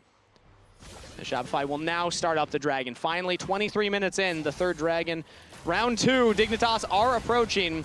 They have all members here. Palafox walked all the way down as Cassiopeia has the Rocket Belt available. Zinni's looking for the Charm over the wall, not able to get it onto FBI, as Dignitas can now reapproach here. They're going to look to engage onto B-Boy. Another dodge from Dardoch. From Zinni's Charm. Zinni will go back in with the Spirit Rush, trying to get some damage down. The Dragon is the focus, though, and Contracts is out of there, so Dignitas get the Drake. That's 3 stacked up. This is huge. They're able to bully them off the Drake, even with, I really thought Zinni's angle here onto FBI was going to be perfect. Yeah. But he doesn't instantly go for the play. I thought for sure that's like, Charm or even Charm Flash straight out of Fog of War and maybe go for the deletion on FBI again. But perhaps he was thinking, hey, the exhaust cooldown is up, so I don't want to overcommit to it. Could be a myriad of things. Ooh, Palafox actually predicted that Zinni was in the brush. Throws out the Miasma. Petrifying Gaze will not land the stun, but he's just going to chase down Zinni, force the flash out of the mid laner. Ezreal ult have enough? Ooh, Zinni's able to spot that one because of Zazel in the brush, so Zinni walks away. But Palafox, I mean, that was some heads-up play right there, using the Rocket Belt to jump forward to spot out if anybody was in that Fog of War, and then see Zinni there. All right, chat, anybody switching sides, or are you all sticking with your choices right now? Palafox has that 1%. Yeah, 1% I mean, increase. Zinni has gotten a lot of kills. True. But, 900 gold up. B-Boy under the turret gets exhausted, has to flash away. Dardoch went deep for this one, trying to get out now. Is Zinni looking for his 4th kill, but it's a shutdown for B-Boy instead. B-Boy on the scoreboard with 1 kill to his name. Dardoch gets punished for the dive. Uh-oh, yeah, that was unforced error here as they really try to force hard on mid. The only thing up, though, for them to really pressure on is Baron, but they're immediately teleporting and walking that way, Kangas. Yeah, I mean, they have the numbers advantage. No enemy jungler for a Smite steal attempt. They'll take away the blast cone. The True Shot Barrage will hand on to 3, so pretty chunked out.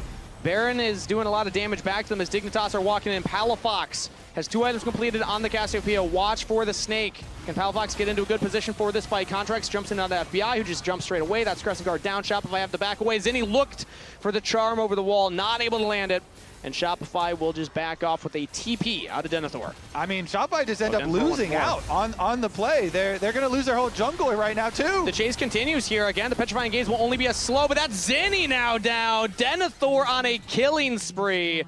Dignitas, they commit to the invade. They push him off the Baron and say, where are you going? I thought we were here to scrap. Let's just chase you down. And now they could look at Baron. Yeah, Shopify, they're so squishy. They just took so much damage from Baron. They blundered their opening that they had with their kill onto Dardoch. They took so much damage from Baron. No real threat on it. Dignitas pushed them out. They get the kill. They get the tower mid as well, by the way. And the Baron, Kangas. Wow, what a turn. I mean, it started off with them being in a rough spot, getting picked out. But again, all they needed was the extended push and Shopify to do the classic blunder of throwing a Baron. So many teams have tried to go for an early Baron and get punished for it. Sometimes what seems like a blessing may be a curse. Ooh. The blessing of, we killed the enemy jungler. What do we do now, Smite Kangas? contest. Let's all go run into the Baron pit. And take 3 champs getting chunked by True Shot Barrage. I mean, again, they got the TP out of Denethor. You could see the game plan from Shopify was get out afterwards. But Dignitas had a good play to say, no, don't let them run away. Yeah, in these scenarios, it's really hard because you're using so many spells on Baron. Yeah. But really what you want to be able to set up here is draw the enemy team over so you can get your 5-on-4 fight while the Neferi is dead. And they don't have like an Ahri charm, play to start out while Dignitas are coming to check or anything. And so Dignitas, in the end, just win out so heavily. And since they're the ones with, true front line of Cassante, backed up by Ezreal Karma poke range, and the Cassiopeia that is now level 16 with an arm guard and with flash this is a hard carry mage. And it's going to be really hard to deal with this Dignitas team comp with Baron buff on top of it. You've got Ezreal Karma poke, a lot of safety there. You're losing your whole jungle as well this entire time. And Dignitas, they're looking to regain control of the Ultimate Grudge Match Bowl. Remember, they won the opener, and they lost the second one to Shopify. Yeah.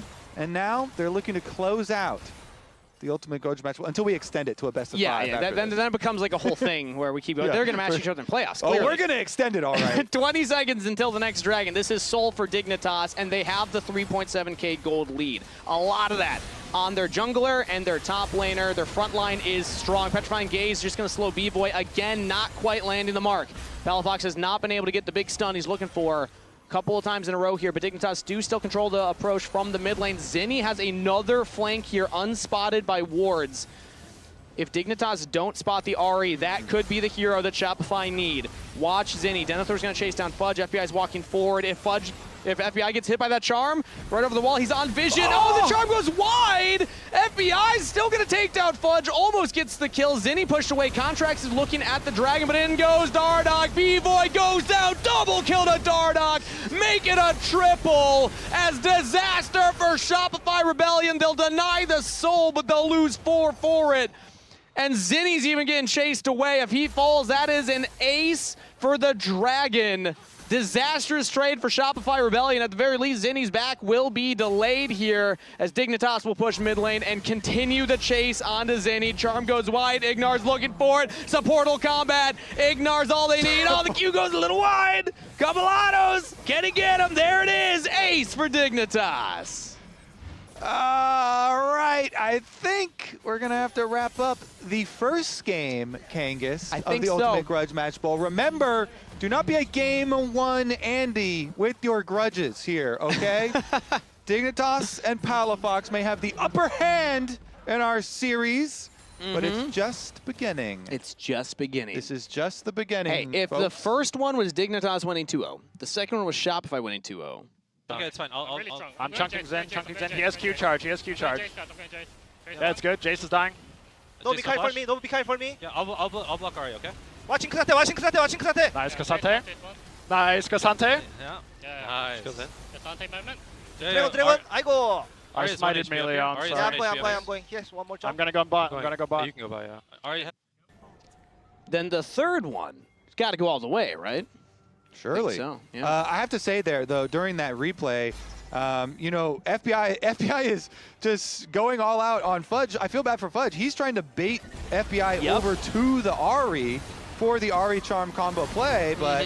And now the re-engage here. Dardoch jumps in straight onto B-Boy. The true shot barrage is enough!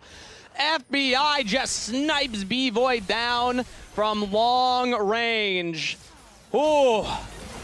Give this guy a sniper medal right now as that will be engaged from Contracts. Jumps in with the Crescent Guard. Zinni looking for the Spirit Rush. Palafox goes into the Stasis. Now FBI can walk forward. Fudge again gets baited into the fight and again will go down.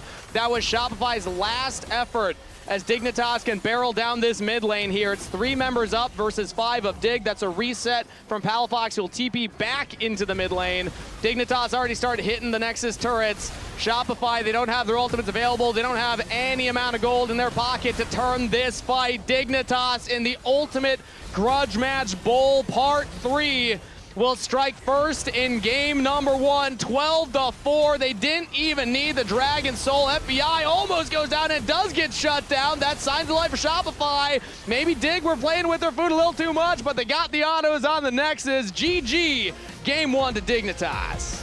And I must say, Dignitas bringing in Dardoch for a grudge match seems wise. Yeah. Dardoch had a very good beginning of this game. He only had the one kind of excessive mid-tower dive, but other than that, I think he had a very positive influence on Dignitas' side of this ultimate grudge match. What do you think, Lounge? What do you think? Is Dardoch the guy? Yes! Yes, obviously. Yes, absolutely. Why does Kobe have to bring up the one negative thing Dardoch did? He was 70 CS up. Yep. He's got his first win since coming back into a Dignitas jersey. I realized during this game how much I'm pulling for this Dardoch story to have a positive payoff. Dignitas hasn't won since Ultimate Grudge Match Bowl 1. That was the last time that they won. That's actually a crazy LCS stat. series. That's actually a crazy stat. We're never beating the allegations Whoa, of looting put that down. for the best narrative. I just grabbed it because it was fun. I figured it fit the grudge match theme. However, what I want to talk about is actually a play right around Baron, because Shopify kind of think, okay, we've killed off Dardoch, we can go for this. And I actually really liked how coordinated Dig's response was, realizing that Shopify had taken so much damage. Ignar kind of baiting Shopify to respond to him with poke. As soon as Contracts pops his ultimate, they immediately have to back off because there's just no follow-up. And this was actually a massive play for Dignitas that I really liked seeing, because I feel like prior to like last week, they aren't as decisive, right? Yeah. Like this is obviously a play that does involve a lot of risk. I just really like holding this, it's fun. But props to Dig for recognizing the window that they had and really capitalizing. Put the weapon down. I'm looking at Big Dardoch doing 21,000 damage. The moment that I was most stressed in this game, though, is what I need to go over here. And it's because Dignitas, like, I like it and I hate it. So I wanted to start back here. Watch FBI and what he does in the mid lane here, as I'll just pull up the scoreboard. He takes a ton of damage, but it's because they really want mid prio, because Dardoch says, I want to steal Raptors. However, as they do steal Raptors and go on to Contracts, you're looking over here.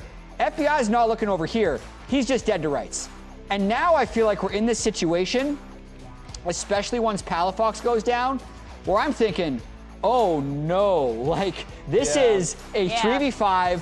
We're here, our base is over here, and you can count 5 people, well maybe 4, out of respect for Jaden Daniels. Contracts isn't really in this play, but overall, I do think that this moment from Denethor just staying aggressive, going all in on B-Boy, and how the rest of Dignitas commit to the play, keep fighting. Dardoch stays aggressive. He dodges the EQ from Fudge. They get the kill onto him. He's now no longer ahead of Denethor in this game if we check the gold, only 300. Like, that was the comeback moment, like mid-fight in that 3v5, being able to turn that one around made me relax a little bit for this Dignitas team, because otherwise I could have seen that go into a dark place. Yeah, and props to Denethor, right? Like, obviously, it was a unanimous... 5 out of 5. It was a unanimous Dardoch. But I think he was kind of the runner-up because he did fall behind to Fudge so early on. Some of that was the matchup. Some of it, I think, was his comfort level with it. But he ended up being so crucial and such a crucial front line buffed by the Karma in so many of these fights. And I really liked how he played them out. Yeah, a lot of those fights were really close. Almost as close as this vote between Denethor and Dardoch. I mean, it's just the big Ds. Yeah. We were talking about this earlier. I feel like Dignitas didn't have enough Ds in their team. They didn't have They enough needed Ds. to add They had another Photon D. X2. Yeah. They had 0 Ds. Now they could have 2 triple Ds. Ds, but they Okay. didn't. Yeah, They got double. I can't keep a straight face. Oh, I'm such a bad actress. It's unlucky. Well, don't miss any LCS action now that we're done with the Dignitas. When you get your favorite foods delivered on Uber Eats for less gold, we'll see if Game 2 Dig can be better than previous iterations of Game 2 Dig. They've won 2 Game 1s so far, no Game 2s. Can they close out the series? Up next. Desafío is going international. The forest calls for the battle, and Desafío's battleground is set in the enchanted wilds of TFT. In the new edition of El Death's tournament, players from different parts of the world face off, and only one region will have what it takes to conquer the enchanted wilds. Each country has summoned its legends. In total, there will be 40 duos, each one with 1 pro player and 1 casual player. The group stage takes place on September 1st and 2nd, when duos face up against their fellow region mates in double-up matches. And here, players have to prove their worth because there are no second chances. At the end of the second day, only 1 duo from each region advances to the final. And epic battles call for epic finishes, don't you think? The Desafío Grand Final takes place on September 10th, live in Los Angeles and broadcasted to the whole world. 4 duos, 1 from each region, go head-to-head in the final showdown. Who do you think will come on top? The players have been chosen, and your support changes everything. Follow TFT and Desafío on social media and gear up to cheer for your favorite country. Desafío Enchanted Wilds is coming.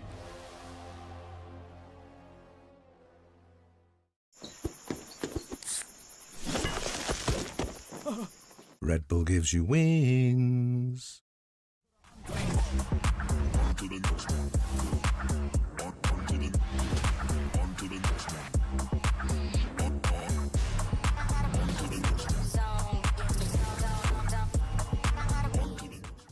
Rich in the ground before Dub can even get there. In time to try to knock out as Impact gets bursted. Don't feed. Knocks him down. Get fed. Scan the QR code for deals only on Uber Eats.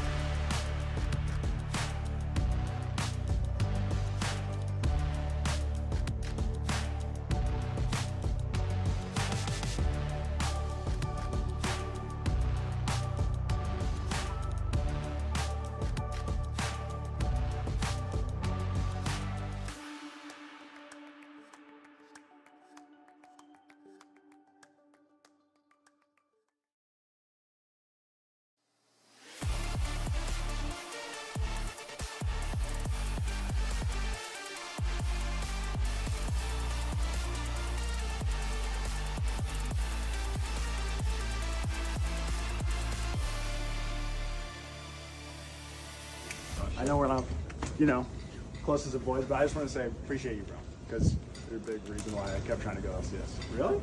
Well, like, I see you doing your thing online, you know what I mean? Yeah. It gave me the hope, you feel me? Like, not like, oh, Dokes is doing you so bad, you know what I mean? But like, somebody my age who didn't start off with a bunch of wins, you feel me? Yeah. I appreciate you, bro. I'm stunned. I never thought I'd hear something like that. I'm keeping the hope up for the unks out here in LCS. That's cool. Keeping the hope up for the unks is Dokla. That was a great moment between Dardoch and Dokes. As, yeah, I mean, in moments like that, you're just so happy that there was a camera there when Dardoch comes up and has that moment with Dokla. Because he would have done it regardless of if they were filming or not. But the fact that we got that, that's wholesome. That was a great moment. Good job, Cherry. Yeah. Honestly, too, Dardoch performing really well. So as far as keeping the hope alive, good job, Dokes, because we got a good jungler in here for game number 1 for the grudge match. Yeah. Good performance from him. Exactly. I mean, player of the game for game number 1. Dardoch also in last week's series versus Lion had an incredible game number 1. So this is back-to-back really strong starts to series for Dardoch and Dignitas. Now, Dignitas are a bit of the game 1 merchants. The next couple games are not guaranteed? I'm just saying there's a worrying trend for Dignitas in the old words of Joshua Leisman. Joshua Jat Leisman, I guess would be the official title there. But regardless, they win a lot of game 1s, then they struggle. So now my eyes will be on the rest of the roster. Can they play clean back-to-back games? Because that was a good game 1, but let's do it twice now. Summer's over. The last one game of every series. Yeah. Fuck Summer. Let's see about the rest of the series. That was quite a convincing game, but again, on the other side too, Shopify also a team with very high variance. So let's see what they can correct here in this one. Again, we mentioned Fudge has been very good on the Gnar, and now that Jace is out due to Fearless, maybe he does find a Gnar angle. That champion is very specific. That champion is good in a lot of scenarios, and definitely takes a decent amount of time to be able to master. So we'll see if they can find it here. And they're going to start out, though, with the very early Varus that can technically be, flexed onto the top side here or still be in the hands of FBI. I know FBI really does enjoy playing this champion. He's quite good at it. So, assuming bottom until the necessity for a flex up the top side really emerges. I don't know if we've seen really Denethor pull out the fun range top lane picks. He's played the Jason Gnar himself, but other than that, it's oftentimes tank duty. It's a lot of Ornn, a lot of Shen, maybe like Aatrox or Mbessa if he's going for more of a bruiser, but it would be interesting if they've been working on Flex's top lane. You always got to keep that in mind when early Varuses are locked in. The answer, regardless, will be Jhin and Wukong for Shopify Rebellion. Are we going to get yet another Annie game from Zinni then? After this Ahri game where he did get 3 early kills, but Shopify as a whole were a fairly fragile team composition and it didn't give a lot of room for errors, and they're unable to hit some of the critical moments, some of the critical openings for assassination.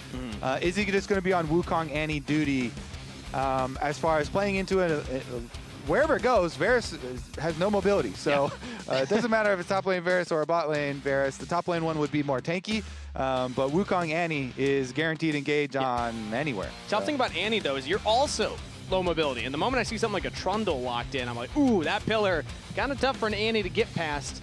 You really have flash and not much else. More engaged than the name of the game for Dignitas. Varus has Chain of Corruption, Trundle's got the pillar, now Alistar on top of it. Ignar's Alistar notorious. He loves his engaged picks and oftentimes looks best on them. Yeah, definitely. He's had even this year, he's had a legacy Ignar Alistar game, very successful one at that. But, if Alistar's there, Kangas, guess who else can use Alistar's ultimate? Ooh, Silas that boy right there. All right, this is Shopify Dignitas not doing all their homework here, because the moment that an Alistar is on the screen, Silas stocks shoot through the roof, Kobe. I'm buying. If I'm investing in the Silas stocks right now, you have this insane ultimate to steal. Even like Chains of Corruption isn't a bad one. The AP scaling on that one too, if you want more engage options. But typically that Alistar is the one that you're looking at as like, man, this Alistar is going to be hard to kill. Yeah, plus they can ban to protect the mid matchup here too. Take away the Ryze, very annoying lane, a lot of damage there, and then the Ryze can get some roaming opportunities as well. So trying to help out Zinni here, just a good angle for him. You have an Alistar ult to steal, and you get 2 more bans for yourselves. They actually spin it on the top side here with the Olaf being so popular. I guess Fudge does not really want to play the Kled or the Jax into it here for Shopify side, or at least they want to feel that pressure. Respect Vayne ban, at least. Also, want to shout it out. Producer Manny got in my ear and said, "What do you feel about the Jhin stocks?" I feel like Jin's like the safe, like close to baseline stock that's like your backup in case your crazy investment goes wrong. Yeah. So Jhin, when I have a lot of damaging champions on my team, I think is fine. And the Jhin stocks are incredibly high in LCK right now. And so oftentimes our stock market mirrors that of the LCK. A lot of regions actually. Stock markets and champion picks really do follow that of the LCK. So we'll see as it continues to trail. And the Shen still a very good support, even with the support changes that have come into the game. Can make so many plays and can also be the flex for topside. Topside Shen, not used as frequently, but still definitely has some really good moments where you can go into it. Yeah, I don't expect it to be, if it does go for Zeyzal, to be as much of that roaming support with the changes to the XP catch-up. You really have this kind of negative XP up to level 5 now instead of level 3. That really changes how much you're able to roam early if you want to get to that level 6 in a timely manner. Let's see what the answer is for Dignitas now, as it's Gnar, presumably blind picked. I mean, again, Shen could go top lane, so they're going for the Gnar as a safer pick with Talia in the mid lane for Palafox. Okay. Let's see the reveal here then. I mean, they do have, if Denethor can have a good game, which I've been definitely impressed with Denethor, especially coming in as a tier 2 player. If he can have a strong game, then you've got, Gnar, very strong side laner with Talia as well. So maybe the Shen ultimate won't be as big of a problem. But, if it goes the other way, and Fudge has been performing quite well, if you get Shen ultimate up to the Ambessa, and Ambessa becomes a side lane problem. Plus you've got Wukong and Silas here with lots and lots of dives. So honestly, I like the Shopify side. Talia rocks are quite nice versus Wukong, versus Silas, versus Shen, all these dash champions versus Ambessa. That's a lot of so dashes. We'll see about the positioning from Palafox. He might be one of the big difference makers. With Talia E as well as the Alistar having making it really hard for some of these melee champions on Shopify to play. We'll see if that is going to be enough to hinder, all of this dive with the Ambessa, Silas, Wukong, and Shen. Palafox had the vote of confidence from the audience, Kobe, by a whole 1% when we asked them during Game 1, which mid laner would you rather have on your team, Zinni or Palafox? He got the dub in Game 1. He's got the big stretch right now. Zinni had the kills, but he was not able to turn it into teamfight wins in the late game. So already Palafox has the tools to control the team fights yet again. Unraveled Earth, an incredible tool to deal with all the dash, all the mobility that's on Shopify Rebellion's comp so far. 0-1 Shopify Rebellion versus Dignitas as we get into game number 2 of our Ultimate Grudge Match Bowl. Part 3. Well, if you're bringing it up again, might as well vote again. Ooh. Chats. Have you want a changed redo? your minds? Not a redo, because the first votes count. You know? I just want to see if anyone has changed their mind. You know, as Raz would call it, flip-flopping. Do you still have your Raz flip-flops? No, you don't? I did not accept them, actually. Oh, I wear those quite often. Oh, you got a good use out of them? I I'm am. glad. Yeah, it's fun. So you're stepping on Raz's face a lot. Well, I don't like to think of it that way. No? I like to think I bring Raz wherever I go, when I'm wearing them at least. Usually the pool. Would you rather, though, have Palafox or Zinni as your mid laner? We're asking the question again, Kobe. Do you think that, has your answer changed from game number 1? Because you never even gave your answer. Yeah, my answer has not changed, and I'm not revealing it either. Oh, the dodge forward for FBI does not get taunted. Dazel not quite able to connect on that one. We'll see as the second vote comes in, if the vote will have skewed at any point there. Because again, like, it is a funny thing that happened game 1. Zinni got all the kills, but Palafox got the win. How much do you value winning Shopify's not laughing, Kangas. over a solid performance? Oh, now it's like really in Palafox's favor. Okay. I think some people changed their mind. Winning usually does do that. We'll keep track of it here, though. Or the Shopify fans all left after game number 1. Maybe that's what happened. No, they're just going to jump ship after game 1, Kangas? It's sad. That's you. It's That's your sad. people. Hey, I don't claim them, okay? You know, the true fans stick through it. So you already jumped the ship, even before the first game. Hey, I still had them highest on my power rankings for this split. I'll have you know. You're going to claim how can you claim all sides then? You're still in the boat or not on the boat? I'm in the boat. Okay. I'm in the boat. Okay. B-Boy right now getting rocked in the boat here as Ignar jumps onto him, but the damage is traded right on back. That's flash out of Ignar early. Dignitas' bot lane struggling. And a large part of the Grudge match, when we're constantly bringing it up, is a lot focused on jungle and mid because of the close relationship, as we're going to see FBI under tower here, under trouble. Probably just a dive attempt. No, FBI wise to it, backs all the way up.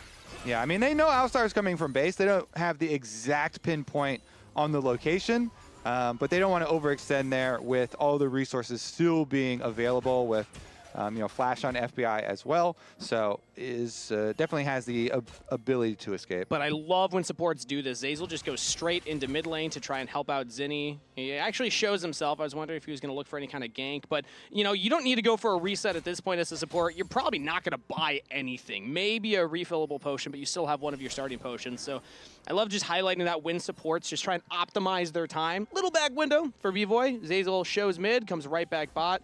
And we'll catch the XP with this wave alongside B-Boy. Yeah, you know, the classic Summoner's Rift tour. See Through the eyes sights and Zazel. sounds and smells, Smells? of the enemy jungle. What do you think yeah? Summoner's Rift smells like, Kobe? Well, the jungle. It's got a musk to it, I bet. You know? Yeah, I There's a lot wonder of moss in what's there. the humidity like in the blue buff jungle? Well, have you ever gone? You're from California. Have you ever gone on a hike in like a woodsy place? Like in Minnesota, we go on hikes a lot. Yeah, many times. Woods. You know, Yeah. I feel like it's got to be It's along fresh. those lines. Kind of like it. Yeah. Here we go, though. Nice little deadly flourish follow up on FBI, but Ignar, solid answer. Just headbutts B-Boy away and keeps his 80 carry safe. And both of those junglers that we were talking about are heading down towards the bottom side. So we'll see on the reverse clears for them if they do make their visits, towards mid. You can always try and gank and get one of these flashes down early. But the jungles definitely were a big part of the first game. Dardoch got player of the game and had quite a strong performance. And we'll see about this particular one because on the Trundle, you have a lot of dueling power. So oftentimes, players, especially in these pro matches, will get very aggressive with the Trundles and look for, some invades and trying to make some plays off of their lanes that do have a significant amount of CC. Sure. And things that they can set up with their pillar slow and then look to affect some of these extra lanes. But Dardoch, even though he gets scouted, it's fine. Finish up his next clear on the top side. Yep, just goes back up towards those Krugs. He's actually so fast on the clear, he has to wait for them to spawn. Now they have, so he'll start picking those up. There is one window where on the minimap I noticed him up in that top lane tri-brush, but there's really no angle to actually go on the fledge there. I also do want to note that the Shen is indeed roaming very heavily still, despite the reduction in experience and the increased threshold up to level 5. A lot of the times, though, you'll notice Kangas, he's trying to time his return with the minion wave crashing. So he is avoiding a lot of the scenarios, or at least some of them, you know, where there's a decent amount of them dying. Tough to do perfectly, but he's getting back in the lane and helping out regardless. So that's a chunk on the Ignar. That's half health on the Alistar now. So I think Zeyzal overall is still playing this very well, showing you that you can roam and still play with the new changes to the support role quest. Yeah, you just got to return, you know, time it well with where minion waves are. Well, now Dignitas are timing it on to Zeyzal and B-Void. They have Dardoch there, and first blood to FBI. Dignitas had a trap set. Shopify walked right into it. After Shopify were feeling very confident because they had just gotten that previous taunt into 4th shot combination and chunked out Ignar down to 50% HP. So they felt confident to move up and try and get some vision, but Dardoch was there first, and is he going to get the crab? Oh, no. Contracts. Yoink. Smites it away. Hit level 6. Cyclone. The engage from Shopify. It's their turn to party. Ignar will go down. Same with Dardoch. And the Rebels get 2. Kangas, the crab will turn around even the best of plays. Contracts gets in there. Smelled too good. With that smite trigger finger, he's able to hit the smite, get the level 6, and you know, you hit that smite, Kangas, you're just filled with adrenaline, gonna go in, use his ultimate, gets the extra kills here, and critically, one of those kills went to his mid laner, went to Zinni on the Silas, who chat has turned against and started shouting. Yep. Right when you doubt him the most, as our Pagoda moment. Let's look at this again. Level 5 from Contracts, and it's like a Sensu beam. Let's look at it. Gobble it up. He had the upgraded smite. It's not fair, Kangas. Yeah, it was still 711 HP on that smite, and Contracts was fully upgraded, so he easily is able to take it. Nice, nice. Nice job. Really well played. Yeah, really huge. Let's go. This is you. All right. Some words of encouragement from the team as well. And that signs the life of Shopify Rebellion, because Dardoch had kind of ran away with game number 1. The start of game number 2 here was the gank bot lane, which gets first blood to FBI, but now Contract showing he's not going to back down without a fight. 2 camps up over Dardoch, plus a kill to his name. Yeah, the tech for the smite upgrade is so critical, and everybody has kind of jumped on that train. Really nice move. Let's see, though. Now that Zinni does have an early kill with the Dark Seal stacks, having it purchased in time. Yeah. See if this Silas that is going to have a game that should be perfect. You've got an Alistar ult to steal. I mean, again, as we mentioned, the Talia rocks are pretty annoying sometimes, but they should be able to flank from lots of angles, the Shopify team. Yeah. They have so many flankers that they should be able to put that pressure on multiple angles here on the Dignitas team comp, and see if they can push us to a 3rd game in the grudge match. And you know what helps with a stun from the Unraveled Earth is a self-cleanse from the Alistar ultimate. You get all those resistances as well as, you know, removing the CC. That's going to be 3 grubs, though, to Contracts and the Rebels. He goes up there and takes them away. No contest from Dignitas, who have a tiny little gold lead for themselves, but the game is still pretty much dead even. So now I'm going to say Shopify, with that first neutral objective take there, have a little lead. Dragon's still up. Nobody's looked at that one yet. We haven't actually started it up. No one's currently on it. Dardoch's just on this bottom scuttle crab, as he has a window here, but he will walk away and not start up the dragon. Yeah, him and a level 6 Alistar roam time is definitely not something you want to fight really here for Shopify. Signar has to be a little careful, though. When you're doing these roams, you don't want to give the free Alistar ultimate over to Zinni. Denethor goes for the Gnar ultimate. Fudge with the public execution. Will get away from the turret range. Denethor wasn't quite close enough to his own turret to get the extra damage. But you saw Ignar kind of avoiding that range, staying away from Zinni, so he's not going to give it over super early on. And we'll see here as everything does calm right back down. Teleports back out to the top side. And so it's going to put the extra pressure towards the setup on the other side. Still would have liked to see Dignitas go for a dragon. With how much Zeyzal had been roaming, he was still only level 5. Would not have had the Stand United to give an extra shield buff to his team. Ignar was level 6 because he just stuck in lane the entire time. Instead, it's going to be a reset here from Dignitas for their bot lane. FBI goes back in and picks up the Youmu's. First item completed for him. And we'll head right back to that bottom side. Dardoch is just happy to power farm in the jungle still. Can't get the interrupt on the recall there, so Zinni as well gets back to base. He's got some burst damage, got his Merc Treads as well too, so he's got alternators, got his Merc Treads. I mean, the Sylas in a dragon fight definitely is going to be something to watch out for, as well as Contracts getting Trinity Force Power Spike here on Wukong. Yeah, that's a big one for the Wukong jungle. Suddenly you're able to actually threaten a lot of damage now onto enemy squishies. And he's looking for Dardoch right now. I wonder if Contracts can find him. You see him on the top there if he even checks Krugs. But Dardoch is finishing them all up, so his timing is good. Contracts waiting around. Will now walk up towards the Krugs. And we'll spot the reset. Oh, it's actually canceled by Dardoch. He decides to walk into the brush instead.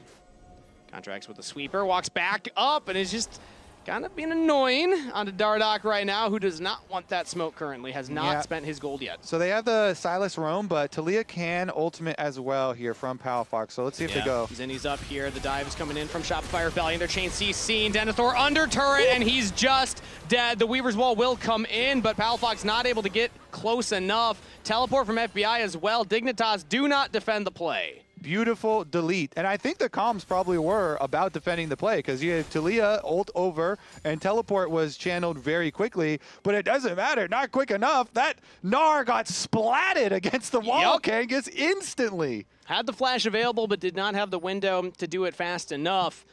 And then, yeah, the answer from Dignitas was just too slow. Zeyzal even comes in with the Stand United to keep his team topped off. Successful dive means that now some tempo play for Shopify Rebellion on the Rift. Dignitas have gone for a whole reset here. They're sending Palafox topside, their bot lane mid, and now Denethor into that bottom lane. Yeah, we're going to rotate over. Keep Zinni in a side lane. A long lane there for Sylas up to the top side of the map would be quite nice. You know, he has his teleport ready, and so they easily can try and contest on Dragon. Honestly, too, Dignitas going to have a hard time kind of retake vision. They put so much effort previously. For the last, like, 5 minutes, they've had Ignar constantly roaming behind that Dragon, constantly refreshing their vision. But because of the quickness of the previous play there from Shopify, now swapping everything back, it's a lot more priority for Shopify, and they're able to get some vision set up of their own around the approach. They're not going to start the Dragon immediately. That's an engage from Ignar instead onto Contracts. Chain of Corruption will land only onto Zeyzal. And now the engage comes in for Fudge. The public execution onto the carry. FBI's just down. B-Boy with the kill. Curtain call onto Dardoch. Dies under the turret to Zinni. Shopify find 2 quick kills in the jungle. Shopify, they're the ones with a grudge to settle this time around, Kangas. Game number 2, they're blasting Dignitas. They do give some area on the top side of the map. The Taliyah left up there is going to be able to get, I think he got 1 turret plate from the beginning of it, since they had already knocked off a couple there and was able to push in, but it's definitely big for Shopify to get the kills, get the Dragon for themselves as well. I mean, really nice snipe there from Fudge. Yeah. Roams up the river. Boom. That Varus is toast. Public execution directly onto the Varus. Flash available. Still just not able to do it fast enough. The trigger pull of Shopify Rebellion is too quick for the reaction time of Dignitas so far in this game number 2. And that means an early lead here for Shopify Rebellion. They have the Dragon, 1,000 gold, plus the 3 grubs. Things are landing heads for Shopify. Yeah, you can tell that FBI's camera was directly over the Jhin. So let's walk through this from FBI's view, and you can talk about why he does not flash this, because he's clearly looking at the skirmish. So he goes for the Chains of Corruption, and then he pushes his E right on the Shen, as even though the Ambessa is on the Scuttle Crab vision there, he's clearly, his mouse is over the Shen. He just casted his E, and so he does get sniped. Nice job there by Fudge approaching, and now he gets snared, and now he gets murdered! Doesn't have a chance to flash there either, Kobe. He's down in the mid lane yet again. Got hit by the deadly flourish, and it was deadly indeed. It is a bigger lead now for Shopify. FBI is wishing he was going to be able to dodge some of these things. I mean, if you flash a Deadly Flourish, then maybe you get away, but Contracts had such a good approach there with the Cyclone regardless. That's just tough for Dignitas. Ooh, as Shopify come into life here in game number 2. A reminder, they'll be on the road with C9 Lion and Team Liquid for our little roadshow there. The remaining teams playing their match next week. B-Boy right now, alone in the jungle. That's a shutdown for Dignitas. This is a classic League of Legends phenomenon, Kangas, we call the AD carry humiliation ritual. Getting picked in the mid lane. As, both AD carries getting You a little do it, taste then of I it. do it. That looked like fun. Yeah, B-Boy, he's got flash too. You know, you got to point it out. If we're going to point out for one, we got to point it out for the other. You know, that's unbiased broadcast. These AD carry players, they're all like, don't put mages down here. Complaining about the meta, complaining about flashes, saving it for the next game. Dignitas with that pick will go straight to the Herald and pick that one up. So neutral objective for them now. As Zinni actually jumps onto Denethor here, steals an R ultimate, does not get the ult into the wall. Denethor has the flash available as Shopify trying to get away now. Dignitas can't find a hard engage, so no kills either way. It's just the objective for Dig. Just the objective for Dignitas. Goes into the hands of Dardoch. Meanwhile, though, whenever you're going for that, the lane push in on bottom side, plus a little turret plate action there for Fudge, honestly, they don't feel too bad about it. Hey, maybe B-Boy and FBI can have a deal there in mid lane now. Yeah. Nobody else approach, please. Just let us little AD carries flash on each other. A gentleman. That's what they were saving them for. Yeah. It's actually for the 1v1 try and outplay here. Yeah. It's going to be B-Boy flashing forward to try and get that fourth auto into the chain of corruption. I was trying to visualize it in my head right now. I can see the angles. I can see the plays. Ignar, get out of there. You're not supposed to be in the bot or the mid lane here. Zeyzal takes a blast going over, will spot. Dardoch over the reset, drops a ward down. There's nobody from Dignitas in this top lane right now. They're instead looking bot. It's going to be a race for the turret. Shopify have multiple members hitting that top one. Dignitas with 2 members hitting this bottom one. 1 plate remains for Dig. Can't see the top one here, so who gets it first? Looks like Shopify Rebellion. We'll get that first turret. Love me a good old-fashioned tower race. Yeah! Check out our split push cameras. Dignitas kind of gave up on it, though, I will say. They only left like 1 person hitting it at the very end. You gotta give it your all the entire time. I know. They were reluctantly crouched at the starting line, never took off. Well, I guess they did get there at the very end. But Still look at that, Zinni's not giving up on the top side. He went all the way to the secondary tower up there. He finished the race and he was like, I'm gonna do another race. Yeah. He's racing and pacing, you know? Plotting the course. All right, Dragon 30 seconds here. That's the next focus as Zeyzal is able to block away the chomp from Dardoch, but the pillar comes up. It's going to be Shatter Dash from Zeyzal to get away. Not getting picked in the jungle is step number 1 for support on their warding path. As now it's Zinni actually jumping straight into the mid lane, steals away the chain of corruption. The rest of Dignitas are fighting in the river here. Zinni throws it out, will land it onto the jungler. Dardoch, the focus here. That's Exhaust onto Contracts, who has to cyclone away. Denethor, meanwhile, joins in on the flank. Shut down onto Contracts from Palafox. Welcome back, says Palafox to his old jungler. Already dead out of the gray screen here. Dignitas with 1 kill can look at the dragon. Nicely done here. Dignitas, they defend the mid lane this time. FBI, he scrambled out of that mid lane as Zinni was running at him and stole his ultimate. But then as FBI Didn't even need a flash. Yeah, FBI scrambled back to his tower with just his Ghost Blade active. And then Zinni, fires off the engage. They think, oh, the fight's probably going to be good for us now if I can hit the Chains of Corruption, and Contract's committed to it. But that was onto a tanky Trundle. Yeah. And so nice little turn there. Ooh, public execution goes wide from Fudge. Zinni will commit onto Denethor still. Who's still mini and will go down. Ignar cannot save his top laner. Successful gank top for Shopify. Nice counter here. Shopify not going to take that previous team fight loss lying down. They make a cross-map play. So here's what we're talking about. You're running FBI off the top on the top side, uses the Ghost Blade, and then they think, okay, we're going to get a good fight here, but look at the teleport by Raptors as well. Contracts fully commits in there. He gets exhausted, though, and they kill him, while Denethor goes straight for B-Boy. The Gnar with the massive health pool is able to create so much space for the rest of the team that, yeah, they just delete that Wukong as soon as he committed in. And then they're able to follow up with the dragon for themselves to also even up the dragon count. Denethor has had a fantastic 2 games now. I know he's only 0-2-0, but those types of plays are what give us some excitement for these rookies coming into the league. Like, he was able to come back from a deficit against Fudge in game number 1, and already coming back here in game number 2. That was a fantastic teleport flank. I particularly enjoyed when we hear from Denethor as well, you know, during pros and in the interviews afterwards, when he is very, very dedicated and committed to improvement. You know, as a tier 2 player, paying his own way to go to Korea to, you know, play in Korean solo queue, improve his own gameplay, always focusing on how he can play better on all of his teams, and you know, constantly looking to be the next big thing in the LCS. And Dignitas have definitely been rewarded for bringing in both Denethor and Dardoch. Yeah.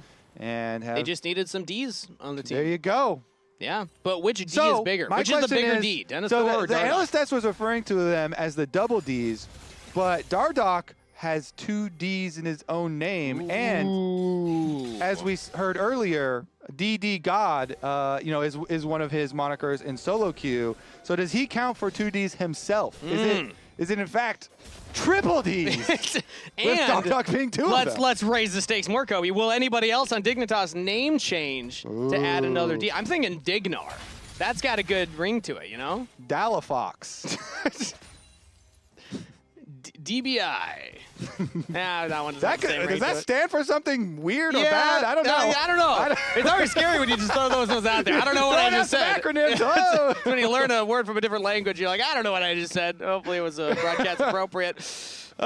Speaking of broadcasts, though, remind to get your tickets now. We're going to be at the Gas South Arena. Are you gassed up, Kobe, for the Gas South Arena? But I guarantee you I will be. That's good. That's good. You're conserving the energy right now. You can't just go around always gassed up. But don't conserve your wallets. Get your tickets right now. Scan that QR code. Come say hi. We're getting gassed up at the Gas South Arena. Zeyzal and Zinni right now invading onto Dardoch.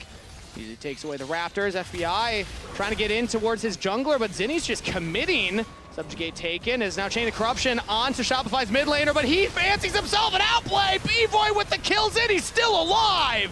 Into the stasis, but Palafox with Weaver's Wall will be enough. Dignitas have to commit everybody to take him out. Zinni, wow, that was a crazy play. Throwing his life away for the kill on the Dardoch. Yeah, I mean, the Trundle ult is a decent ult to steal, too. Yeah. And he was just like, you know what, I'm stealing this. He gets headbutt back in, fine, I'm fighting to the death then. Let's go. You know, I'm going to fight to the death with you. And Ignar there with the commitment. They do go for 1-for-1, and it is a shutdown kill, though, is the only thing. Zinni's kill. Not like a huge one or anything, but a little bit there of extra to FBI.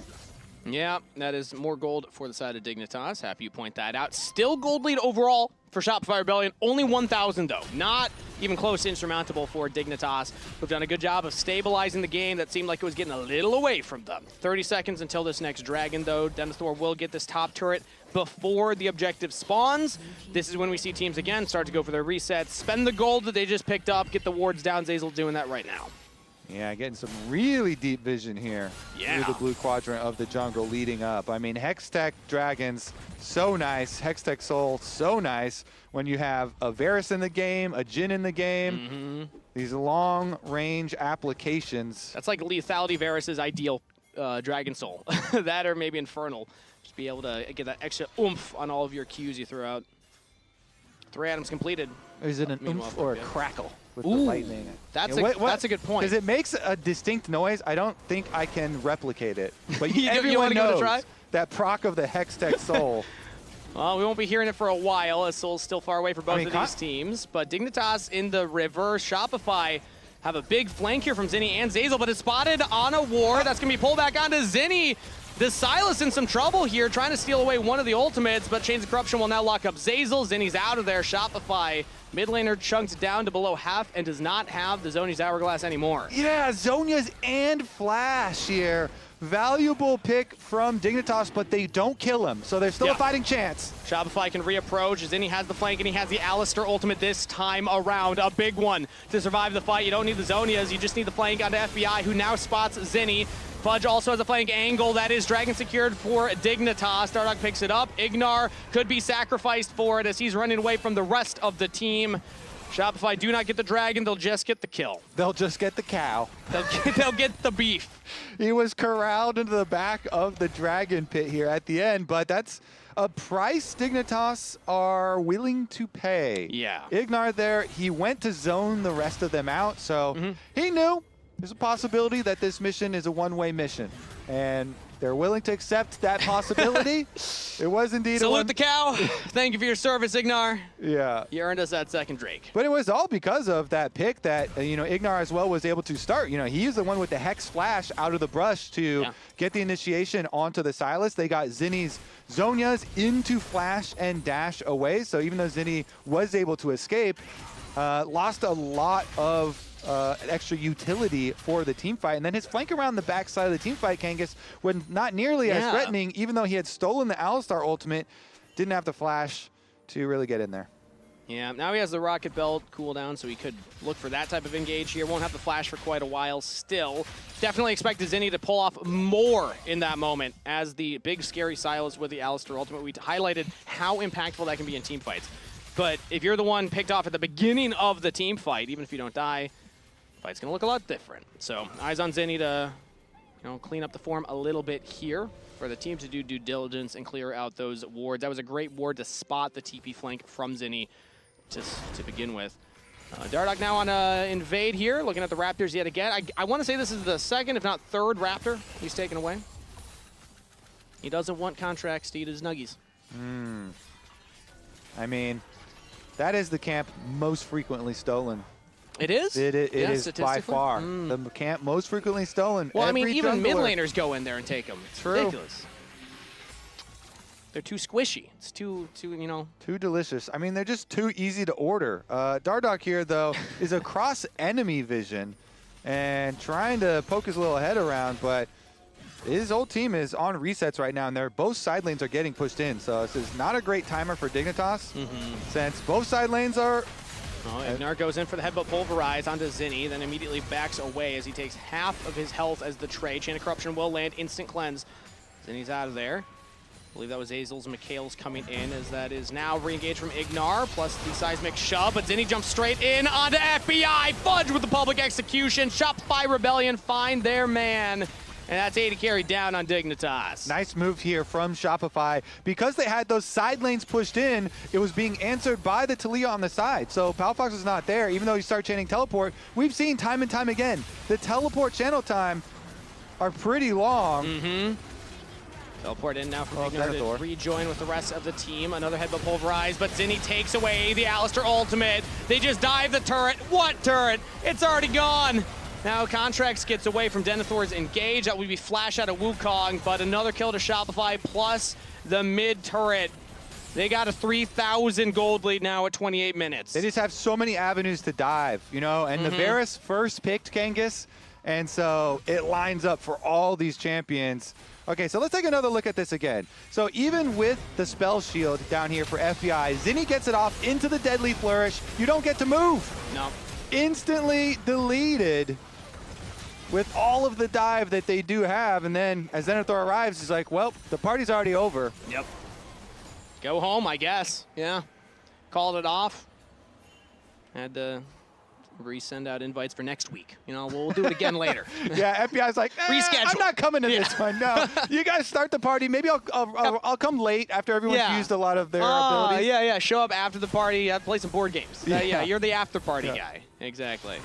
Vibes weren't right there. These 80 carries, though, yeah, it is tough when there's so many tools that the enemy team does have to dive upon them, even with a spell shield, but annihilated there. Nicely done from Shopify. They're continuing to push this pace, grow their gold lead, and they should be able to get the next Hex Tech, but... Zinni all alone to the side here. Rocket Belt does get him away, flashes the seismic shove, and a flash commit from Denethor, not able to land the Gnar ultimate. Zinni gets to safety, but now he goes back in with the stolen Gnar ult, He's got B-Boy behind him, and Zinni fancies the fight. Shopify Rebellion get onto the back line. Fudge with the public execution on the FBI. He flashes this time, but he still goes down. Zinni with another one. And a double kill to B-Boy. Shopify Rebellion find a triple for the AD carry right at the entrance to Baron. That is Zinni's best clip since he has joined the LCS, man. Holy! What an escape, and he turns with the stolen Gnar ultimate. Zinni has arrived. Who needs to escape when you can just turn the fight? Zinni says the only way out is back in. He liked those odds. Okay, be honest. Who of you in chat voted for Zinni? Everybody switched sides. Who held the line? Let's look at it again. Everybody switched sides in game number 2, but look at this. Okay, he flashes the seismic shove, dodges away. The Gnar ult barely not long range there. FBI also kind of misses his ultimate, so, you know, a little bit of column A, a little bit of column B, but the turn back in is just freaking beautiful from Zinni, and his team wipes Dignitas. They're gonna be able to grab the Baron afterwards as well, and that might put a wrap on game number 2 to push us to a critical 3. Zinni! Vamos that. Can I go top? Yeah, okay. Zinni, as now he's alone again. Oh, they just can't stop this guy. Those Weaver's walls are just a battle cry for Shopify to get back in there and turn the play yet again. Ignar's limping away with the unbreakable will. Will survive that time, but that's right out of a replay into another Weaver's wall onto Zinni. And yet again, he's showing, hey, you don't mess with me, man. He's feeling it right now. Yeah, this angle was too good for the Sylas, and Zinni is really making them regret it. Dignitas trapped inside their own base, being attacked on all sides here by these buffed up cannon minions. And Shopify should be able to whittle down these outer towers. What was a relatively close game has now exploded. 9,000 gold lead for Shopify Rebellion as Ignar goes for another engage. It's exhaust onto Zazel, but Contracts with a re-engage. Cyclone's available, B-Boy dominating. And into the back line goes Zinni! Shopify's mid laner has the Gnar ultimate. He could look to jump further. Not going to go for it this time around. It's just going to be one inhib. Another in the mid lane here, but Shopify Rebellion with the Baron buff will push the wave in. Contracts knocked back by Palafox. First Nexus turret falls. Second inhibitor will follow. Dignitas have a 3-man defense against Shopify Rebellion, but they got no Nexus turrets left. Shopify's mid laner steps up big in game 2. It's a 1-1 series. Episode number 2 of the Ultimate Grudge match here in this series is the chapter of Zinni. Analyst Des, is Zinni your player of the game, or is Zinni your player of the game? Zinni is my player of the game. Yeah. Really nice to be able to see him actually It's come Zinni. out and have a good performance. I'm excited because Zinni has landed. The fact that he came in with this Sylas play, I was getting bored after the Annie game into the Galio game into the Annie game into the Galio game. It was a fat Sylas angle. Listen, yeah. It's a good. As soon as Alistar was locked in, they're like, aren't you excited, Jack? He did good, but like, what is Dad is mad. I want Dignitas to do well. I want Dardoch to win a game. Yeah. I want He won a the game. story. The last game. But you lock Sylas Trundle after the Varus. You know how fast they put in Sylas? They locked in Sylas? Yeah. Because the game was won when they locked that in. Is that the highlight? You have them locking in Sylas? It could be, but we can't access champion select, so we might as well talk about it while we're showing this play. For me, this is something that the observers didn't catch, but that's because there's so much action happening that it's hard to catch something like this. So let's just watch it here, which is, by the way, this is the lead up to the level 6 fight that looked kind of good for Dignitas, then looked really good for Shopify Rebellion. I'm focusing on Contracts because he does the trick that we talked about at the beginning of the year, which is you're nearing 5:30 on the clock. And so what does he do? He waits. He waits. He waits. He keeps waiting. Keep waiting. Keep waiting. Keep waiting. 5:30, he now has Upgraded smite. He has upgraded smite. Dardoch does not. And so he's confident to take this fight. Zazel, hearing the comms very likely, super confident, walks into Fog, which starts the bad moments here for Shopify Rebellion. So while they lose B-Boy, Contracts is like, I ain't giving this up. You think I'm giving up this Skull Crab? Hell no. Now let's look at the perspective of Dardoch, because he doesn't think this is going to be contested. We just took out your AD carry. Why would I lose this smite? Now, yes, he gets a glimpse of the Wukong, but he sees 3 men, and he still loses it at 700. Oh, the crab turned around. Crab did turn around, so it was not being helpful. And I wanted to zoom back into this fight because take a look at the perspective. Now he has level 6. Now this is the nightmare of all junglers. To lose a level 6 fight just because of smite. One jungler had the smite, the other one did not. It didn't even matter that the AD carry didn't even participate in any of it. So that one, that one is very depressing. He's going back to get the wave. You had a play that you wanted to look at? Yeah, go to 12:48, 12:49. Yeah, you're there. So, and then yeah, look at this river. So here, I think Dig are contesting. They're like, okay, we're gonna clear out this vision. We're going to establish our battle lines. And Ignar goes in when I feel like he doesn't have to. Like they can just back off as soon as they realize that there's people here, because if you look at Denethor's bot lane, Fudge is already rotating, and crucially, Palafox does not have TP, so he cannot join this fight, and they know that. So because Fudge has such an early rotation on this play, it actually ends up costing them a lot, because to me, this is the fight that actually ends up snowballing Shopify in the game. They immediately kill off FBI. He didn't have fun in a lot of these team fights. Zinni kills off Dardoch. This allows them to pick up first Drake. Yep. And it's actually a really crucial turning point that I think was a little bit of an unforced error from Ignar, just because Dignitas did not have TP advantage. Raz, what are you doing to me, man? Yeah, I get it. He's on Silas. Yeah, he is. It's cool. Oh, Raz more people coming. He's alone. It's a 1v4, Jack. It's a 1v4. But it's a bad draft. But And he missed everything. Run away! You missed all your spells. Right when I think I'm out, they pull me back in. Yeah. Chains right back in. The Gnar ulti on 3 goes golden. Bro, the fact that they picked Gnar after already giving them, I guess they tried to say like, I mean, if you want even more perfect ultimates, you can have more perfect ultimates. Would you like them, Zinni? Zinni did like them. I really hate this draft. I really loved it. I'm hating it so much. I feel like the more you see the game, the more you're just like How seeing easy red it was about for the Zinni. draft. Like that last play, super cool. Yes. But you showed the first play, that was Contrast getting 6. Zinni met it in there. Second play, that was Fudge landing a good ult. Zinni just like pressed a couple buttons on Dardoch to get the kill. Yeah, the Silas was the most important thing in the game, so therefore Zinni gets player of the game. I think Dignitas wins game 3. They was going to draft better. I think that draft was so bad.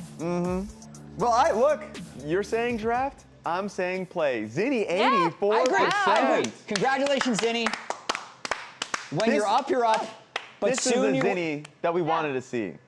Emily? There you go. I mean, I am like, I feel like we still haven't necessarily seen the Zinni that we I've seen it. expected to That see, was promised. But he did, yes. yeah, just based on watching him in LCK Challengers. But I think the big thing to me is just him increasing his comfort level with the team, right? Because he is going to play very far forward. He is going to go for these like very risky angles a lot of the time.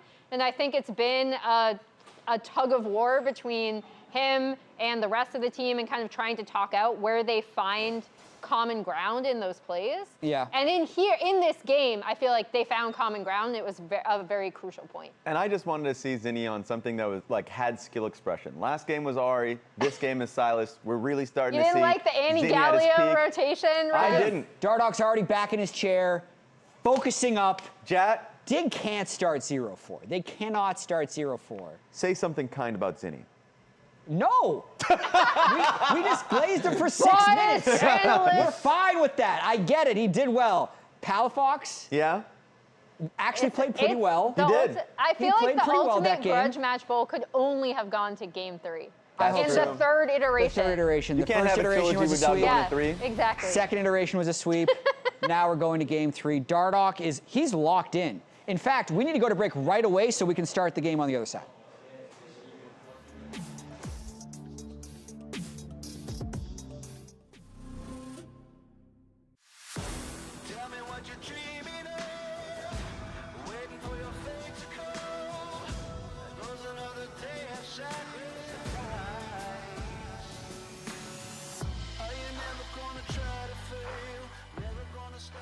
Oh, they're literally top.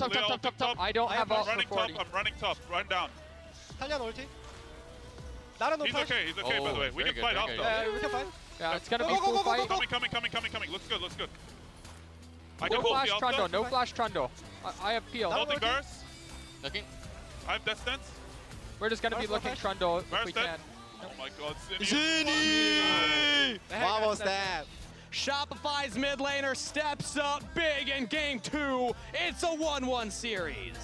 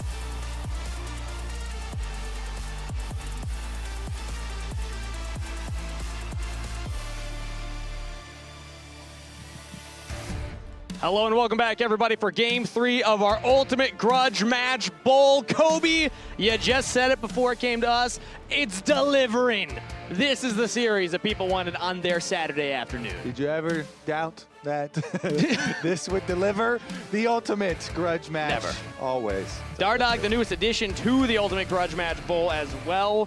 You know, we never even asked him what it meant to him to be part of such a momentous occasion. True, we should Maybe we'll hear from him after the series. Yeah. Dardoc, we're going to have to check in. Also, what was Dardoc's friend that you were talking to? Johnny Rockets. Johnny Rockets. Johnny Rockets. What does Johnny Rocket think Rocket? about this? Can we get a check-in? Johnny Rockets, are you in Twitch chat right now? Or Johnny YouTube Rocket? chat or any chat? Somebody shoot a message over to Johnny Rockets. We'll see how he's feeling about Dardoc so far. I'm hearing from Grapes, one of our producers, that he is going to check in. Yeah. So we can get a live Johnny Rockets update. We need to also ask Johnny Rocket what we've been asking chat and which mid laner would they, if they were making a team, which mid laner would they want on their team? Should we just run that back a third time in Game 3? I mean, we might as well. You know we are, Candace. Yeah. Also, we're going to post the results of each game's you know, votes. And we're going to name every single chatter. Oh, that's good. That's good. I like that. Side, yeah. Out them. We're gonna especially name the every flip single one. floppers. Yeah. We're gonna see. We're checking the data. Now, right as now, casters, as we speak. do we have the power to do that? Yet to be determined. Yes. But we can at least say we're going to do it and then see what happens. Yes. See what the socials team does. See what the moderators do. Shout out everybody who makes the LCS tick. It's Game 3, Dignitas versus Shopify Rebellion. Digger on blue side. Shopify Rebellion with last pick. And a couple bands already coming in here. Poppy, Nocturne, Nautilus from Dignitas' side. Lee Sin, J4, and one final band that they're waiting on. Oriana is up. Oriana is up, Kangas. Oriana through. Is it a Palafox Oriana angle yet again? I like me some Palafox Oriana. What else we got? We got Vi dive options. Okay. So the Oriana being left again to pass to the other side here. Oriana's a good combo with Vi. Yeah, it could pair either side. Quite interesting. Dignitas, clearly though, they want that dive. They want the point and click. Let's see what the answers will be from Shopify. We mentioned previously tank options for contracts from the jungle. They did get buffed up on this patch a little bit on the clear speed. Quite nice. Skarner's already been the existing pro play tank option. We saw Sejuani in the first series of today, though, so you're right, the tanks are starting to come back. It had been a while since I had seen the Sejuani played. And personally, I find that tanks that build a Heartsteel and get the satisfying Heartsteel noise into the game Kobe, make the game way better. We have an update from Johnny Rockets. That was a fast update. This is, quote, Dardoch Masterclass incoming. We have the clutch gene. We have the clutch gene. Are Johnny Rockets and Dardoch related? Fun fact, Johnny Rockets' NACL team eliminated Dardoch's old NACL team from playoffs yesterday. Shout out CCG, shout out Contingent. Awesome to see that Johnny Rockets still competing.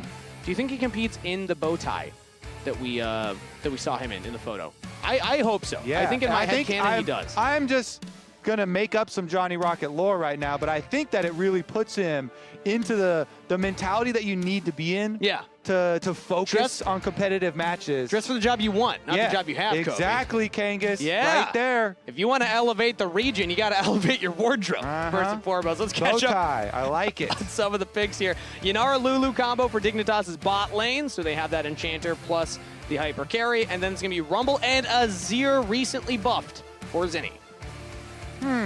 Yeah, let's put those buffs to the test. We've had some hovers and some people kind of messing around with it, but we'll see with the extra damage that Azir has been afforded. Well, maybe the lane, the trades in lane will be a little bit more threatening. I know everybody's doing the press the attack as well. So we'll see here. It should be plenty of damage, though. You know, they have a pretty standard team comp set up here with the Skarner front line to hold people on top of a Rumble ultimate. And so they definitely have some ways of trying to deal with the Dignitas lineup. And they now get to ban away mid laners. The Akali gone. You can ban away other things Palafox would want to play. Orianna, still an option. Yeah, Orianna definitely still an option. You can get those dive combos. Azir, weak to poke and weak to some assassins, namely Akali. Sure. Yone is another one. However, I mean, I guess they could still go with it, but Rumble is like the very good AP source top laner that you would usually want to pair there. And so since Shopify, I think, does a good job by them stealing away the Rumble, even though Palafox does like playing Yone, not necessarily confident to throw down the full commit on a Yone angle just yet. Sure. Ooh, Kalista locked in for B-Boy for Shopify Rebellion. Stepping up to answer the Yanara strength in the lane here. Kalista, notoriously one of those kind of lane bully 80 carries that has been creeping its way back in. Players like Tactical, players like Jan pulling it out. Yeah, and the Nautilus is banned, but you got plenty of other engaged supports that you can pair it with. Might I sell you on a Blitzcrank? You could definitely sell me on a Blitzcrank. I love the Ballista combo, as it is called, when you Blitzcrank, hook, and then Kalista ultimate and yoink them super Ironic far. that it is the opposite of what a Ballista does. You also shoot him back out at the end of just not quite as far. Sure, I suppose. You're winding back. Oh, you're pulling them in as the ammo. You're winding back your Ballista. I see. I like it. There's a Yono I was talking about, though, too. It looks like Palafox does feel confident to fully slam it down and commit to it. Plus the Aurora, so I guess we're assuming that Aurora for Denthor in the top lane, Yone in the mid lane for Palafox. Exactly. Into Rumble, it's quite a good matchup, and you can bully the Rumble if left isolated and these pesky junglers don't mess with your lane. Those pesky junglers. Probably no longer going to be the pesky supports with the changes. Also, it's Lulu and Renata, so I don't think the level 3 Renata gang top lane is that intimidating. This class of support usually does stick to their lane a little bit more. They like the 2v2. But yeah, I do honestly like the angles from both sides, as we said, kind of setting up there. The Yone combination also pairs really well with an Aurora double pick for the solo laners on the end there for Dignitas, because again, you've got these really good dive angles for Dignitas. So they're going to try and create their space for FBI by going forward and pushing the fight, taking it to Shopify. And then meanwhile, Shopify, they have a lot of very good combinations. I mean, Kalista Renata bottom lane, Definitely one of my all-time favorites. And the Rumble top side here for Fudge, he has been quite good. So we'll see how well he fares up against Denethor's counter pick. Yep. Because Denethor himself coming from Tier 2 and definitely impressing us. Love Denethor's carry performances in Tier 2. He's been playing a lot of the tanks so far here in LCS. Now he gets to show us what he can do on the Aurora. My eyes will also still be on that mid lane matchup. You see him on your screen right there. Zinni versus Palafox on two high execution mid laners with high impact ultimates. It's 1-1 in the Ultimate Grudge Match Bowl Part 3. And Palafox and Zinni both have champions that can hard carry games, but they both have champions that can hard throw games. If either of them go in for the wrong play, it can look quite silly. But man, they can also look quite awesome on these specific picks. I love it. Now, get in chat. Vote yourself again. We're going to run Chat's this. talking about Johnny Rockets right now. We're going to run this a third time, yeah. Don't worry. We're going to keep in touch with Johnny Rockets. Oh, yeah. Okay? He's our esports pundit now. We're going to have Dardoch pundit. Branded segment. Johnny Rockets check-in. Do you think he would call in, like a video call with us? Yes. Only if he wears the bow tie. I'm gonna accept for him right now. And he's going to wear his bow tie. Yep. He's going to wear his bow tie on the video call. There we go. All right, I want to set some expectations now, Kobe, as Shopify Rebellion had the win last split. They already 2-0 Dignitas. They also 2-0 DSG. That let them sneak in to playoffs. Yeah, they toppled those giants. They toppled the two teams that didn't make it to playoffs. That's all you have to do, it turns out, to make it into playoffs, as an early skirmish bot lane will break out here. That's a couple summoner spells used from the side of Shopify Rebellion to get a low health bar FBI. But I want to remind people that they have yet to beat Dignitas this split. They beat Sentinels, but if Shopify are trying to improve their placement from spring to summer now, this is a crucial match for them to win. Yeah, certainly is. And it is a crucial grudge that they need to win as well. Yeah. Yes. That's what we're all here for. Yeah. Although, unfortunately, Contracts was the one that was kind of playing it cool. He was like, nah, it doesn't matter too much. It was Palafox. Yeah, he was bluffing. Cared. I'm glad that Palafox he poked him a little bit. the passion. Yeah. Contracts was trying to play it cool. No, it's all good. I don't really care. I hate you. Do you think Palafox... You have no shoes on. Yeah, do you think he's put his shoes back on? Was my next No, he question. plays with his shoes off. It makes him more comfortable. Really? That's some Palafox lore, yeah. How did I feel like I learned something new about Palafox every week. But, yeah. You're going to be really delighted with the Palafox secret that we have for next week. Oh, a little teaser. It's a good one. Right there, okay. It's coming straight from Johnny Rockets. He'll give us an update on Dardoch and Palafox in the mid lane here. I don't know if we ever ran that poll, by the way, of let's run it now. Time. You want to run it now? I want to run it now. If we say it enough times, then production will just tell us, nah, we can't run it right now. So, all right, we're going to have to wait then. All good. It's all right. Nice teaser, Kangas. Nice teaser, yeah. I think more... You wish you could vote right now which mid laner? More than what matters on if the community has flipped their vote again, it is, I think, what Johnny Rockets thinks about. Yeah, actually, only one vote matters. Only one vote matters right now. As the bot lane is shoved in here for FBI and Ignar. Ignar will rotate around and head up. And, we are able to do it. Good teaser. Look at that. Yeah, perfect. Hey, they're on your screen right now. Which would you rather have? Now, a reminder, game 1, it was a 1% lead for Palafox. Yeah, Game 2, basically dead even. Dead even. Yeah. Game 2, massive lead for Palafox. He had like a 75% at least. But who won player of the game that game, too? Zinni. Zinni did. You're right, Kangas. Good answer. 100% credit on this test. I wasn't even in the caster booth when that was brought up on the lounge. I went to use the restroom. So I was just guessing based on the prompts that you set me up for. Yeah. You know what? That's why. And it's flipped again.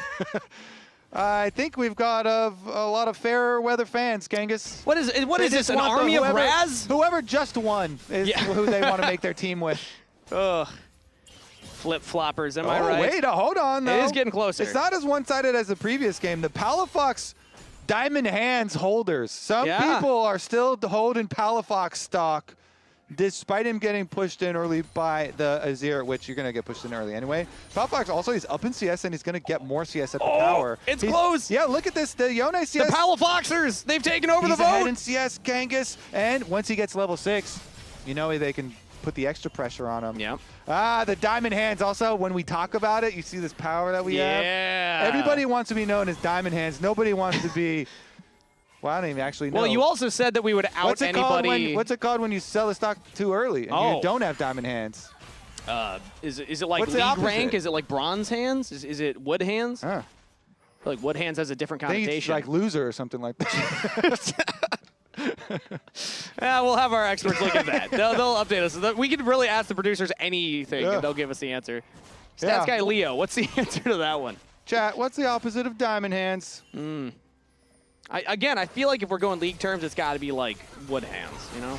Iron hands, FBI hands, getting pushed back towards this turret here as he pops the barrier.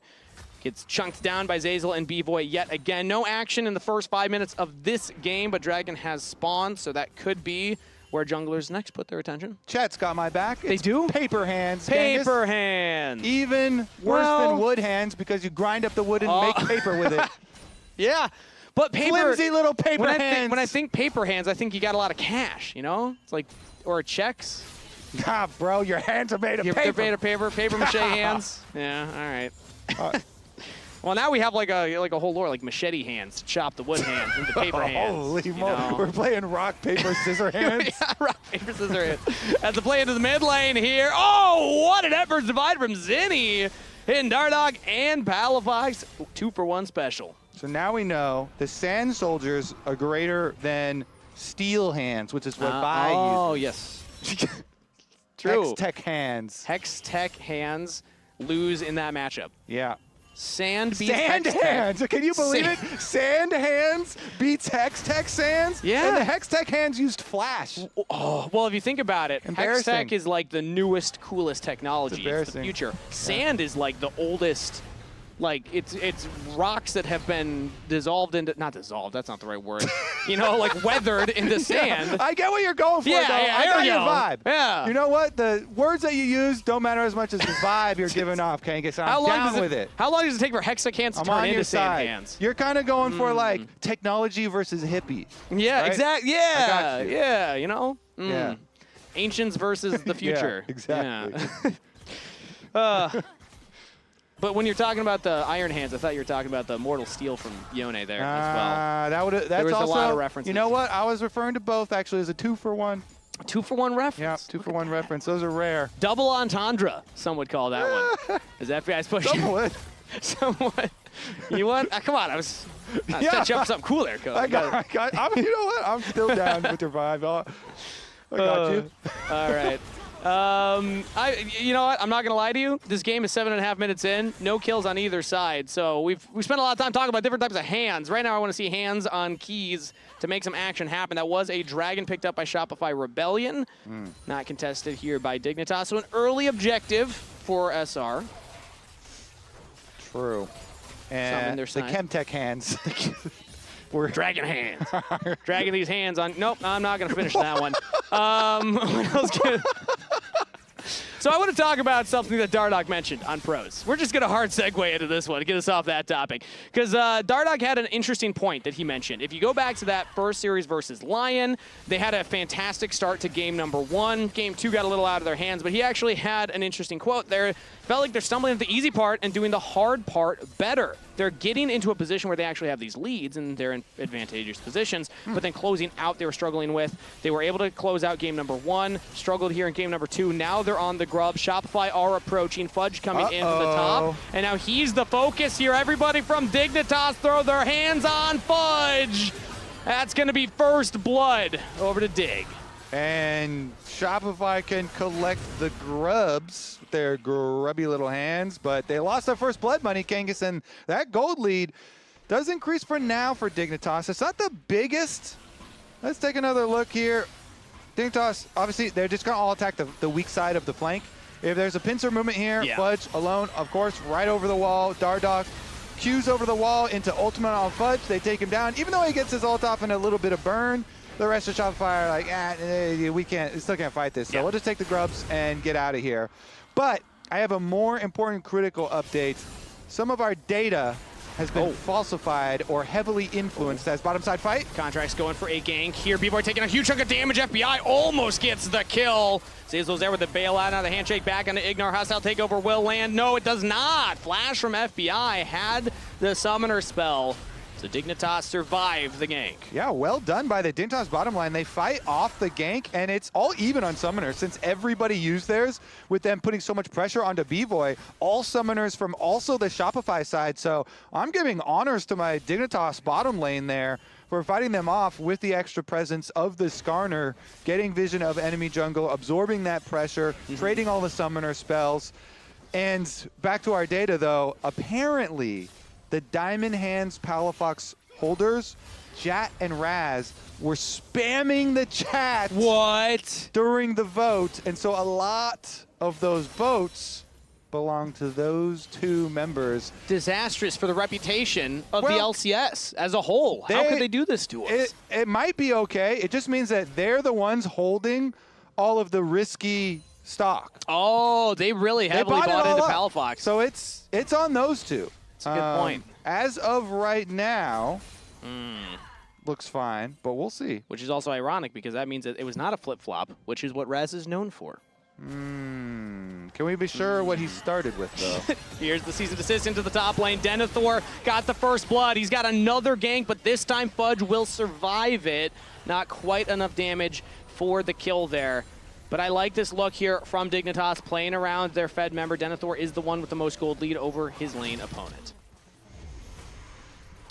Yeah, it's not a huge lead, though. So despite Fudge getting turned on at the grub fight and getting ganked, I think he's doing quite a good job because the matchup is really annoying versus Aurora, and he's still farming effectively. Doesn't seem to have too many issues. The extra gold lead for Aurora is mostly the first blood actual cash. And 2 turret plates as well. Yeah, that he did get. So we'll see when we get to these team fights, because again, it's going to be Dignitas with so many diving flank members here with Aurora, Vi, and Yone. Huge dive potential. Can they get around, like Azir ultimate and Skarner defenses that they are going to try and use? Palafox here under attack, under tower. Jat and Raz still holding. They're calm. They're no paper hands, okay? They're not sweating hands either. But right now, Shopify are making them sweat a little bit with their second dragon here. Uncontested again. Dignitas are allowing Shopify to scale these up, stack these up. That is 2 in a row now for the Rebels. And a couple of plates here for Zinni, who currently here is getting a slight lead over Palafox in the 1v1. I want to go back to the point that you had made about that top lane, though, and Fudge holding on versus the Aurora despite that first blood, despite the counter pick there in the top lane. And Denethor now having the Leandri's first item completed here. He hasn't been able to push too much more, but now they go in. B-Boy throws his support at Ignar. Hostile takeover will land, and that's enough Ren stacks for days. B-Boy picks up a kill. Nice force on the kill, and they call the jungle as well, Kangas. They might not be done here. You can force them off the tower. Get the kill, deny some minions, get some tower plate money. Even with the threat of Skarner, FBI giving them some room. Now Dardoch in the mid lane spotted out here by that control ward, so even Zinni is safe. His jungler went bot side, but there's not much for Dardoch to do outside of just take these chickens. Contracts will go for a reset and run right back onto the map. Gonna go look at his red buff here, see that his chickens have been taken, and now mid lane here, Zinni almost finds the outplay on a Palafox. That's flash away from Dig's mid laner, and now Dardoch gets it answered in kind. Zinni has to flash away from the Vault Breaker. So Palafox calling Dardoch and Ignar. Interesting. I'm just kidding. That's 2 extra hands. 2 extra pairs of hands in the mid lane right there. 4 hands, yeah, That's pairs, there you go. Too many hands, man. Regardless, though, flash for flash, ongoing aggressive here. Contracts did see as the Raptors, the remnants of the Raptors were still stolen, but still got to grab his red buff as well as clear up to the top side. So the Skarner has gotten to full heart steal in a pretty good position. We'll see if they're able to bring their team fight together. I think their team fight will be very solid for the side of Shopify. Renata is always a great counter to heavy dive. Zinni as well going aggressive on the top side into the Aurora, though does take a large amount of damage. Contracts currently on the top side, sees Dardoch, pushes him away. Will go in and swerve out. Not going to commit onto the top laner. Ignar, meanwhile, gets handshook back from Zeyzal. It is always interesting, too. With Dusk and Dawn on the Azir, it gives him healing, which he did not have for, like, most of the history of this champ. But now he's under attack. On to Zinni. Will the healing be enough to keep him alive? He Empress divides under the turret, but Denethor is there to get the kill. Now Contracts pulled Dardoch back in. Has no Impale available, and Dardoch lives with a sliver of a health bar, but the burn is enough. Contracts will get the kill in kind. Worth it. Did you hear that Heartsteel's proc, man? That was a satisfying bonk. The ring around Summoner's Rift, and just barely able to get him to burn down there. Meanwhile, Fudge gets free time on the bottom side tower, so Shopify cleaning up here, even though Zinni was targeted. The no flash Azir, nice little pincer movement. Here we go. Chase him down. Oh, just gets the electrocute proc, huge chunk, not enough to kill. So they do stabilize for the side of Shopify after the attack from Dignitas, and in the end, their pressure wins out. Outer tower starting to fall. I don't know about this, Palafox. You just lost your mid lane tower. Priority is gone. Solo. I mean, his jungler's on the Wolves, but that's pretty far away. So yeah, Palafox will back off. He was just stacking up Mortal Steel, and will now go catch that top wave. Dardoch, meanwhile, will go right back to the blue buff. Herald will de-aggro, and we're back to a relatively even position. But Shopify got that mid turret. Bot turret is a hair's breadth away from falling as well, as now Contracts spots out Dardoch with that control ward, and his team rotates up towards the Herald. 15:50 on the timer, a minute till Dragon. Shopify look to go for the Herald before the Dragon fight. Yeah, with your mid tower, you lose a lot of objectives that way, because mid prow is so easy for Shopify now. Palafox gonna sniff around. He has a Fate Sealed available if he wants to go for it. No. You don't have enough damage at this point, even with Blade of the Ruin King completed. Yone's now an official champion with that one-item power spike, but not really threatening enough here. Dardoch will just go for the invade. He will take the bottom Scuttle Crab, look at that blue buff before the Dragon spawns in 30. Can we get a camera pop up with Raz to see if he has sold his Palafox stock or not as they're fighting? I mean, Palafox is winning this 1v1 currently. Zinni got chunked right there. Has the shield and the Dusk and Dawn heal, and I have confirmation from Big G in production that Raz was shaking his head. No, so he's holding. He's not sold. It is known. Raz, classic diamond hands. He never sells.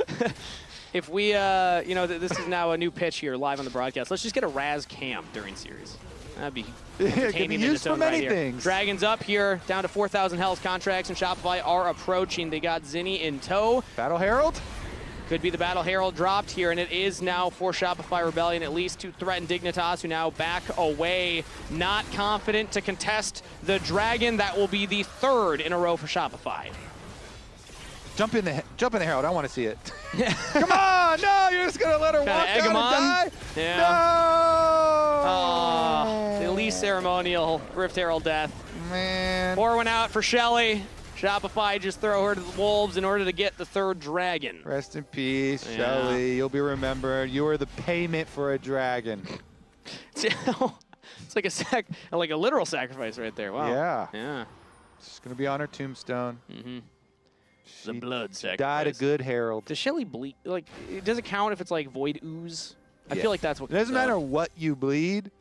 It counts. Counts. Okay. Yeah. Cool. Good to know.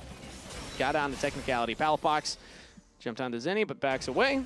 Still the 1v1. I feel like we haven't gotten a definitive which one of these mid laners is having the bigger impact on this game, Kobe. I want to see them fight each I other. know. Everyone keeps ganking. Just all in. Go, Palafox. Go. Get him. He's on your screen. It's really interesting, too, with Dusk and Dawn tech.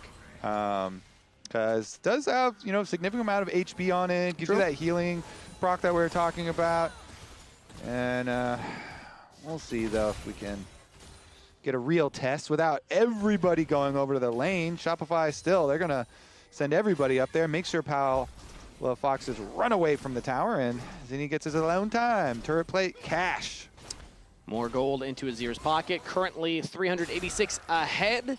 This next plate will put it to 466 as it's still the Dragon sagging for Shopify, meaning that the pressure's on Dignitas. They got to find a way in. They gave up 3. They didn't even like try and fight. They looked at the fight on the third one, didn't commit to it. You can't just give soul for free, Kobe. You got to find a way to actually get in. So what's Dignitas's approach going to be in your mind as they're actually posturing here around Contracts flashes forward, not going to find the Ishtal's impact into the wall. Dardoch will interrupt it. Palafox now finds an angle on the B-Boy, dodges on the hostile takeover, but now Dardoch flies onto the back line. B-Boy sucks up his support, throws it back in onto the jungler, but now joins Denethor. B-Boy's in trouble, he's going to go down. Denethor will follow. Zinni gets the kill that time. Emperor's Divide onto Dardoch means a double to Zinni. FBI will answer one back, but Ishtal impact into the wall. Contracts finds that one. Shopify Rebellion find a 1-for-4 trade. What a counter here from Shopify with Dignitas trying to find the initiation. They go for the backline here. Palafox is looking at B-Boy and Zeyzal. And so with FBI getting kind of pushed out by Fudge here, Palafox ease in onto Zeyzal, and then he's going to Q, and then he's going to look for the ultimate over the top onto the Renata, the other side, pull back as Dardoch goes in. So their attempt there is kind of stifled. Contracts got his ultimate onto Denethor. So they were able to peel for a while, and it allowed B-Boy to get the bailout at the last second. They peeled for them. Their backline here for Shopify is able to survive, and only Zinni dies because FBI full committed his flash in there at the very end. That was the most disgusting thing I've ever done in my life. he did flash Ishtal's impact into nothing, I believe. But hey, it worked out. Yo, Christian, we are both disgusting. No.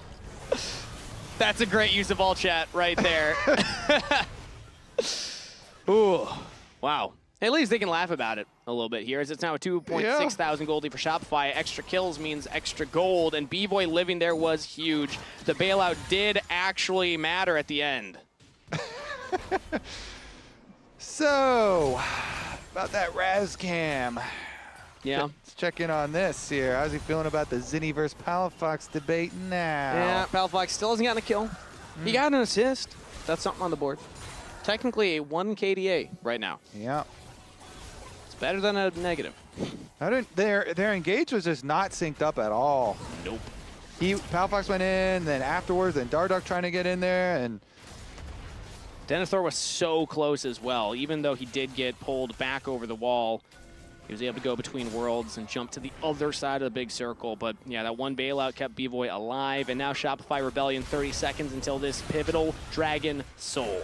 They're going to teleport their top laner to join up. FBI is getting chunked out at the start of the fight. Dignitas control the access point through the river currently, as they'll teleport their mid laner in here. Contract's going to walk up. Fudge with the big teleport shield drops down the equalizer. FBI still chunks down, and now that's a one-way ticket for Dardoch, but he's got Palafox behind him. Dignitas almost blow up B-Boy again, but yet again, the bailout will be enough. A double kill to the support, as Shopify Rebellion will once again win the team fight. This time, their reward is Dragon Soul. yeah, and that one was not close. They demolished them in the team fight.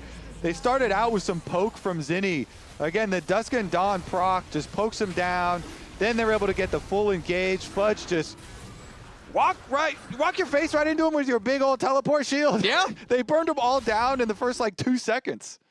You find Aurora, okay? Let's Garner take down. Aurora's in front, by the way. This is a good fight. Hey, No TP. Yep, just play slow. I'll take here. Yunar Noir, by the way. Yeah. Yo, looks good. okay. Yeah, just fine. I'm just fighting. Looks good, looks good. Yeah, if they hit me, it's good. Just hit front. Look at me, look at me. Yep, I got big ult on you. I have W on you too. It's free, Nice. Nice job, guys. Let's just get Soul and collect our free win, no? Yeah, collect Soul, our Baron. Do pass go, do collect your free win. That was the most animated I've ever seen Coach Revan as well, this split. That was a high five. Even in some of the good plays, he's looked a little grouchy. I'm just going to call him out on that this time around. Warren's a high five for the team fight win. Zeyzal said, let's get that free win, and it feels like it's 7,000 gold lead with the Dragon Soul. Now Dardoch getting impaled in his own jungle. B-Boy getting that damage into him with Ren stacks, and Zinni with the kill. The tag team combo, triple threat from Shopify Rebellion. Yep, that's going to be a free Baron. Kangas, and a free Baron often leads to a free win, as they said. Yeah. And the Grudge Match Bowl, Ultimate Grudge Match Bowl Part 3, it delivered in Game 1, it delivered in Game 2, Game 3 here. Now that it's opened up, it's looking like a bit of a stomp. A Shopify Rebellion Again, their goal this split was to improve. In order to do that, you gotta beat the teams you beat last split, as well as add a few more names to that list. They did it with Sentinels. They could do it here now, taking down Dignitas. So now that they are winning, can we push the Shopify Zinni supporters even further? Ooh. They already voted, and the people who voted they would prefer Zinni on their team. Are you willing to even commit more? Because you know, Zinni, they didn't put him on Annie or Galio at all. No. They have been spamming these supportive champions, Annie, Galio, and Nivea, over and over for him, but they kind of unleashed him with the Silas pick. Now he gets the Azir pick here. And is it going to be the Summer of Zinni instead of the Summer of Palafox? I like that question, Kobe. Flip the script. Or take down Palafox, get a win for yourself. Embers divide on to said mid laner. Palafox is dead. B-Boy on a killing spree, but Dignitas do answer on to Fudge. Now Zinni flies in, and they got B-Boy unleashed as well. That's Shopify picking up 2 more quick kills, a double to B-Boy, as it's only Denethor and Ignar alive on Dignitas. That's the flash from Denethor, flash response from Zinni. The reaction time was there, and Shopify's mid laner stands tall in game number 3. The Rebels have the Baron-empowered wave to push in, and it's only a support staring them down. 15-4 with the Dragon Soul. The Rebels dig the grave of Dignitas in this Ultimate Grudge Match Bowl Part 3. GG, Shopify take the series. Congratulations to Shopify. Huge win for them. I mean, yes, it's the grudge match. We're all happy that that is settled for now. But also, as you brought up earlier, these two teams fighting to get into playoffs. They're often very close. That could be the cutoff line. Now, Shopify here getting another win for themselves, though. They've got a really good amount of separation now. They could feel pretty confident. We had a confirmation from our stats guy that there is still technically worlds with tiebreakers and scenarios that Shopify wouldn't guarantee playoffs. 100% guaranteed. But it's like 99%. Like, it's pretty close, and they've put themselves in a fantastic position. You want to be able to control your fate, even if it comes down to it, you know, tiebreaker scenario. You want to be able to say, oh, if we just keep winning, you know, let's add some more. They're going to be 3-1, Kobe, going into that weekend in Mexico City. Intimidating stuff. Yeah. Honestly. Who is your player of the game? I'm going to throw my vote right now. I'm going to go for Zeyzal. I think the Renata bailouts on B-Boy were clutch. I like able that to save him. call. Also, it was a very good pick. Also, the comms were great. Analyst Desk, do you feel the same? Seems like you're a little biased, Kobe. Yeah. You're a little biased towards Zeyzal. You were interested in a certain answer from us. So the two were gaming the chat. Yeah, I was gaming it a little bit. Yeah, a little bit. Congratulations, guys.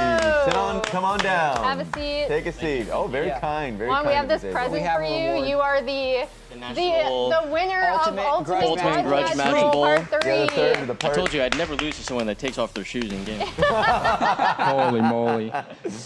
I will It say feels there was the moment where you did type in chat, Christian, we're both disgusting. Yeah, it was the most disgusting thing I've done in a while. It was a rough team fight for both of you. The mechanics are not great today. I mean, I told this guy that my mechanics on the day just depend on how sweaty my hands are on the day. Is that why you're always like wiping them off on your, It's hilarious. He told me to just ask him on the day. I asked him today, and he said, I don't want to talk about it. Oh, That's why I have a fan on stage, but honestly, I think I need a super fan because it's not doing the Can you job. wear those like towels that like wick away moisture? They give like athletes, like unironically. He's a sweaty ass nerd.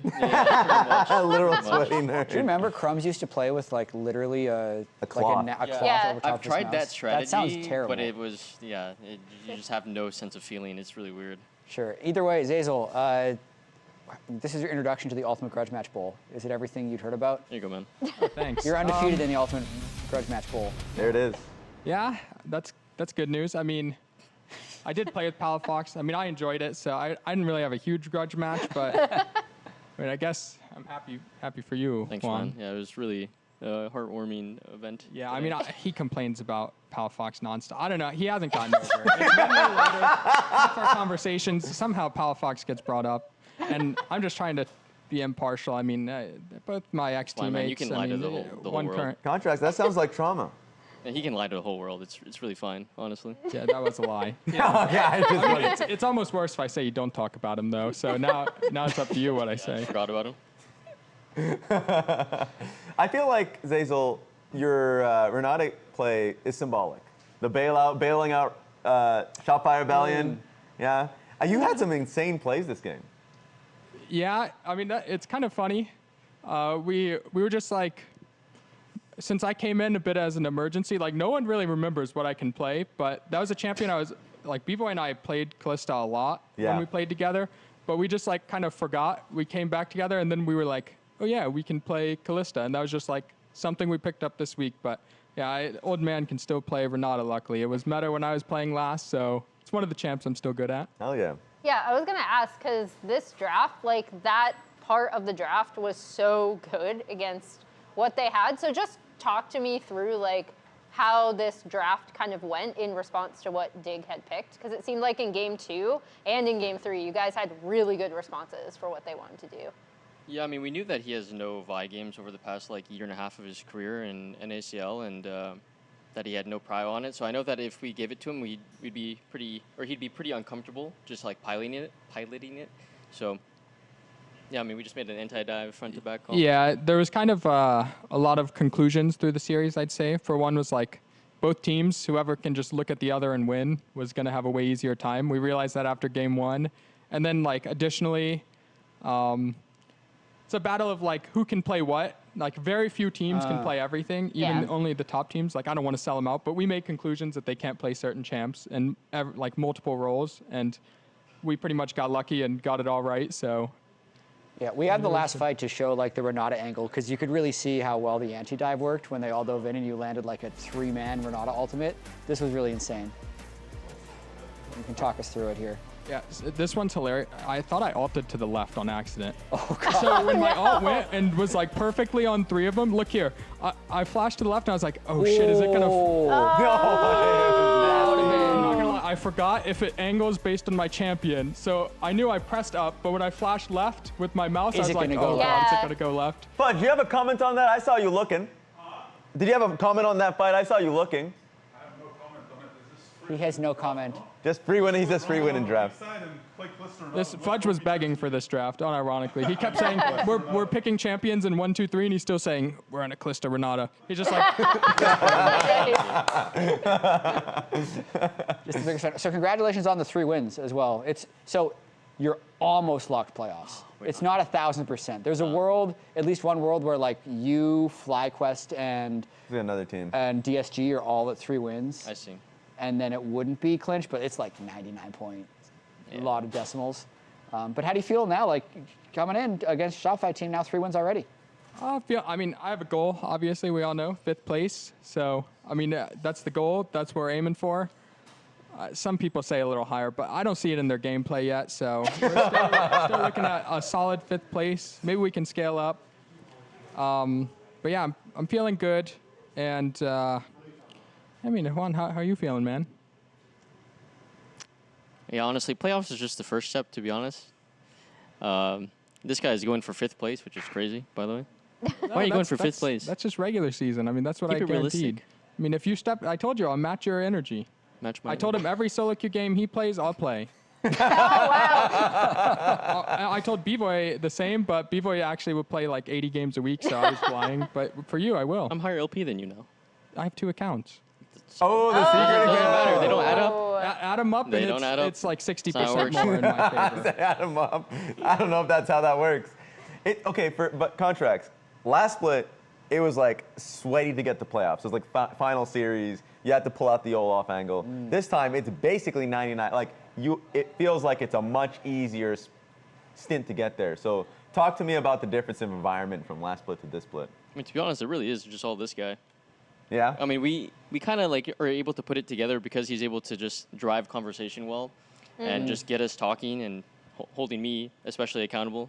Yeah, it's not like I mean, I'm not that good of a player. I'm okay. I always would say, like, even when I was streaming, like, if I came back to the LCS, I'm middle of the pack at best. I tried for years to be as good as Core and Vulcan, put 100% in, and I wasn't. Now I'm putting in, like, I'm still putting in close to 100, but, like, yeah, right. I don't have the I mean, this is my 100, man. You got what you You're got. like 43% today. Yeah. I mean, have you heard the 80-20 rule? No, that's 43% of Kyria, not 43% of my maximum. Oh, okay. Yeah.